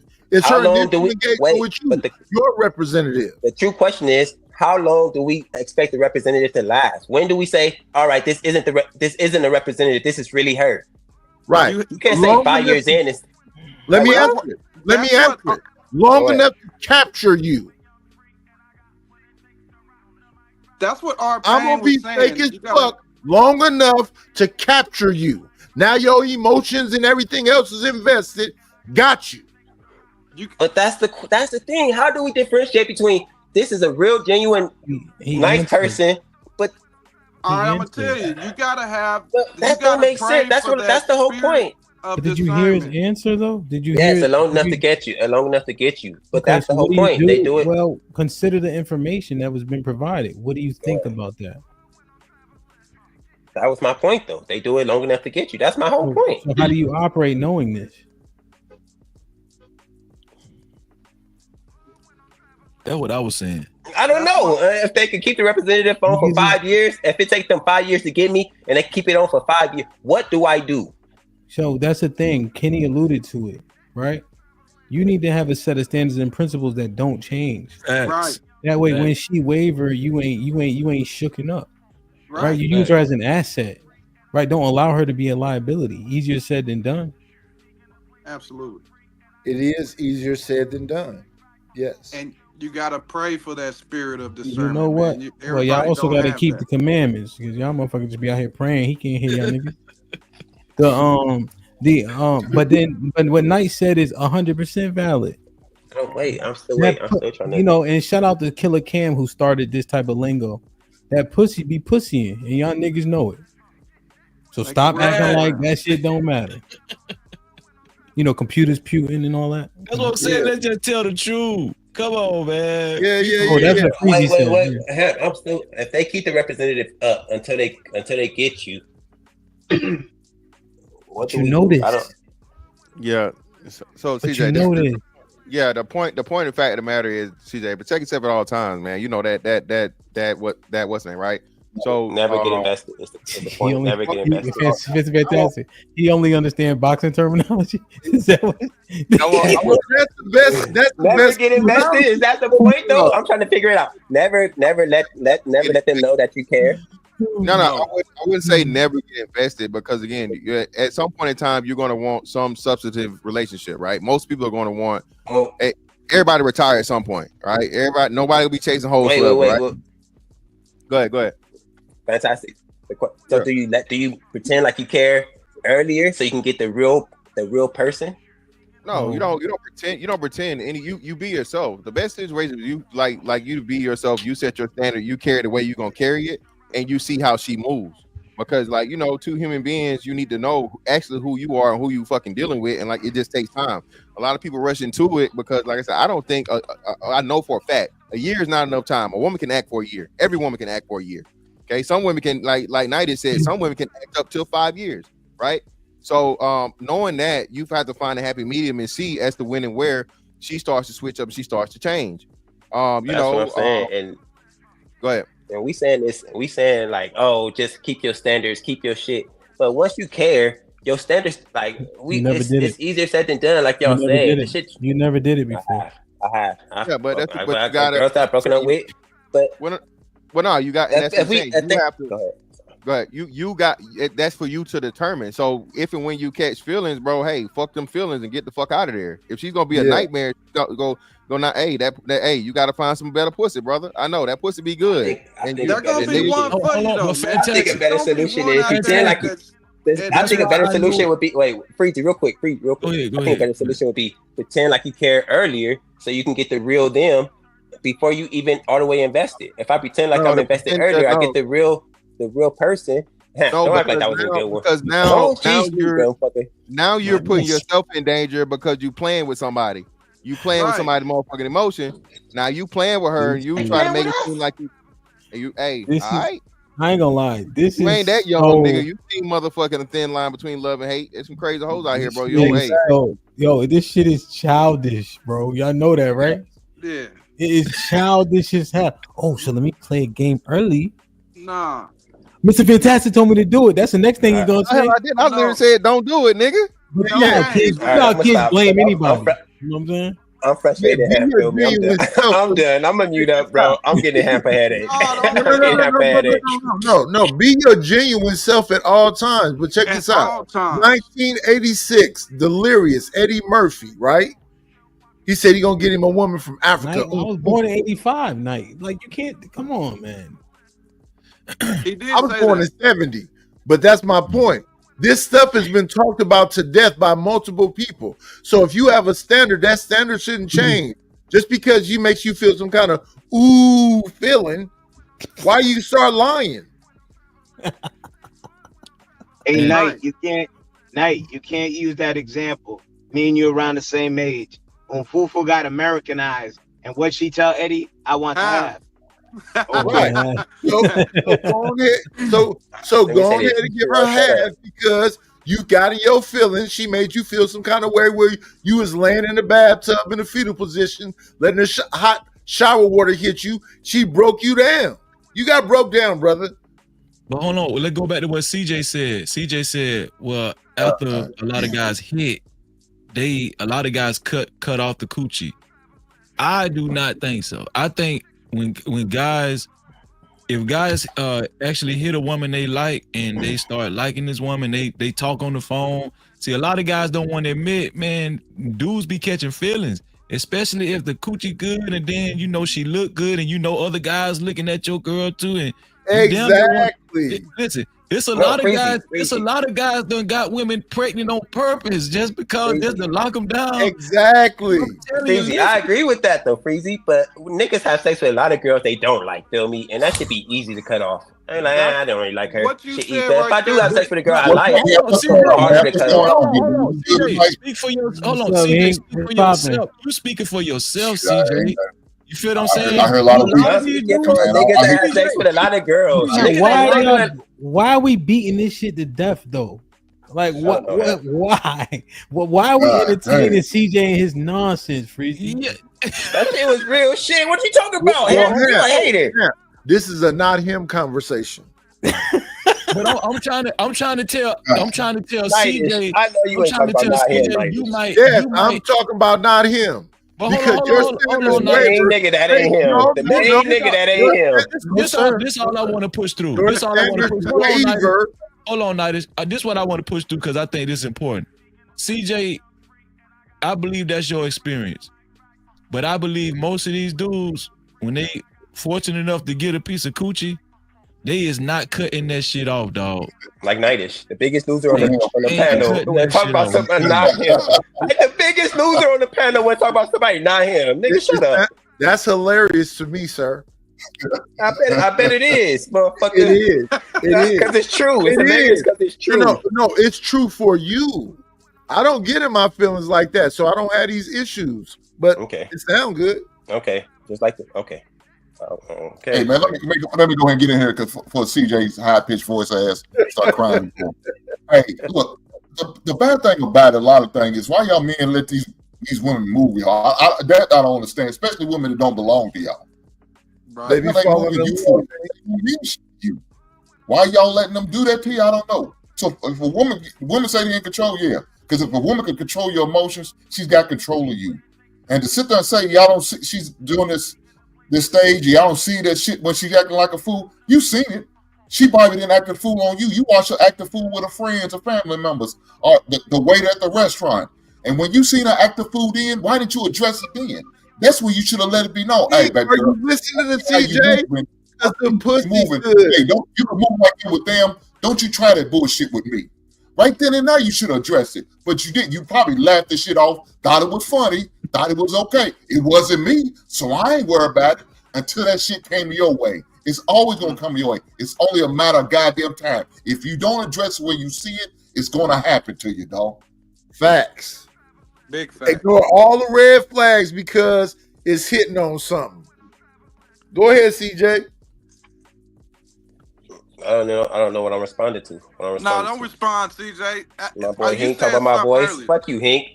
Hey, Hink. Everybody can't have no fucking God of War. Nobody can have that shit, bro.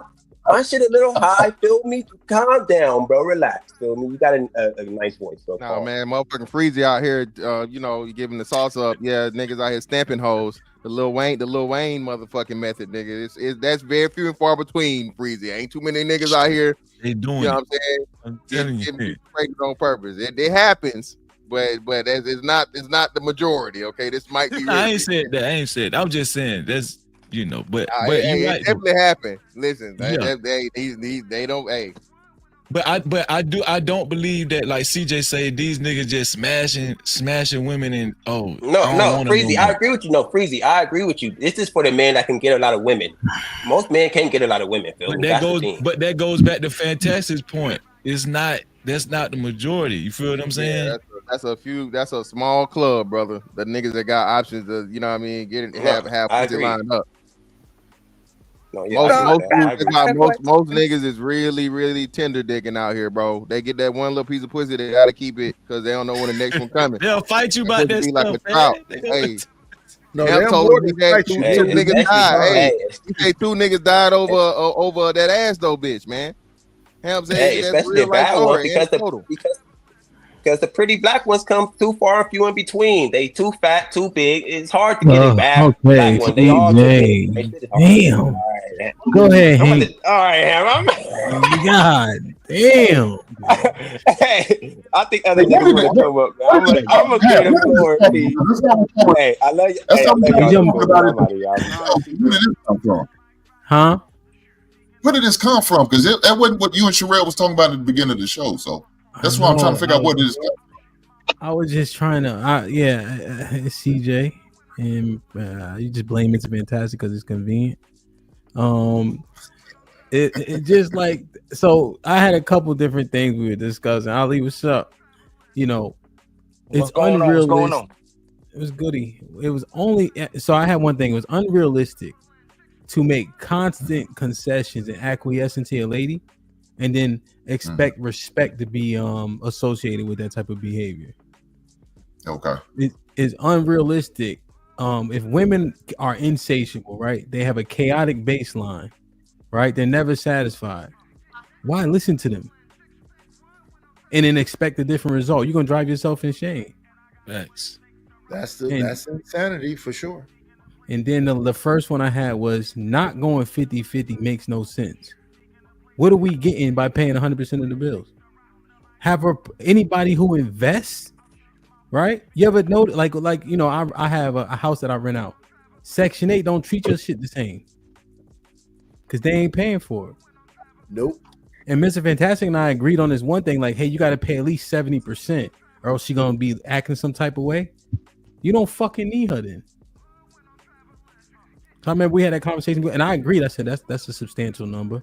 But why like is your respect? 70, huh? I like that 70 over that 100 though. 100%. He's better, that's for sure. But just looking at it, like, why is your respect tied to your bread? So I'm just looking at things that are unrealistic, but we do them, and then we expect the result we want, but they're not tied to the results we want. And then there was one other thing that I added, because we talked about it yesterday, is the baby mom shit, right? She got a kid or whatever. So the kid is an absolute no, but you let her talk shit to you. You let her disrespect for you. She don't submit to you. So you all those shits is negotiable, but somehow the kid ain't. So I'm just looking at different shit when we had a conversation and looking at the lack of reality that's embedded in a lot of, the things that we minded through. So that's kind of where it started. But y'all can talk about whatever y'all wanted to talk about. I'll just what you just explained is probably better than what I'm gonna bring Kane up. Yeah, go ahead. What y'all you said right there, Ham, would seem like it's more better a conversation. I think we beat this in the dirt already with, I guess, Callie told that man he was a sucker and called her husband a sucker. I don't know, man, that's a totally different thing. Oh, it's her fault. Okay, we're gonna blame her. I got you. But as far as this other shit about negotiating for the kids, but you would negotiate for the lack of respect. Yeah, that don't make sense to me at all. That's the first thing you shouldn't negotiate, regardless if you know she had kids or not. She should at least be respectful to you. And if she is disrespectful, you better leave her ass at the goddamn restaurant. That heifer don't deserve no respect. You shouldn't be with her. Don't even deal with the heifer. But what you're saying, but with what you're saying, how does the leader blame the subordinates? Easily. How does the leader blame the subordinates? Is that what because that's the bullshit they be saying, that the man is the leader, right? Well, no, maybe that man ain't no leader then. Yeah, well, no. Maybe that man ain't no Thank you. No, that's it right there. No, that's not it. Again, you niggas ain't took not one leadership class. You know what the fuck leadership is. Y'all know what the fucking definition is, and that's it. There is such thing as a bad follower. Okay, a fucking leader can blame the fucking subordinate. That's what a good leader does. A good leader. So how does both roles work out? Fantastic. Hold on. The nigga don't know how. A good leader gets rid of fucking bad followers. Let me just ask you before you go on. How can a bad leader talk shit about a subordinate when he don't know how to be a leader, based on what you just said? No one said anything about a bad leader. You said most of these niggas don't know how to be a leader. You just said that. Niggas was bringing up leadership. I was talking about present company. You niggas talking about. He's saying they're bad. He's saying they're bad followers. He said they're bad followers. He's not more bad fucking followers than bad leaders, bro. The thing is, you got a group of women that's never had a leader in their fucking life. They never even had a daddy. Right.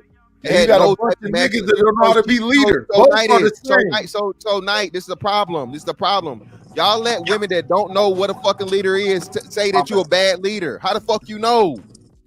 That's not what I said, sir. I said what you just said. You said most of the. Can you repeat what you said when I started talking? I said most of you niggas don't know what leadership is. You talking about leadership. I'm talking about you specifically. Hold on. I'm talking about you specifically. Thank you, sir. You were saying, hold on, because you were trying to talk about the men being bad leaders. I was no, I wasn't. What I was saying is that that's what it sounds like. That would sound like you were saying. So that's not what you were saying. My bad. But what I'm saying is, you get women that don't know what the fuck leadership is, calling men bad leaders when they don't know what one is. Right. And it's weaponized. Yes. So it's weaponized. So they want to say somebody. Would you consider a simp dude a bad leader? Yeah, a simp is gonna be a horrible leader. A simp is gonna be a horrible leader. That's what I'm talking about. That's what I'm talking about. Example, that's a bad leader. He's a bad leader, not just in a relationship. He's just a bad leader overall period. Because more than likely, he's gonna simp to his kids. He's gonna simp to his co-workers and anybody else he's gonna simp to. Yeah, to me, that is a bad leader. Yeah, but so let's do the risky thing. Are there more leaders, or are there minority of leaders? No, they're always going to be a minority of leaders. Night, you know this, Nightish. It's always going to be a minority of leaders. The issue and problem though is again the subordinates and the people that aren't qualified to fucking lead, trying to grade the leaders. You don't know what fucking leadership is. You can't call a man a bad fucking leader when you've never even fucking followed. And most women classify a man as a bad leader when that man refuses to when he refuses to be a simp, like Hink said. Women think most non-simps and dudes that have principles, morals, and a standard and want to allow her to get away with shit. Oh, he too aggressive. Oh, he don't know how to talk to people. He inconsiderate. So that's what I'm trying to tell you. The actual good leaders, the men that they don't want those men unless he's highly attractive or he's highly successful. But the regular everyday man that's a great leader, he never gets the opportunity because, well, nigga, you ain't got no money, you don't look good enough. That's what I'm saying. That's the problem. So fantastic. That's why I said they weaponize that term about leadership. That's exactly what I said. They weaponize it. They say, oh, y'all supposed to be leaders. They know it's a minority of men that's the leaders, and the men who actually know what to do, get it, they don't want to mess with them. Because that's the slavery that they talk about. I think the truth is a lot of times when men get into relationships with women and they get attached and, you know, they start being intimate with these women, a lot of times men put up with, let's just say if your woman is just extremely disrespectful or somewhat disrespectful to your non-liking, right? A lot of men will put up with it because they don't want to break up with that woman. They don't want to see that woman with another dude, right? So they'll try to work it out. They'll try to talk to her, keep talking to her. You know what I'm saying? But what I learned is, I agree with him. Like, if you have a standard and you love yourself and you love your peace, like the biggest message you could send anybody is you just let them know you're not dealing with it and you just cut them out, even if, you know, like, but I think a lot of dudes aren't strong enough to take that chance, say, you know, we not together, and then she might possibly be with another dude. But just like the old dudes say, if she do go with another dude, she was never yours in the first place. You know, that's, you know what I'm saying? So yeah, so that's the minority of men. And if you look at that election that just happened, 78% of men voted for Democrats and they mad at men. So that means 22% of men didn't go. And who we often hear up here in this talking points that 80% of the women want 20% of the men, but they really don't want them 20% of men because they consider that slavery. Y'all realize majority of y'all conversation is contradictory of what y'all saying? On one hand, yes, because you saying most men are not leaders, and then if she's getting with a man and being disrespectful to him, then you would have to say she's justified. It's not making sense. So if most men aren't leaders, if y'all narrative, because we still on a surface level conversation, and y'all making it seem like most of us ain't suckers. Most men is suckers. So it's okay even if Callie was disrespectful about it and said it and say if you see a sucker, lick it. But the truth is, most of us will do just like this to fight for how much we are suckers and pretend like we him. You're only him to a woman who think you him until you're not him to her anymore. Exactly. So you agreeing with me? No, not yet. So the majority of okay. So I'm gonna shut up, but I just want to ask one question before I shut up. So the majority of men are leaders? Yes, most men are leaders. So y'all gotta make your mind up. Are you talking about relationships? Are you talking about running a corporation? Are you talking about running a nation? If most just relationships, we're just talking about relationships. Most men can lead a relationship, and if you're gonna say money don't equate to its value, take the money away. Can most men lead women? And just in a regular relationship. Don't bring finances in it. Don't bring nothing in it. Can most men lead a woman? No. That's why women get to keep punching men in the guts, because as soon as it goes wrong, she has to say is most of y'all niggas is suckers, ain't leaders anyway. That's why I disrespected your punk ass. You a bitch anyway. Let me finish. I'm gonna go because he's home. If I say he him, because even the men say most men ain't him. So brothers are the problem still. At the core, brothers are the problem. the surface, women because they capitalize off the fact that we'll say we're suckers, but then together in the sisterhood and say most of them are respectable women. But we'll still say most men ain't leaders, and so they capitalize off it. They're gonna win every single time. Okay, this is what I want to ask you, Ali. Why do you think most men can lead women in relationships? So let's say we making the conversation just black men, right? 57% of black men are in middle class. Most black men can take care of their household. Most black men are respectful that I come across. We ain't gonna even use the word good. I know that's subjective, right? Most black men know how to maneuver through society. They have to. We have to maneuver through society, right? So most men can deal with the hardships. Most men know what comes with struggle and how to make term struggle into profit. Men. If there are minority of men who can't, are there minority of men who y'all deem as suckers or unqualified because they don't know how to be established and how to be productive? I can concede to that. But most men know how to deal in society. Okay, let me ask you this. Let me ask you that. Is paying bills or going to work and all that kind of stuff, the things that you just named, is that synonymous with understanding a woman and leading a woman? So I took that off the table, right? Because then in another conversation we'll use that. I'm talking about a man being able to just interact within society and meet the needs of what he needs in society, period. Know how to speak to people, know how to be respectful, know how to cooperate, know how to listen, follow the law. Most men know how to do that.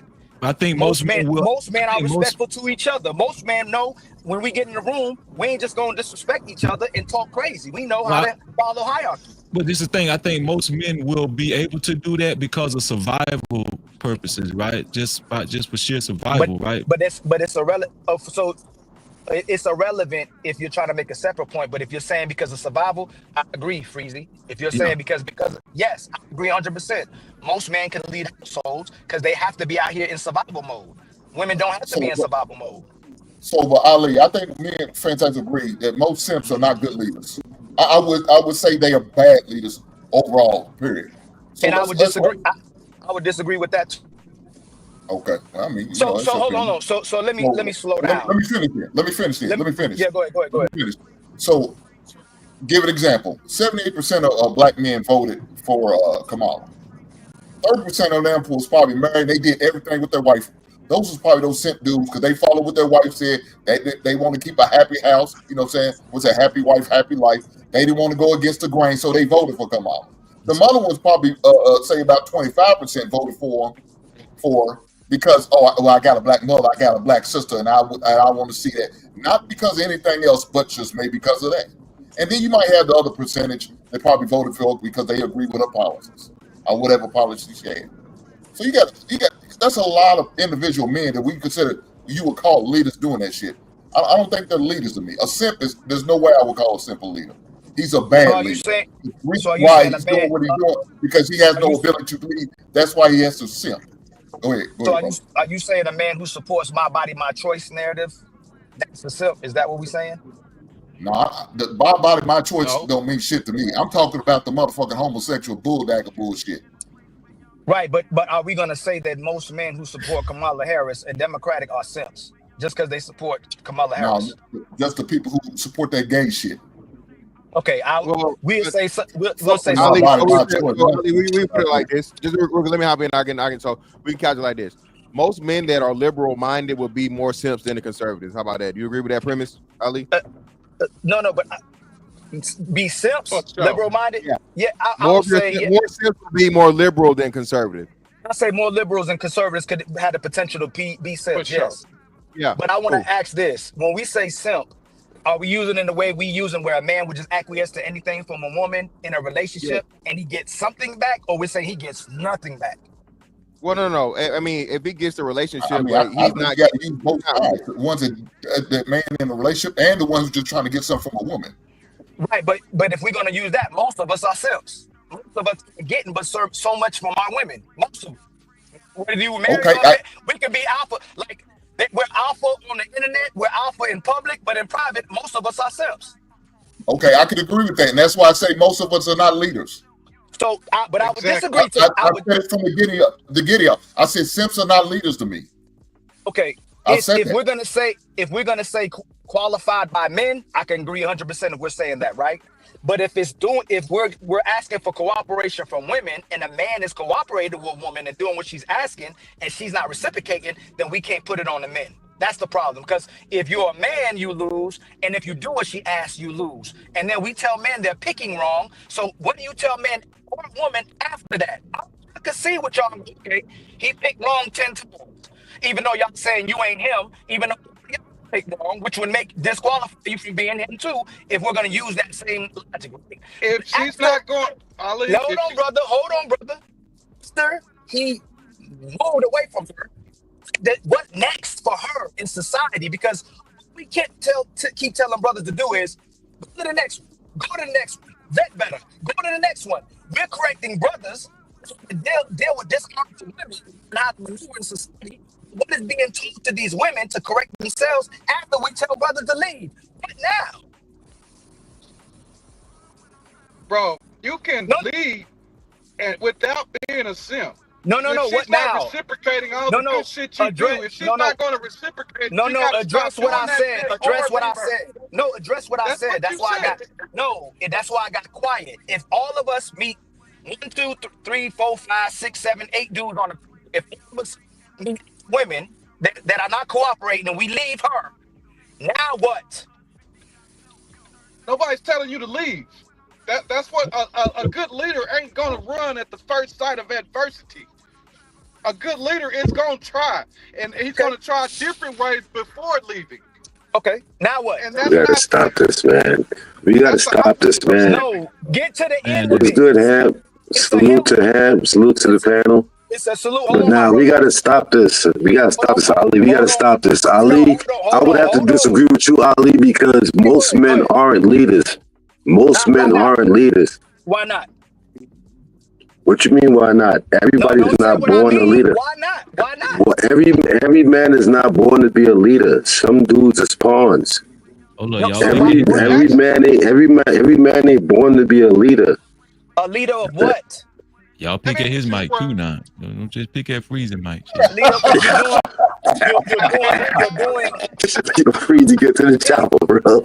Is my chat trash too? No. He got a helicopter too, Freezy. Yours is just a little bit less. Hold on. You doing the him conversation again, right? So I qualify what would make a leader without finances. You tell me what a leader is and why most men ain't leaders in relationships. Because most dudes bow down to their women. Most dudes bow down to their women. That automatically exits you out of being a leader. Most men bow down to their women. Okay, are you in a relationship? Absolutely. Do y'all go back and forth? Of course we go back and forth. That's part of a relationship. So you realize that according to brothers, if you keep going in situations like that, eventually you got to bounce, but you still in your situation. Because I always came out on top. Even if we have a discussion, at some point she might be right, but majority of the times I'm right. Because as a man, I'm a leader. And I get that. That contradicts what I just said. Most men ain't leaders. Don't get it twisted. So if it doesn't contradict what you just said. If Ham owns the business, y'all own the business, and I'm continuously challenging you, even though you may end up being right, you're gonna get rid of me eventually. Absolutely. If you're in the business and we always bumping heads, then that's not a good business to be in. You do the same thing most brothers do. We keep getting challenged, and you may get the last word at that time, but you keep getting challenged until she goes, you know what? I'm done with dealing with you. A lot of these brothers been divorced. Most of the brothers we come across been divorced and on their second wife, their third wife. So you only him until she say you're not him, and you him because you believe you're him, but you still getting challenged from your wife as well too, respectfully. That's a you thing though. That's a you thing problem though. That's a you thing problem. When you say that she challenges, that's a you thing problem. You ain't showing improving. You're not showing improving that you are a leader. Hold on, Ali, do you not? Hold on. But do you not think that? You don't like when people do that. The brother just says he goes back and forth with his wife. Y'all say you shouldn't be going back and forth with your woman. Did you not? Who said that? So you should be going back and forth. Who said that? I didn't say I was going back and forth on a regular basis. No, I didn't say that we go back and forth on a regular basis. I never said that, brother. I said, hold on, Kane. He's asking me a question. So I said, I'm not going to go back and forth with, say, Callie Bell or Sherelle or any other woman like it. I'm not. Now, my wife is somebody who belongs to me. That's different. So you go back and forth with your wife? I'm not going to go back and forth for the stranger. So do you go back and forth with your wife? Yes, and then it ends cordially. Yes. She says something, I say something. That's it. Look, that's what I don't understand. I'm not going back and forth with somebody who doesn't belong to me, who's not under my covenant, who's not blessed with my last name. I'm not going back and forth with a woman like that. That's what you can't. You cats can do that. That's your business. I'm not going to waste my time with somebody who's beneath me. Your situation sounds like everybody's situation where they go back and forth with their woman until they woman go, you know what? No, dog, you going back and forth for the stranger. I don't go back and forth for the stranger. You're done and you got it. You going? We ain't even talking about the stranger, brother. I'm talking about what do we mean by going back and forth? We talking about communicating effectively? Let me finish. Exactly. That's what I'm saying. When they say that, what does it mean? I'm hoping he clarifies. Most men are going back and forth with their women where their woman is challenging them, correct? And you may get the last word, but eventually she's either going to let you keep going doing that back and forth with her, or she's going to leave. That's why we bring up the stats about women leaving. 70-80% initiate divorce, and it's lack of commitment, which is number one. And everybody keeps saying something else.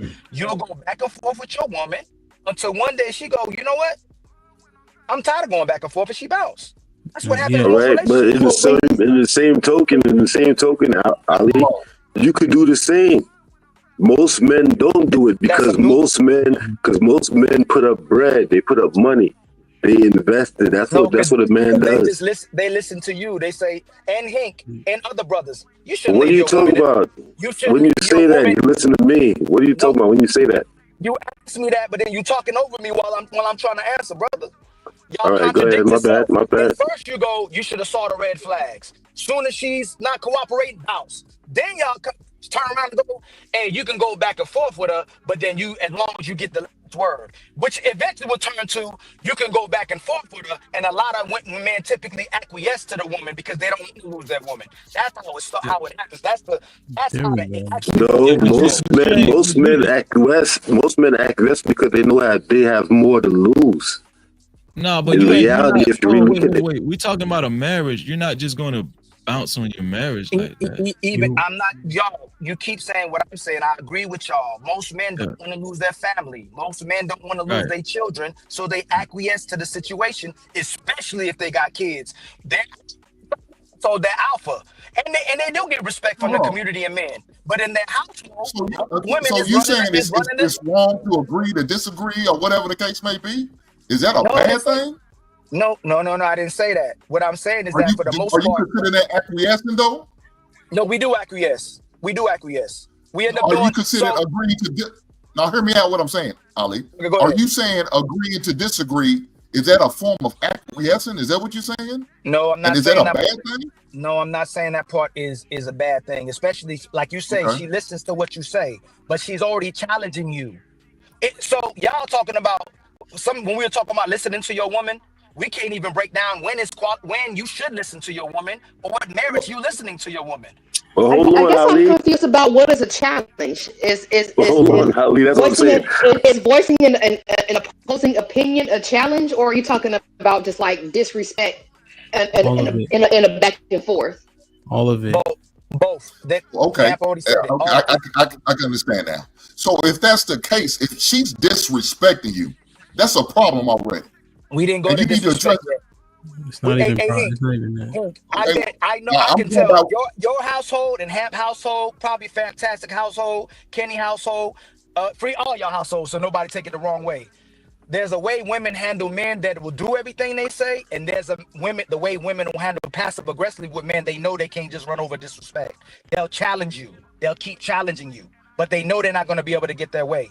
But eventually, it turns into the man slowly acquiescing to some things, especially when she gets you to commit and invest in her, and she invests in you. She waits till the investment. and then men conform, and then the household is run by a woman where a man is suffering in silence. He just don't leave because he want to keep his family together. But then when he hold on, Ali. I'm almost done. All right, And my then bad. when he starts suffering, and she can peep it, and she sees that she's not getting his full cooperation and energy anymore, that's when she leaves. That's why they go, well, you're unhappy eventually, and I leave too. You won't leave. Because you're trying to get her to cooperate because you're not a man who's not going to acquiesce to her. Shouldn't you be happy when she leaves? If that's the situation you throw out, Ali, if that's the situation you throw out, okay, Ali, if that's the situation. But that's not even really the point. But that's not even the point. We setting brothers up for failure because we keep telling them to do. The only thing we can tell brothers to do is leave. There's no redirection or correction to the sisters they just left for the man who will get with her, because what she's going to do is improve her tactic with the next guy and do the same thing with him. And you get that y'all don't do as you do. Mike, get to the chopper. Get to the chopper, bro. Get to the chopper. Your wife is twisted. That's not what we tell. I'm not. At least that's not. Let me say this. You're not listening to what I'm saying. I'm not telling a man to leave his wife. I'm talking about walking away from a woman who doesn't belong to you. Yo, if a woman's going to sit there and get into an interaction with me, I'm not going to go back and forth. This is the problem. This is the overarching issue. We're starting in the midst of the relationship, right? Yeah. Men don't have, this is what it is, right? When we use different examples, like the Middle East as an example, it ain't about hitting them. It's about equally yoked standards, right? She has to submit to that, the same thing that you submit to, and standardize yourself, right? Yes.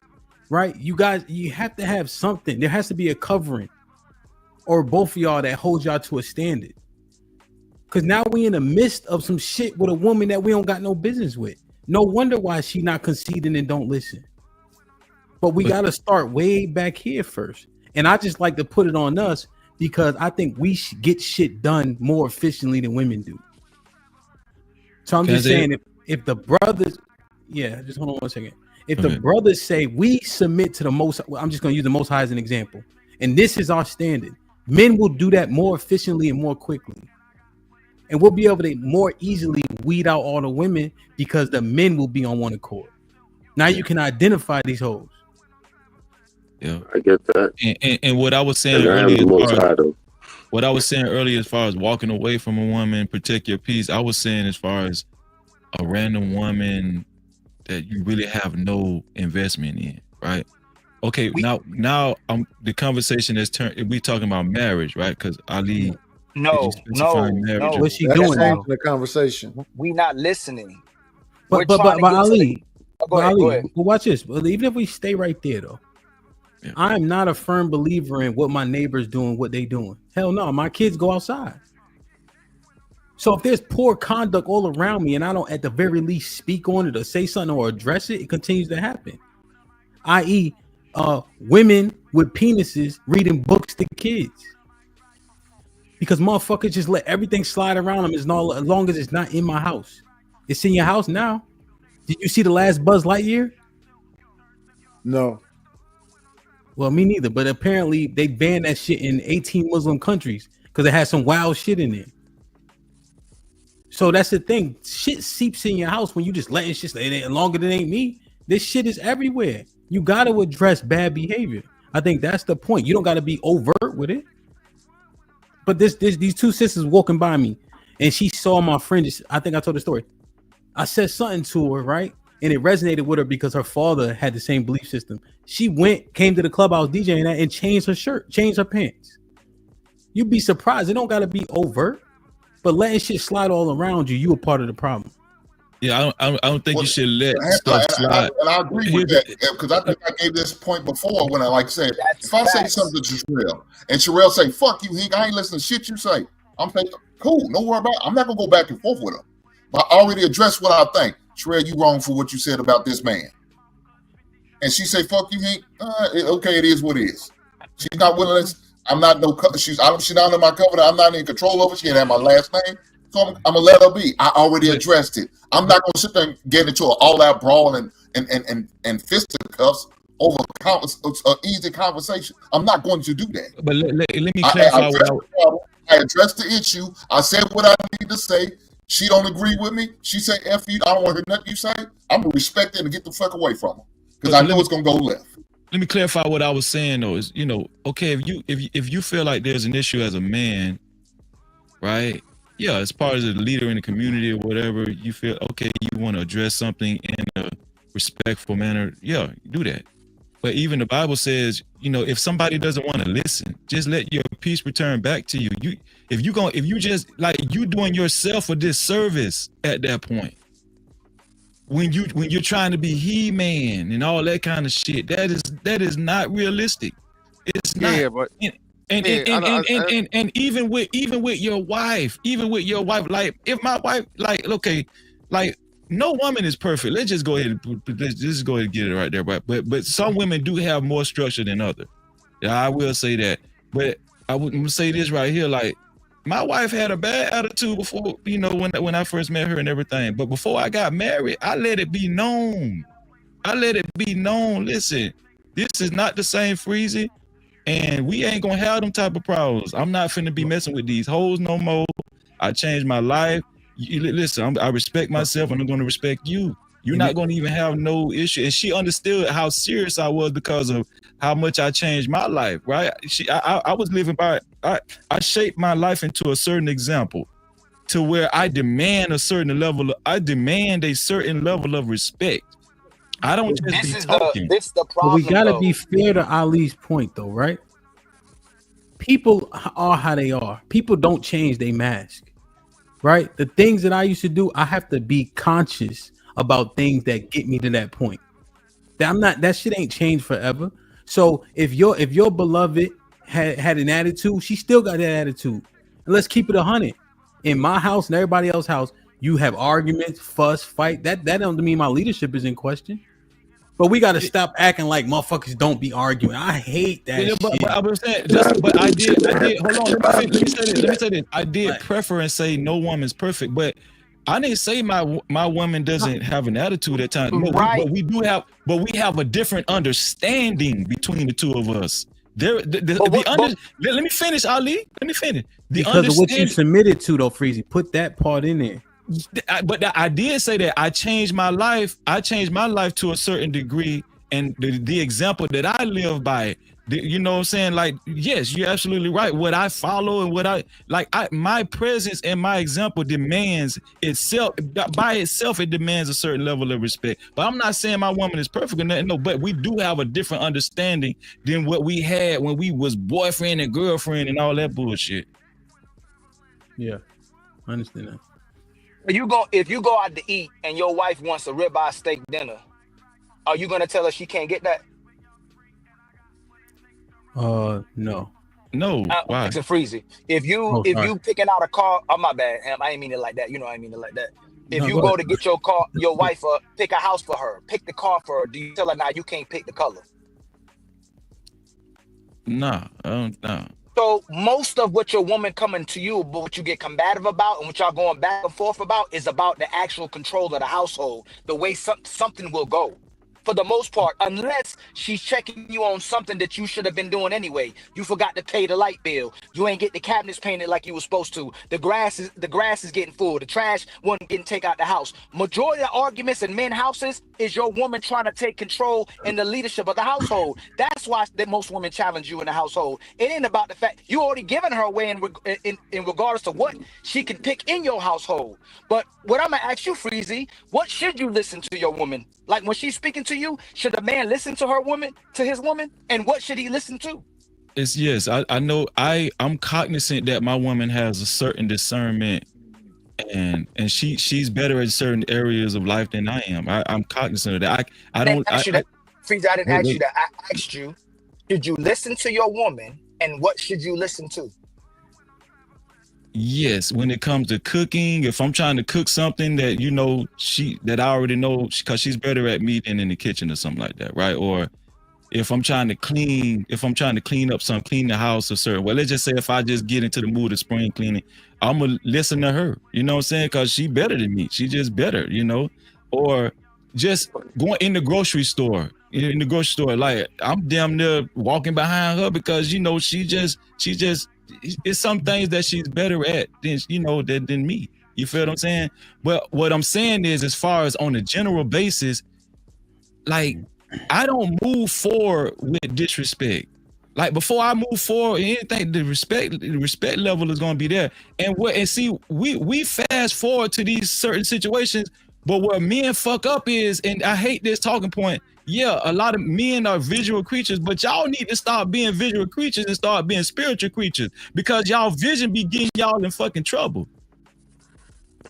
Y'all visions be getting y'all in trouble. Y'all see that ass and all that kind of stuff, and then when you end up with it, you marry this woman, y'all weren't paying attention to that attitude. Y'all had a big buffer with that damn attitude. Y'all had a big ass threshold with that attitude, and now when you're married, now you want to complain and shit. No, you should have cut that woman off a long time ago, but y'all don't want to tell the truth. So are those guys leaders? Hell no, because listen, this is what I'm saying. Like, just tell the truth. Let's be up here and tell the truth. For real. And that was the only thing I was. Now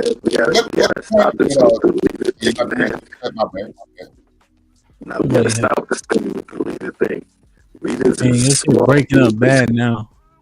Can you hear me now? Yeah, no, you sound like a robot. My bad. Let me drop down and come back up. All right, drop the link for you. Let me read these super chats real quick. Like, share, subscribe, tell a friend and tell a friend. Hit that like button right now if you can. That helps the channel the most. Can you hear me now? I think he dropped me, Hemp. I think CJ dropped me. I'm finna bring you back, Freezy. You can hear me now? It's bad though. I just dropped the link in the chat. Go down, come back in. I'm gonna drop it out and come back. Lauren Mack with the $5 says, so men don't stand on business and set the stage because women are bossy. HQ with the $2 says, men will always acquiesce. The game is set. See? Lauren Mack with the $5 says, speaking of bossy, we got some bossy bully pups on sale for April 3rd through the 6th. Save your tax refunds! Exclamation point. Shout out to the Pitbull plug. Dobermans will be half off. Don't sell dogs, bro. But definitely come to Atlanta. HQ $5 says, you can be like CJ and get dragged, or like Playboy who understands the sweet spots. Straight free thinking black man with the $5 says, we don't give a fuck about Callie's earlobes. What did he say? Back her. Take this Q-tip to go. I don't know what he's trying to say. Vet Life was popping.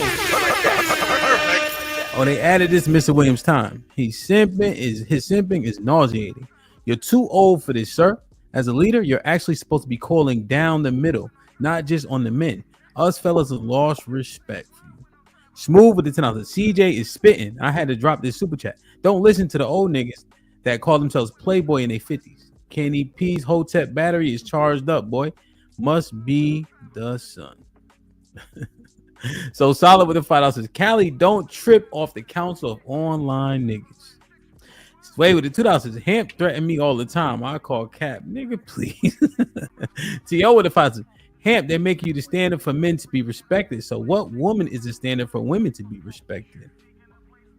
I think someone who constantly and consistently gets respect on panel for whatever the reason is, I would say like Love C. So maybe you guys can use that as an identifier. So solid with the $10. In the words of Sugar Free, now I never hit a woman, but I slap the shit out of a bitch. Why y'all bullshit? HQ with the $5 says, they took money over bummish men, not all men. Big difference. This was dropped. It's fantastic. TJ got dropped. Miles was popping. HQ with the $2 says, bummish men, not all men. Some of y'all are bummish. They dropped CJ. Sovereign, salute.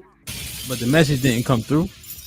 Peace was popping with the $5 says, have a great show, y'all. Appreciate you. Aaron with the $2 says, withhold sex from American women, she gon' cheat. Omar with the $5 says, another misconception. Most Muslim men have one wife. Don't forget you have to provide. I guess all Muslim men have oil. LOL. Matt P with the $2 says, thank you for the B-Day wishes. 36 years strong. T.O. with the $5 says, y'all acting like most of these women gonna sit still while you intentionally put her in dick time out. Do that and she gonna spend some time out. Drop Mr. Payne. HQ with the $5 says, CJ know he weak when it comes to women. That's why he's swinging, looking for the exit, and the doors is locked. LOL. HQ with the $2 says, CJ admitted you catch feelings too quick. Feelings quick. Do it. It's okay. Aaron with the $2 says, Knight need a Gatorade. Come to the bench. I missed that one. HQ with the $2 says, there are more men that are followers just like women. Tezzy with the $2 says, there's no such thing as a bad follower. HQ with the $5 says, Ali is practicing glamorization. This is a branch of gaslighting from articulate humans. HQ with the $5 says, nope, the 25% that voted for Rumpster got gaslighted by the best crook in the game since 2016. Aaron with the $5 says, I love how Callie sparks a flame, sit back, sip her wine, and watch y'all argue about how to deal with women. Works every time. HQ with the $5 says, part of Ali's gaslighting is speaking garbage into existence. They tried to drop Freezy. They brought Freezy back. And here for the T with the $5 says, we don't play about Freezy. Now has $20 worth of credit. Him, take the Cash App. He now has $35 worth of credit. Yeah, I appreciate y'all, man. Appreciate you, Nighters. Damn, CJ, you could have bought more cigarettes with that $5. Damn, can you even buy cigarettes? You can't, huh? They cost a lot more than that, don't they? Cheap ones. Yeah, I don't know no cigarettes that's $5 no more. Yeah, I never smoked a bogey before. So what Ali was saying, I didn't disagree. Only part I disagreed about what Ali was saying most men are leaders, even to the point where he was calling them leaders. I don't agree with that. I don't think most men are leaders. They're not. If you look you look at any sports team, man. Like growing up, you in high school, right? You a freshman and you made the varsity team. There's a leader on that team that everybody on that roster knows who the man is, right? Whether you play football, baseball, basketball, don't matter. There is a leader that every other man on that team is looking to. And when he goes, there's a new leader that not everybody becomes that leader. Hello, you missing what he's saying. He's speaking on potential. If you listen to Ali, he is pro-black man. Yeah. He's not going to let a brother fall to the side. You looking at it checkers wise. Look at the chess. Rewind what he said. Oh, I know what every man has a potential to be a leader. Many will fall short. But for you to say most aren't, who are you to judge and jury? Exactly. That potential don't count. Potential to be a leader is not a leader. That shit don't count. It don't. It don't count. Well, that's your opinion. I just no, it's your opinion too. So because the guy has the potential to be a leader, you would think he's a leader? No. I'm talking to Knight, I like how you phrase your rhetorical questions. You understand? Because of course I'm gonna say no. I've been listening to you for a whole drive. You're very crafty, but you put good points on the table. I give you that. But that's the way I stand. Not every man is gonna be a leader. You didn't care to listen to the end part. But as a man's potential is how you build them up. There's a great brother named Jason Williams. Get his book. Look what he's doing with young brothers. You can only give them so much, and a man has to embark on that. When I hear Freezy talk, men were not meant to live comfortably, Freezy. Our lives were meant to be hard. Right check. And that's one thing we can never get away from. When I listen to women say, that's good. When I listen to women say, oh, the respectable men, some men don't look for the accolades. They know the duty. You understand? Men challenge men. Iron sharpens iron. I'll be there because we're on This Might Be Risky, and the word some is like. Okay, the minority don't get this message. The majority of men that stand on something know that men don't have it easy in this world, and they accept it. So when men speak and you hear people say, well, who respects you? True men don't look for respect. They do their work. Yeah. When they're gone, maybe the message will be got. Maybe it won't. That's what if you talking about comfortable, free to get away from certain things, nah. You can't do it. Well, when I said that though, you said when did I say that? You said stop trying to look for. You gave two outliers. You gave the woman, single mother with big kid. You gave loudmouth woman that's not your woman, because a lot of women use that as a talking point. If I'm not your man and I'm not your cousin and I'm not that, and I'm not going home with you, why should I behave? Why should I listen to you? It's conditional. You understand? But I made the point before, if you leave these women within your community, that will teach younger women the trends that we now have to battle on these panels. Right. It will teach them how to be unruly. So what I actually said was men should learn how to protect their peace. That's exactly what I said. And I started with men don't have that option. Yeah, yes, you do have that option. Peace. Listen. What you're conveying right now is false. Men absolutely have that option to protect their peace. They absolutely do. And if what you're saying is true, these niggas will be on Prozac everywhere. No. You can protect your peace, bro. You can. Because you have a choice on what you're going to deal with. Like, you're even in business, you're not going to take every business deal.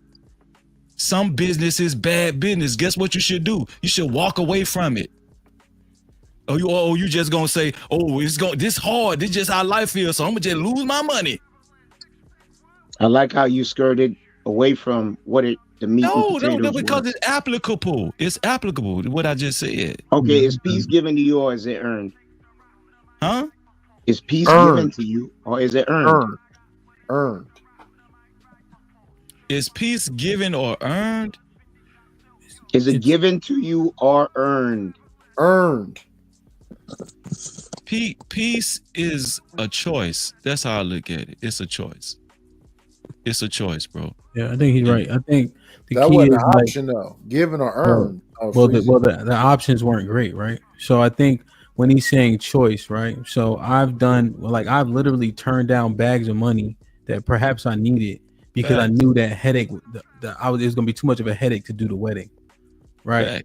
So with all the ass and things of that nature, essentially in that instance, I would have protected my peace by making the choice not to do said wedding. Yes. And I agree with Kenny P. It's earned. Okay. I guess to your point, how do you earn peace? Well, so I was in a position to turn down that money, right? Because I worked my way to a spot where I don't have to take every gig or every wedding, even though I probably could have used $1,000 or whatever the case is. So does that make? I guess that makes kind of sense. But Kenny, I don't think everybody's a leader because I think it would be too problematic. Right? Yeah, I'm not in disagreement. I'm just saying. Potential. Yeah, and I think that you can develop a decent amount of men there. But I think the truth is the reason why we function so great in groups, on teams, in the military is because a lot of men know how to follow well. Yes.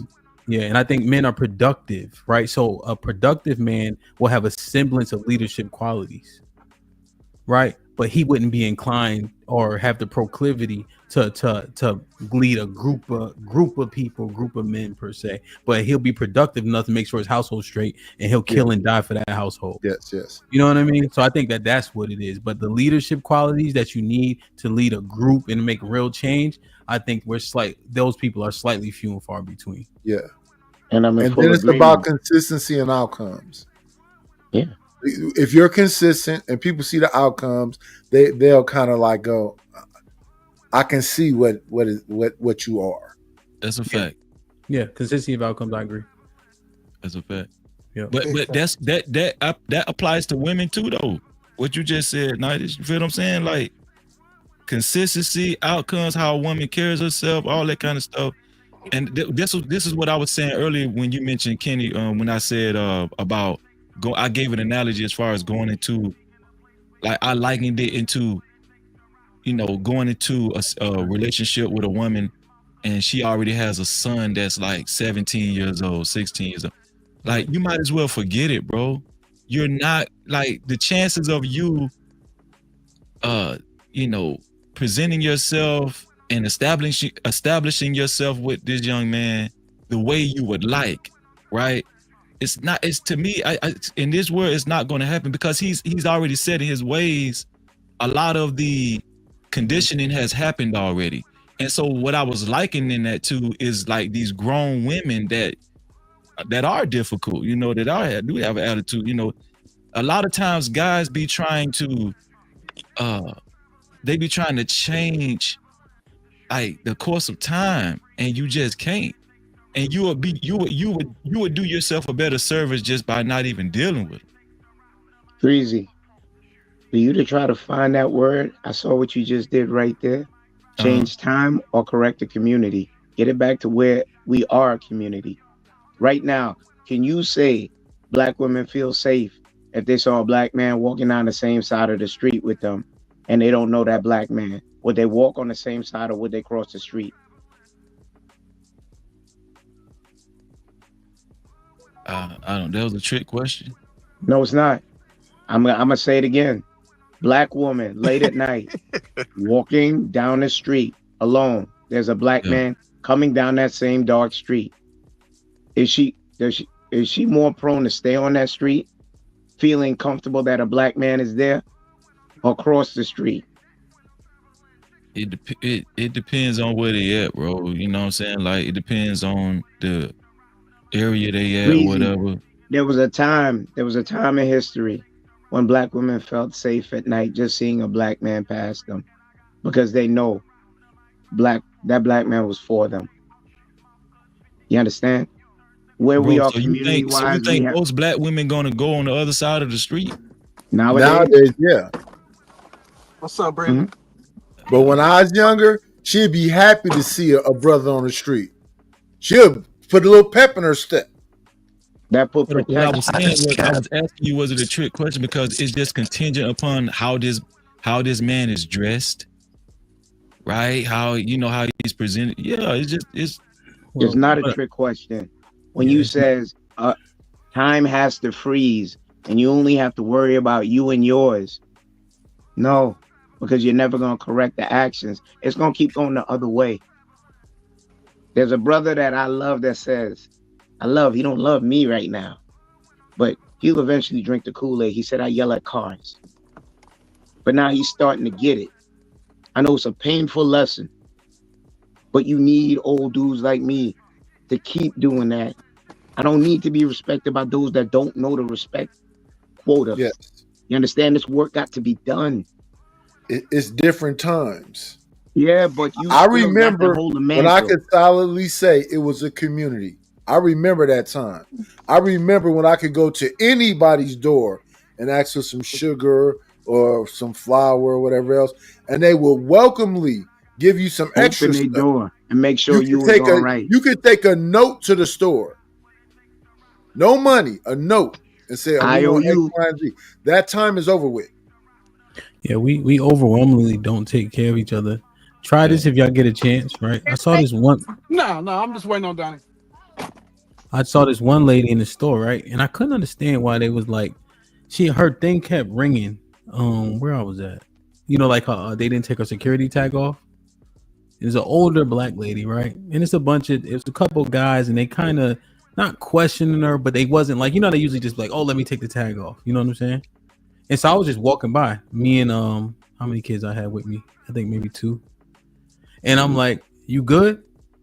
And I said it to her. She's like, yeah, I'm okay. But she was kind of uncomfortable, right? You could just tell a little bit. So I'm standing there with the 2 kids, and now they disposition changed too. I ain't do much. I didn't even speak to them. I just said, you good? And then it kind of changed. I'm like, just take a tag off, right? She paid for it. You see the receipt, and I'm speaking pretty gently. But it just changed the energy around her because she wasn't by herself, even if it was for 40 seconds, And I'm just wondering, all we do is take out our phones now. Not saying us, but us. Take out our phones, record, tell somebody else about it. So nobody feels protected. And Kenny, I just want to validate the example because it seems like the question. But the question, even if she don't cross the street, is she comfortable? I think that's the reason for Kenny's question. Regardless if she go running across traffic, walking by you, is she comfortable? You know how you walk into an environment with a bunch of I'm trying to lower my racism a little bit. By a bunch of white people, right? You know, when you see a black dude, you niggas like, you know what I mean? Like, you know, like, do we still have that? You know? But the crazy part, my bad to cut you off, but the crazy part, you don't mean it. The crazy part is that I don't see that when I'm walking about. When y'all say that, that sounds like hood activity. That sounds like we're speaking like everybody's coming from the hood. Cause that's like hood activity. Like, yo, shorty walking on the side of the street, you see a dude coming and she don't know what's going on. Who really see that on a daily basis? That's what I was saying. You really see that on a daily basis. Like, you walking down the street. Shit, where I live at, they don't even have sidewalks. They don't even have sidewalks, so I don't see a woman just walking down the street. But when I'm out and about, and I walk and I cross paths with a black woman, if she ain't running like, yo, hold on. But we didn't like you about to take my wallet. Ken, you cut me yeah, off. it's the helicopter that you're on, brother. Yeah, but Ken, you cut me off and then ignored the example that Kenny actually put in front of us, right? So 49% of black people live in the cities. So quite often we are walking by each other. 100%. Yes. Kenny said nighttime, we walking and crossing paths. Do our women feel solace when they walk by us? No. And that was the point. Not saying niggas on they grizzly, niggas on they grizzly with their hoodie down and all that with the snorkel on. No, we ain't saying I that. Get that part because I'm from New York. You know what I'm saying? I'm from New York, so I get that part. That's what he's saying, though. That's what he's saying. Do they feel that? Kenny comes from New York, and I know Kenny comes from New York, so he's gonna speak on it like that, on those terms. But even when you're walking out in the street in the city, women aren't super scared of dudes when they walking past them like that. Y'all cross paths on a regular basis. You might say something trying to holler at her, and she might dead you. And a lot of times, dude might just keep it moving, like, all right, whatever. You might say some slick shit like, yo, fuck you anyway. That's unrealistic, Kane to God. Your if she dead, she might say, well, F you then, B. Well, that seems more common to me. So what you saying, it sounds good. Like niggas don't be doing that all crazy. That fuck you then bitch shit, that's not really prominent. I think that's hyperbole as hell. But we're just saying, do they feel comfort? Like when we see each other, what's the emotion that's invoked, right? I think that's what we're trying to assess. Now, why were we assessing that? What were we trying to get back to? We were trying to get back to why they're unruly and the disrespect and things, and they have an expectation for us. When Freezy points it out that, keep your peace and stay away from it. It is not conducive to a healthy community that you have that mindset. You have to pay it forward, or you either show that you're selfish. Within this community, you have to stand for something. And I'm standing on that mantle. Even the unruly women that say they don't respect you, those are the same ones you end up having to protect. You understand? A man has a mantle. He does not have a chance to take it easy. And F what everybody else say. The black man is the most denigrated, disrespected man in this world. Kenny, but that's the thing. Freezy's saying that, right? Right. He don't protect his peace on Saturdays.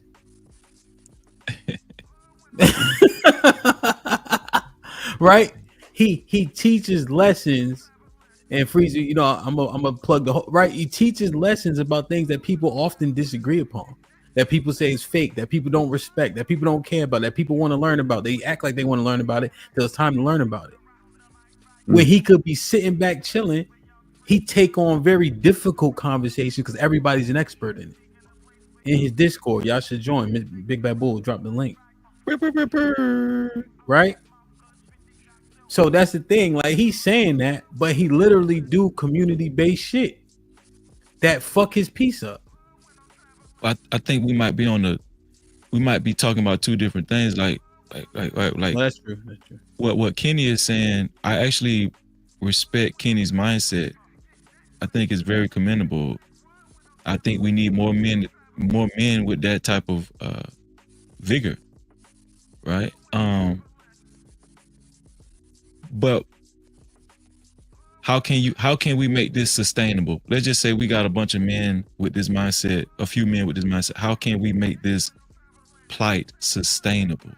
You have to shame the men that advocate and simp for women, that come up here and pander for them. Shame them into understanding they're emboldening that behavior. It's not conducive for the men that actually have to be out there on the front line. Because I come to find a lot of guys that yell at you and you present the challenge to them, they tuck tail. Then you see the measure of the men in the community that's willing to throw it all away. We see that. We see the guy that does that. But if we get back to the hypothetical, right? You got 4 guys and a woman is walking down the street. Is what I said really hyperbole? Somebody holler at her and say, "Hey, baby, yellow dress." When Kenny presented that example, I kind of took it literally. Like a woman, like most women just actually going across, but I understood it the way him, explained it. Maybe, they a lot of women will feel uncomfortable. I don't know. Right. But back to my point, what I was saying is making it sustainable, in my opinion, in my humble opinion, is like men should gain wisdom along the road, along their journey, right? Good leaders gain a lot of wisdom. And in part of that wisdom is knowing that you can't conquer every battle. You can't win every battle. Everybody can't go. Right? And once you realize that, now you have a responsibility to protect your peace and make yourself sustainable. Because there's a lot of guys that became chain smokers and self-medicate just because they keep trying to go against the grain and you just can't. You know what I'm saying? Like that's all I'm saying. I'm not saying your mindset, Kenny, is bad. I'm saying there's a certain level of wisdom that men should practice and actually gain along the way to make their path sustainable. Right? Okay, everybody can't go. That's a given, Freezy. That point is not overlooked. If that conversation was given to Malcolm Little, aka Malcolm X, he would never do what he did. If that conversation was given to Martin Luther King, he would have never went. If that conversation was given to Kwame Ture, he would have never went. But the work still has to be done. The understandable part about that, not everybody gonna get it. But when they're around you and they know you about that, you understand? They're gonna know, I got to shed myself. I got to disappear like roaches when you turn the lights on. But is he going to be convicted to it? Guess what? He's not doing that from anger. He's not doing that from dysfunction. He's doing that from love. You understand? But Malcolm couldn't do it by himself. He had a whole organization with him. Okay. It wasn't just Malcolm. Like we put this big ass highlight on Malcolm X, or you understand what I'm saying? It's still the leader. He's still the man getting the calls. He's still the man dealing with the death threats. He's still the man that's still unwavering from his purpose. And the men that stood with him, you're making my point.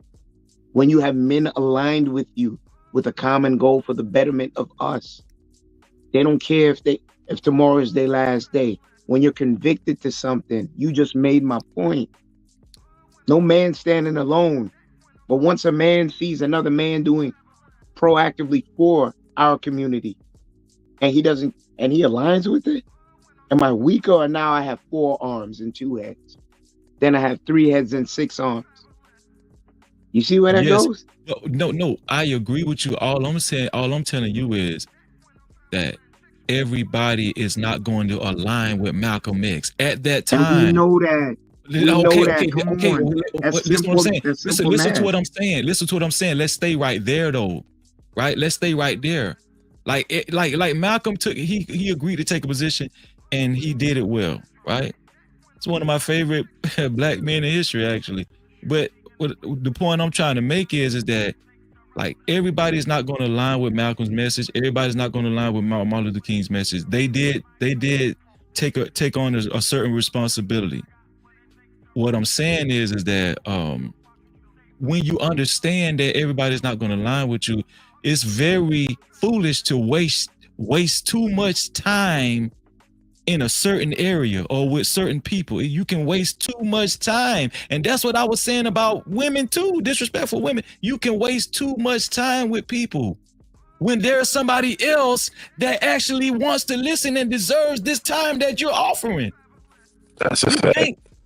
You can't fix everybody, bro. You have to use wisdom. Breezy, you still going back to save everybody. I know the volume. You still going back to a man standing on one block instead of moving his feet around the city.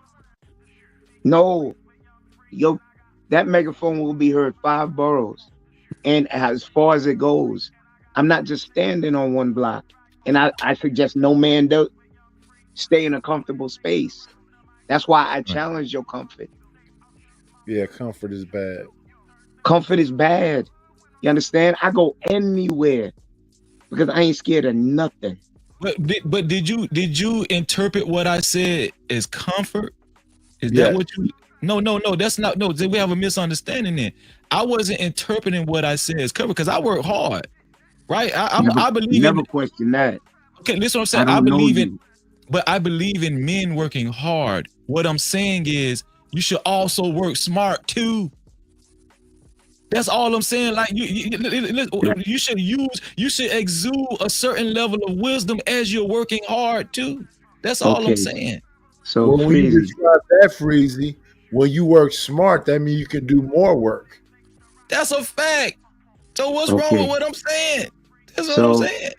So that would imply you putting on the table that I have the inability to work smart and hard. I just said that, Kenny. You ain't what I just said. So we can make the correction on that. You see me, you don't see how many is behind me. So you would want to have an inquiry before you assume that. No, I didn't say. Listen, I wasn't insulting you. I hope you didn't. No, we're having a conversation. Yeah, we're having a conversation. Yeah, more respectful than understand that. Real quick. More respectful on the other dudes that want to be super thug on his thing, that think it's sweet. So I really respect you, Freezy. Well, this is my thing. My intention is to get men to be more productive, right? Like we can spend too much time digging the same hole. That's all I'm saying. Like it's just the goal is to be as productive as possible. You know, you're a businessman, Kenny. I mean, Nightish is a business. You know, to me, it's just wisdom. And I think a lot of times men channel their energy in just foolish places. Like we think that we have these certain abilities, and you don't. You just don't, man. And but we have to look ourselves in the mirror and evaluate ourselves and understand what we can and cannot do.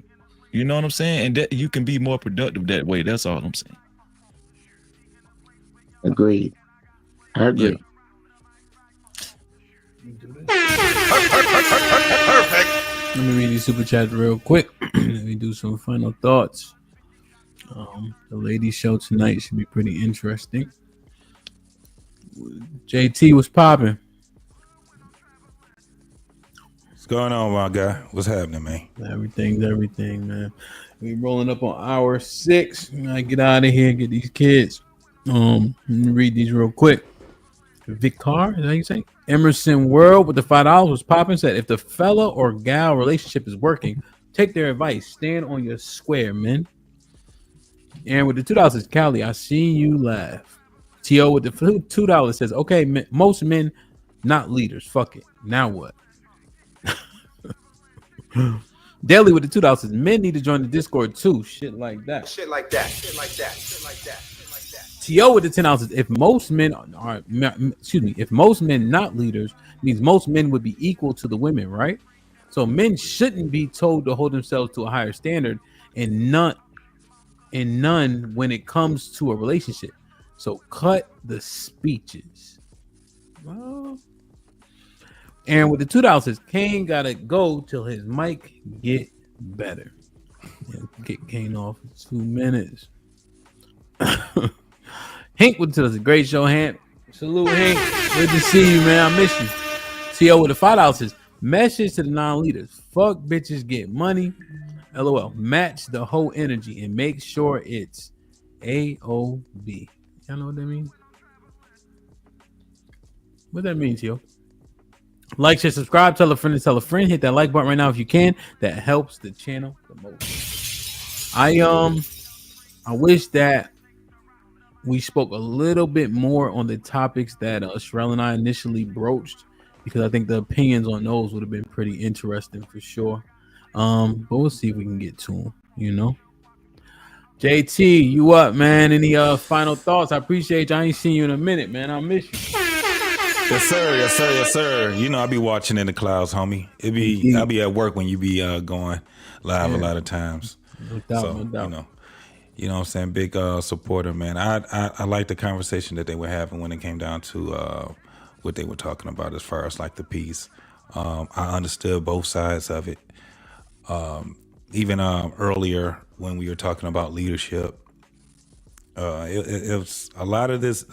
The only thing I can say is this, because I don't want to bring nothing back up, rehash nothing, is that a lot of people made some great points.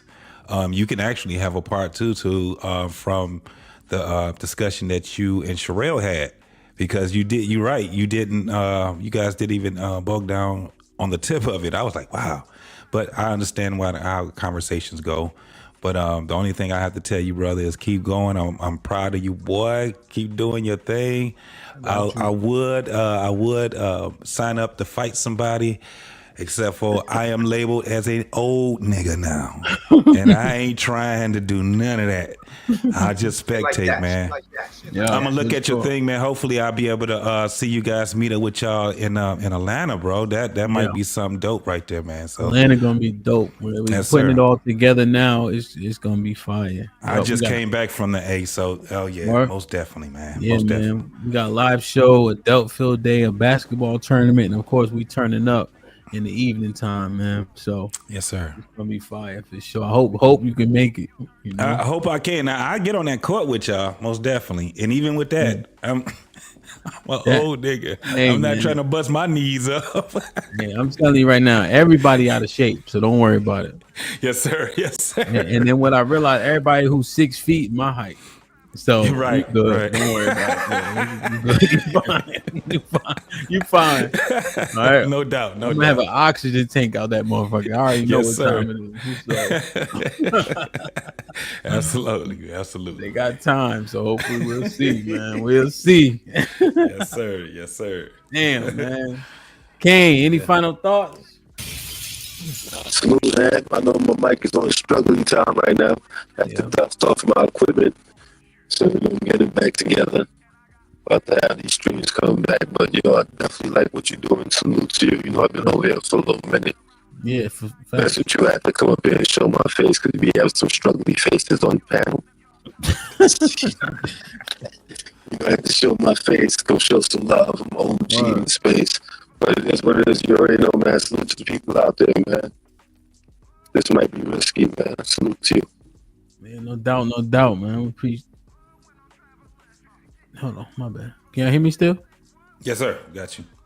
No doubt. Kane, is one thing that I've been working to change, because I realize certain words have connotations. So I try to stay away from the word space, and I like to use the word community as a more positive connotation. The community that you create, no doubt you create to that. But yeah, I appreciate you being here. You've been rocking for a minute too. I'll be around. Like I said, I'm OG in the space. Indeed. Same space again, but I'm OG in the community, so you already know what it is. No doubt. Shit like that. Freezy. General, man. Any final thoughts? Man, listen, this shit always be thorough, dog. And one thing I love about, if I could say one thing I can highlight about your platform, I love you, bro. Anyway, I love you too. I don't hear a lot of talking points on your platform. That's just such a breath of fresh air. Like, the way you conduct your panel, like it's a lot of people feel your energy and follow your lead. And I'm always tuned in, dog. I love your show, dog. I'm a fan, dog. You know, I do. I really like your show. I love it, dog. You know, so just keep doing what you're doing. Please don't give up. Don't let these fuck niggas take back over, dog. Please. Perfect. That's a word, bro. Word. Shit like that. Yeah. Shit like that. Damn, man. No, I appreciate you, Freeze. I love you, man. And we gotta keep building on the shit that really, really, really matters, you know. Yeah, definitely. Gotta do much more of that, man. Now we did it like 2 months ago. That was a great stream. So we got to do those more. Oh yeah. Man, for real. Because I found there's a lot of interest in it, honestly. You know, yeah, more than I thought. You know, so we'll keep building for sure. How you get ladies to come on your panel, man? They love you. The ladies love you, dog. They don't like Freezy, dog. That's not true. I think I need to do more soliciting and stuff, you know. Yeah. You know, they my friends, you know. They're like great supporters. And it just awesome, man. You know, like the ladies I first started with, the POV, most of them came back to the last show.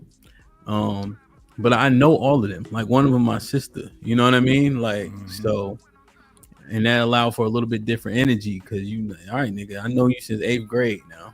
You know, so I like that shit. You know, so yeah, man. Damn. Kenny, any final thoughts? Another beautiful panel. I thank you again for letting me up here to share thoughts and introspection with some very intelligent people, and you know, I pass blessings and abundance to everybody until we speak again. More life. Real shit. Shit like that. Callie, any final thoughts? Topic was great, even though we didn't get to hash it out all the way. I will say to the men's acquiescing to everything will get you just about nothing in the long run. It's not gonna work out how you think.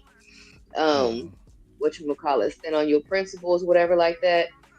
Look for the red flags and everything, because how you start off, if you go ahead and you let it slide, it's just gonna perpetuate and just get worse down the line or whatever if you're talking about into a relationship. And yes, Hemp is correct. I do not like crumbs, but that don't stop him from leaving crumbs. So obviously it ain't that deep. We still here, even though I don't like it.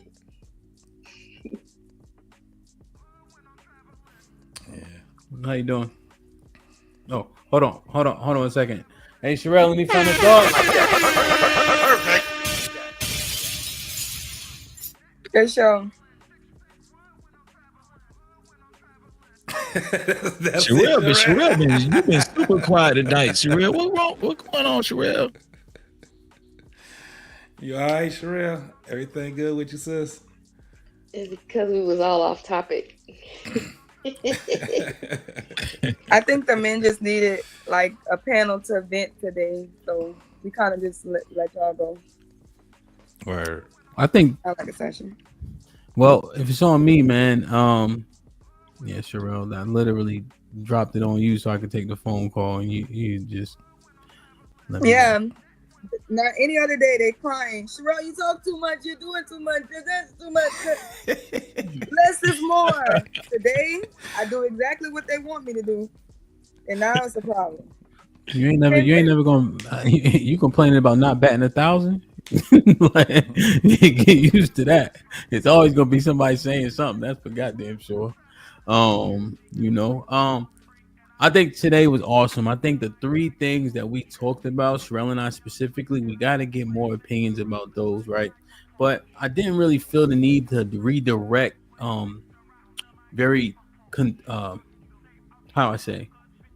decisively, because I also like the trajectory of the conversation, right?